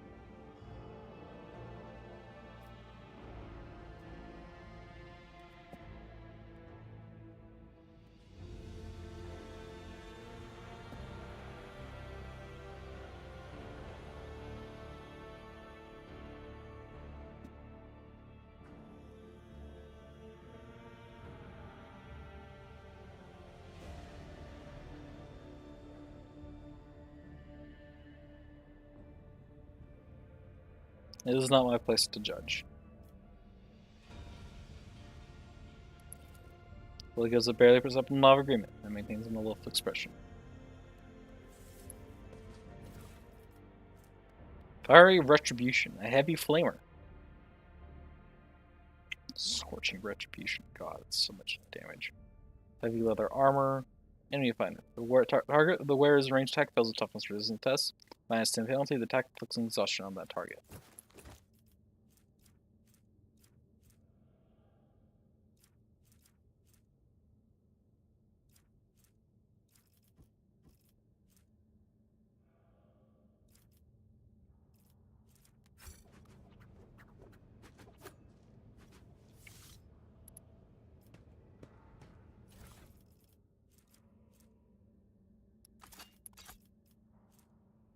Heavy rock saw. Type performs several strikes. If the first strike hits target, all subsequent strikes automatically hit. The first strike is dodged or parried, all subsequent strikes are automatically dodged or parried. Interesting.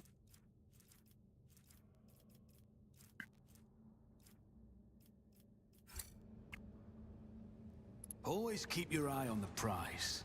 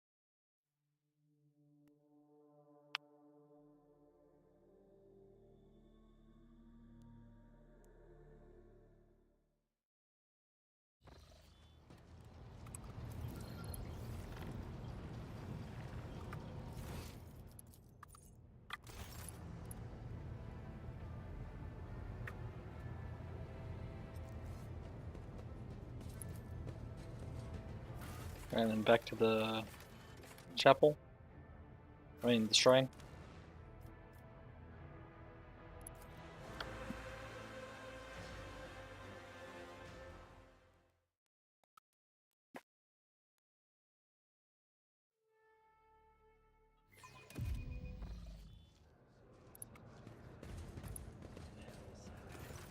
Professor Zerman. Morbidly thin and heavily augmented Voidborn makes the sign of the quilt when he sees you. Lordship, pray to the Emperor for you every day. His voice is unexpectedly energetic and loud. It's hard to believe that such a puny body could produce such a vigorous sound. Are you the new ship's confessor? That I am, your lordship. They call me Confessor Zerman. Now, I used to be in the Master Helmsman employ, and he kept saying how much my zeal was getting on his nerves, but he swore worse than usual when I was appointed confessor, so I guess he didn't appreciate me after all. How are you enjoying your new position? It's all new to me, but people are always stopping by for prayer and counsel. The shrine confessional is packed to the brim. I just haven't had any time to take everything in.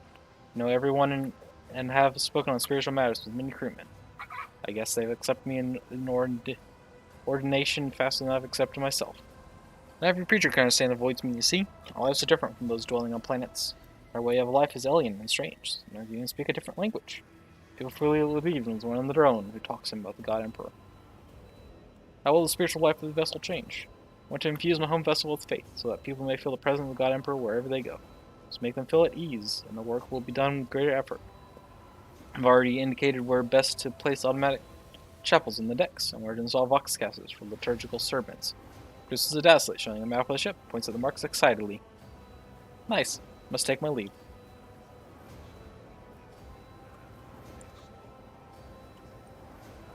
Let us not dawdle. The ship Clotus. Thank you for kindly persistence. And Zeke is gone. I mean, to be expected. Okay, Officer Marius. The young man is praying beside the reliquary. His hair is disheveled and his sweat-stained uniform is crumpled. Dark circles have formed beneath his eyes. He jumps up from his knees and makes the sign of the quill with a jerky motion. Lord Captain, you are here. Believed, nay, I knew you would come. The young man takes an almost ludicrously deep breath and says solemnly, I'm Marius Clement Sorne Kabulai, Medicae officer. I've had a vision. My great-great-grandfather appeared before me and bid me your gracious leave to embark on my journey. Oh, appeared before me is secret blessing to become a missionary. Please grant me your gracious leave to embark on my journey. Examine the strange young man. His bloodshot eyes, slightly twitching fingers, and nervous agitation point to chronic sleep deprivation or the grueling strain of too much work.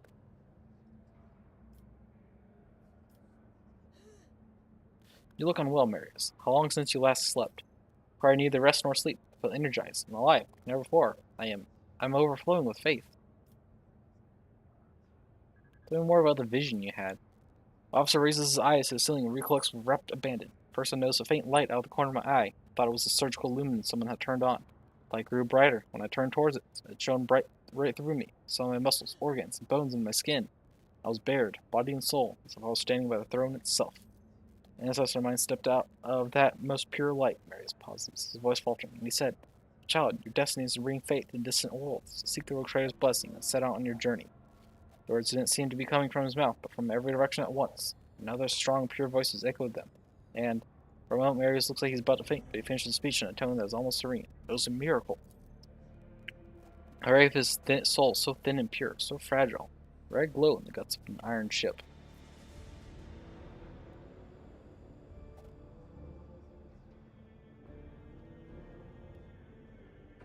You speak of your great-great-grandfather with particular enthusiasm. What makes him so special? You have the honor of helping an ancestor of yours capture this relic. Marius points piously towards the reliquary. In that grueling fight, he not only treated the wounded soldier, but shed blood for the cause himself. Prove to me that your epiphany was real. Put your faith to the test. Words leave the officer awestruck. He freezes in place, waiting. Right you are, Advocator. Everyone finisher knows they who seek a great destiny must first face a great trial.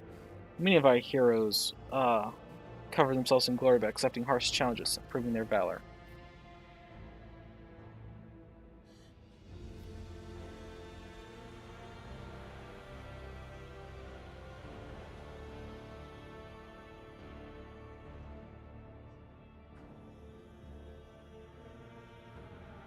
So Argenta entrusts you with the test.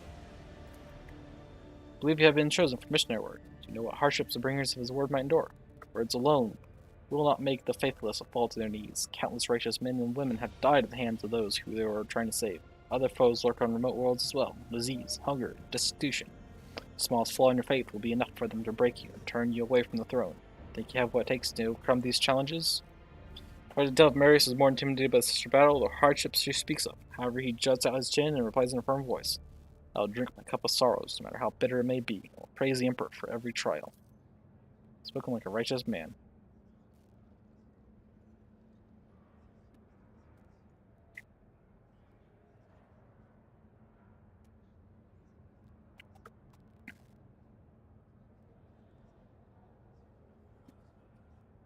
Marius, you could do good without having to leave the ship. You have enough work here till the rest of your life. Cure people and strengthen their faith. Is that not enough? The medical officer looks away, struggling to comprehend what he had just heard. A deep furrow appears on his brow, where it occurs in someone of his age. You are right. There's a lot I could do for my home ship. I can't just turn my back on the sign I was given and make do with a compromise. Emperor commands that I dedicate every part of me to his faith. So that's how it must be. I'm ready to pass my verdict. His eyes glaze over, and his lips start moving in silent prayer.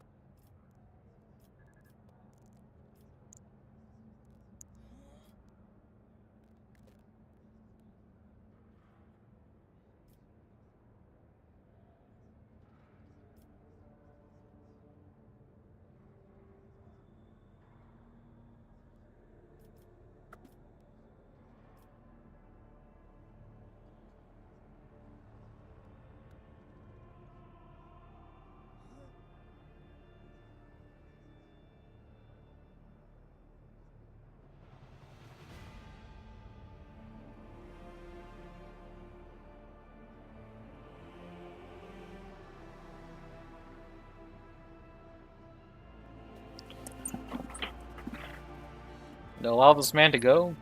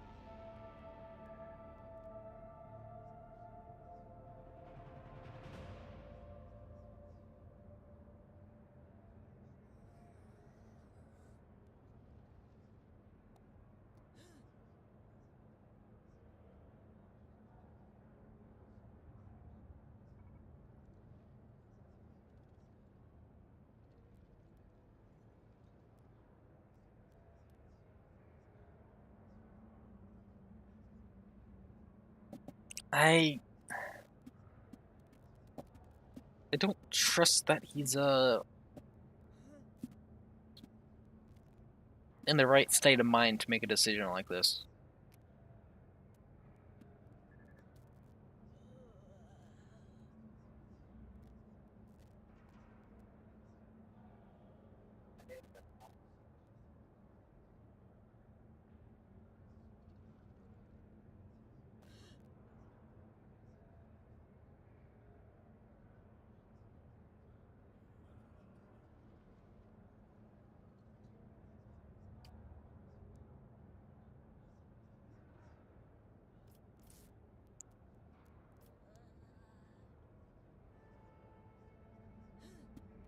I'm sorry, Marius. I just don't think you have it to be a missionary.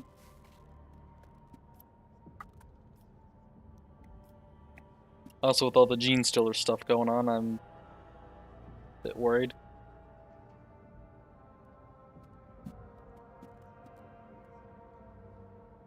Sorry, Marius, but I'm unimpressed. Marius, you don't belong among the missionaries. Return to your duties. Marius makes an effort to stifle the protest within before Ken bursts into words. Thank you for your honor, your lordship. I will serve you diligently.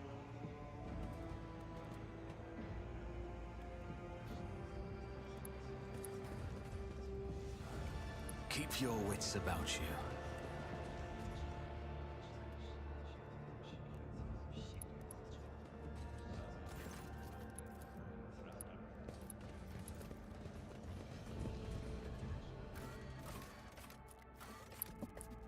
Actually, before I end stream, I want to head back to the freight line. I don't know why, but I have a weird feeling that something may be going on there.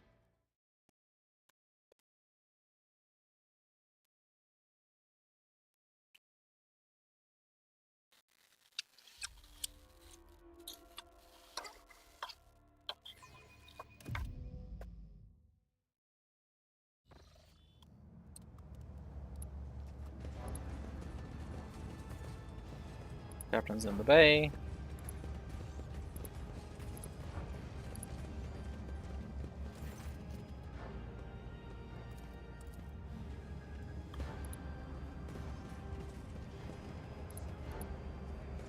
I always have a backup plan.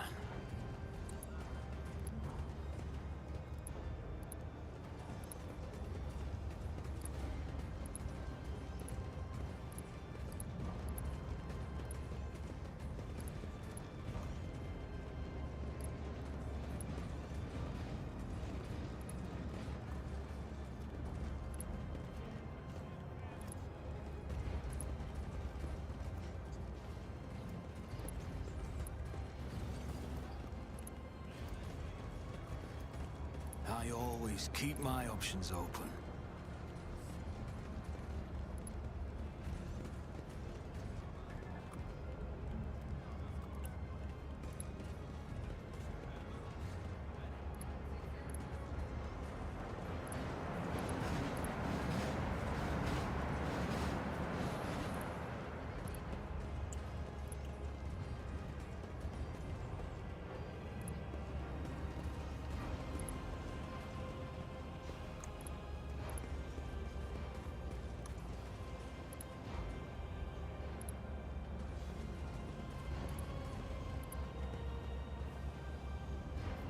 Hush them. Noise that we don't shoot everyone. Please don't tell them. Rise to the top or get left in the dust.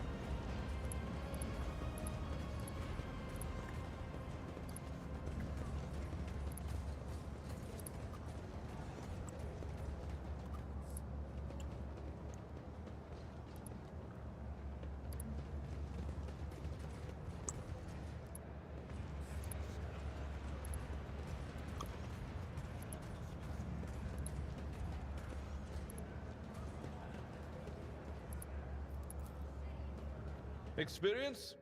Nothing matters more. Let us not dawdle.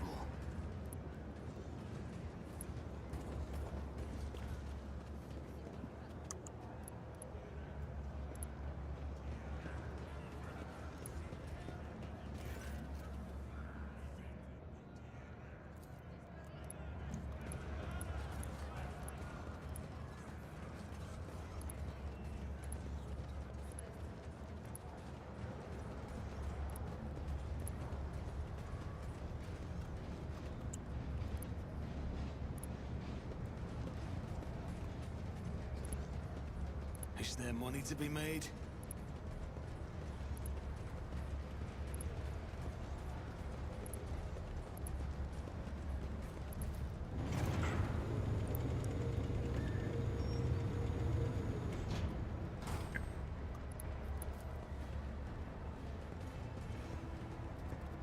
Okay, guess there's nothing new.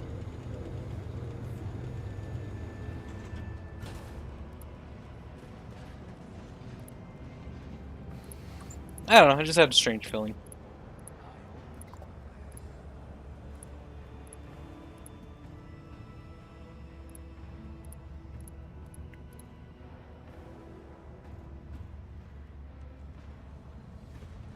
I don't know, I just also find it kind of weird that you're gonna return to here and there's like still.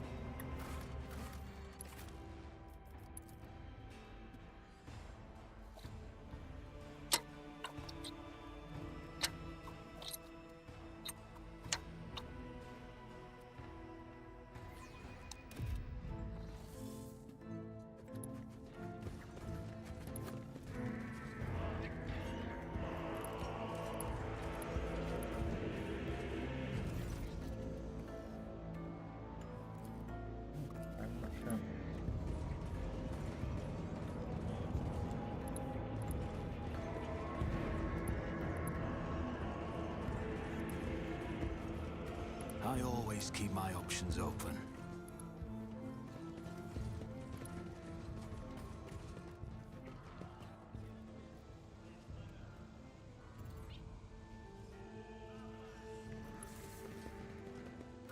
Okay.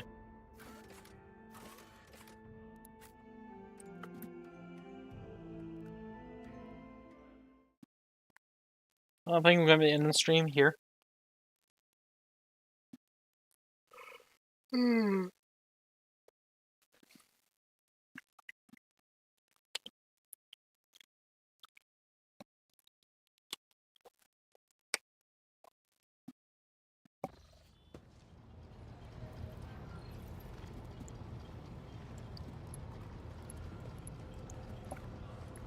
Did a lot more exploration of the ship, and Gene Stiller's slowly clearing them out, I guess.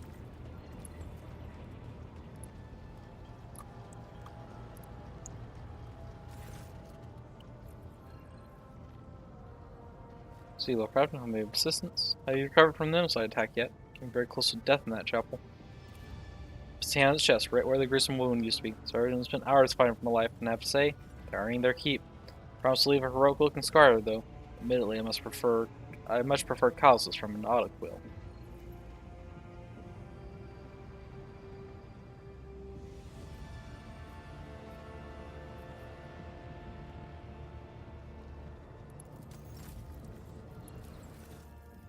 Anything new to purchase? That's a bomb mortar.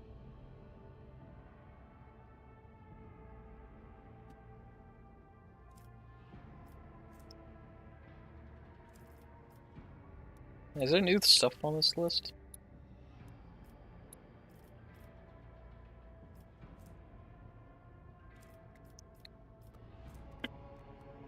Black shots to be fired from kinetic macro cans. So black shots still. Just targeting the 3x3 area.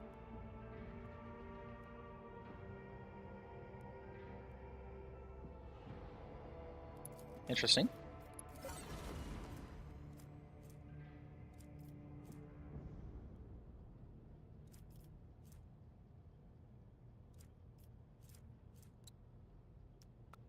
Starhawk bombers to be launched through torpedo tubes. Starhawk bomber wing consists of 4 attack craft, each equipped with 2 plasma bombs outposts.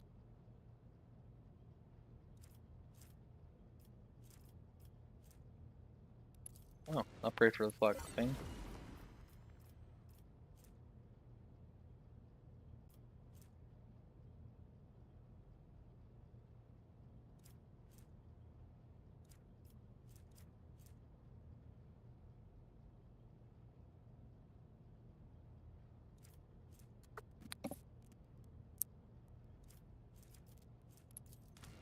Some fighter craft, I guess.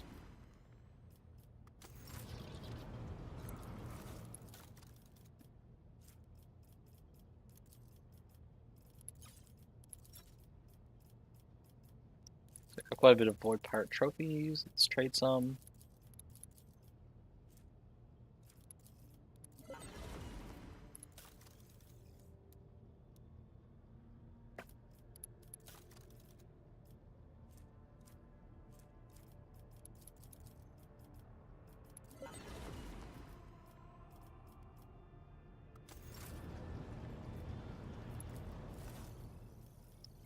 What do you think you'd purchase from you guys?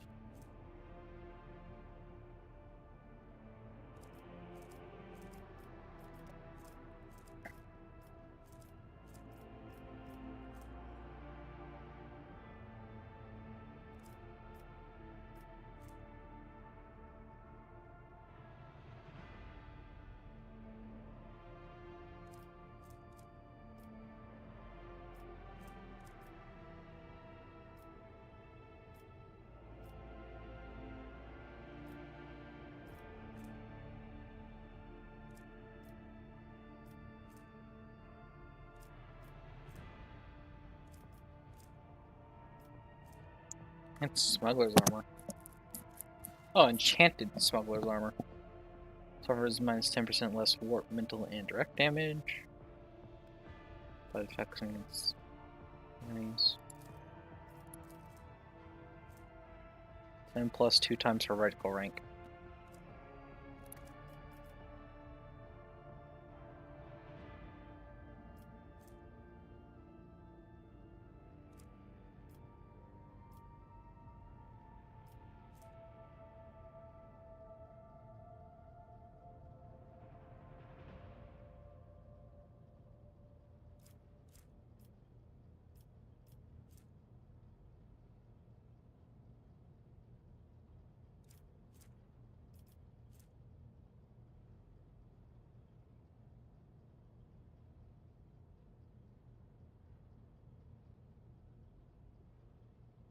That's actually really good.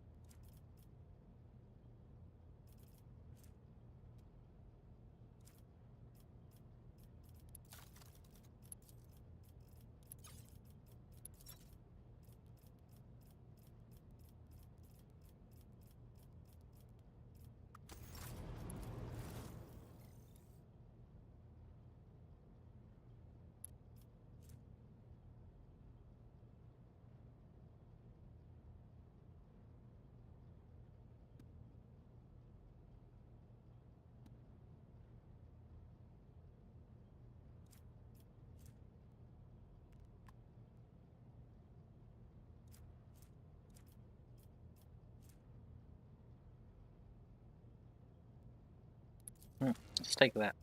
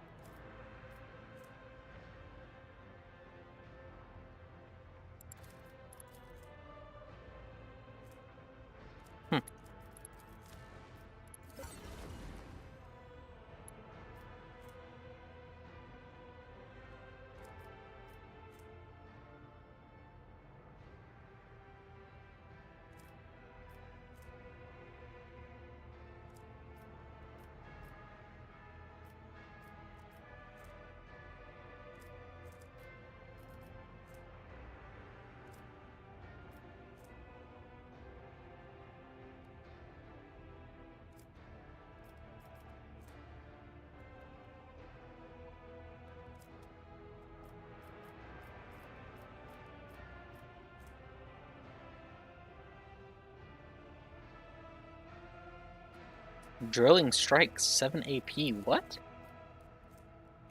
Target's attack is forced to make a toughness reason set. Failed, a permanent opening is created on the target's side closest to the wielder. Both the wielder and their allies can make use of the opening.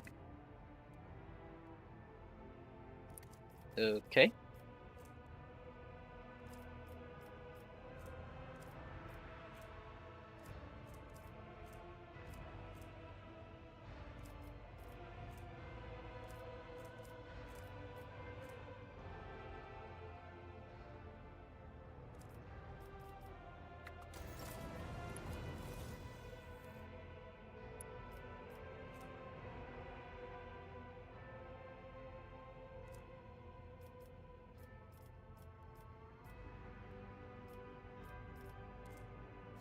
Damage over time, affect the game plus 1 second to develop.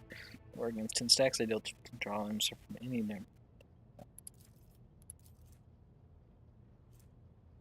End of the game plus 1 second to they don't. Medicaid.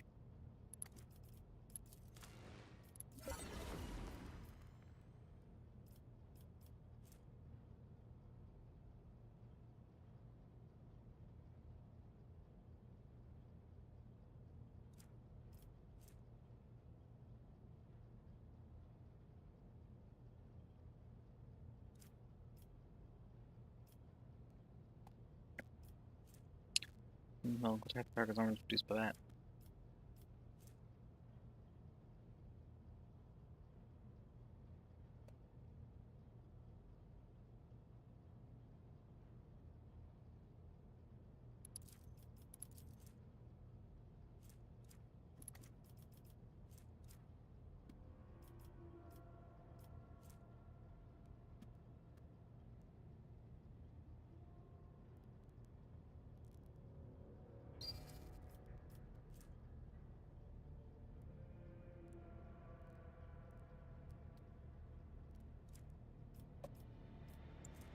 You should.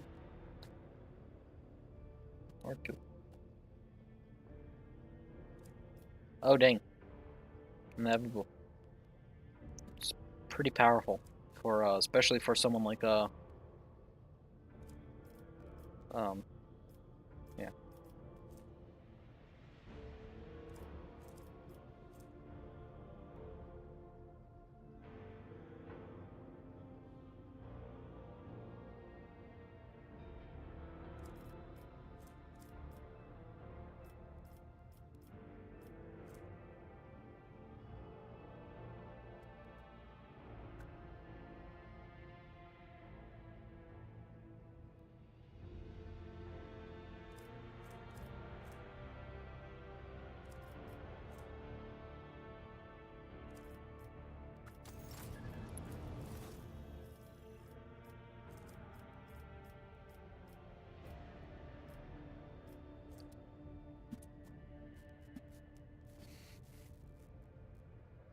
Actually, give me that.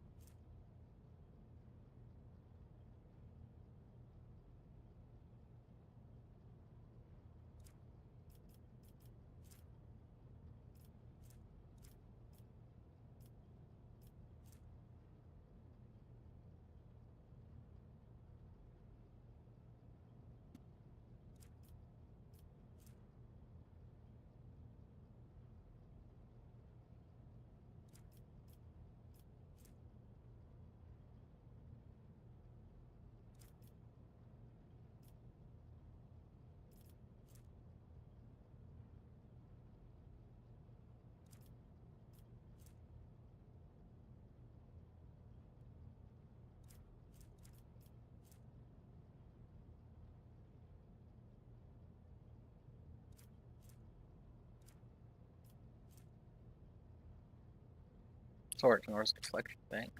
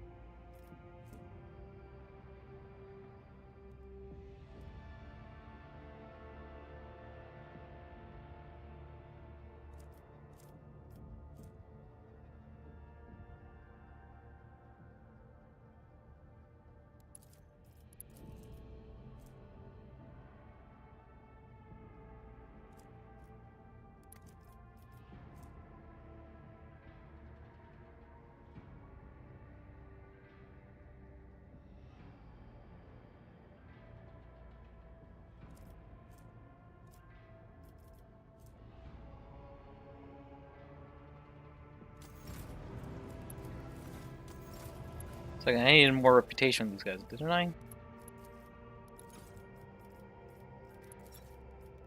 meant to end stream like a long time ago, but I kept getting distracted.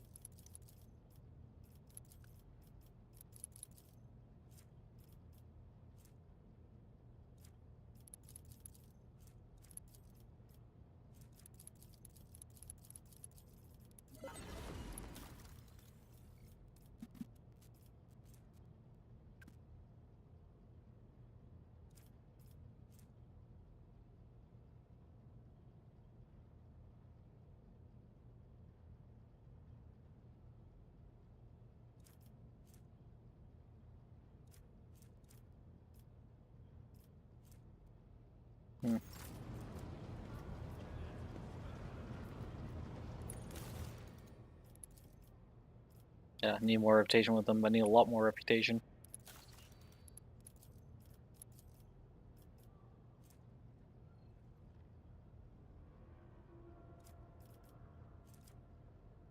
More of the reputation with the Fellowship of the Void. Need more Phlogiston. Need holy ammunition.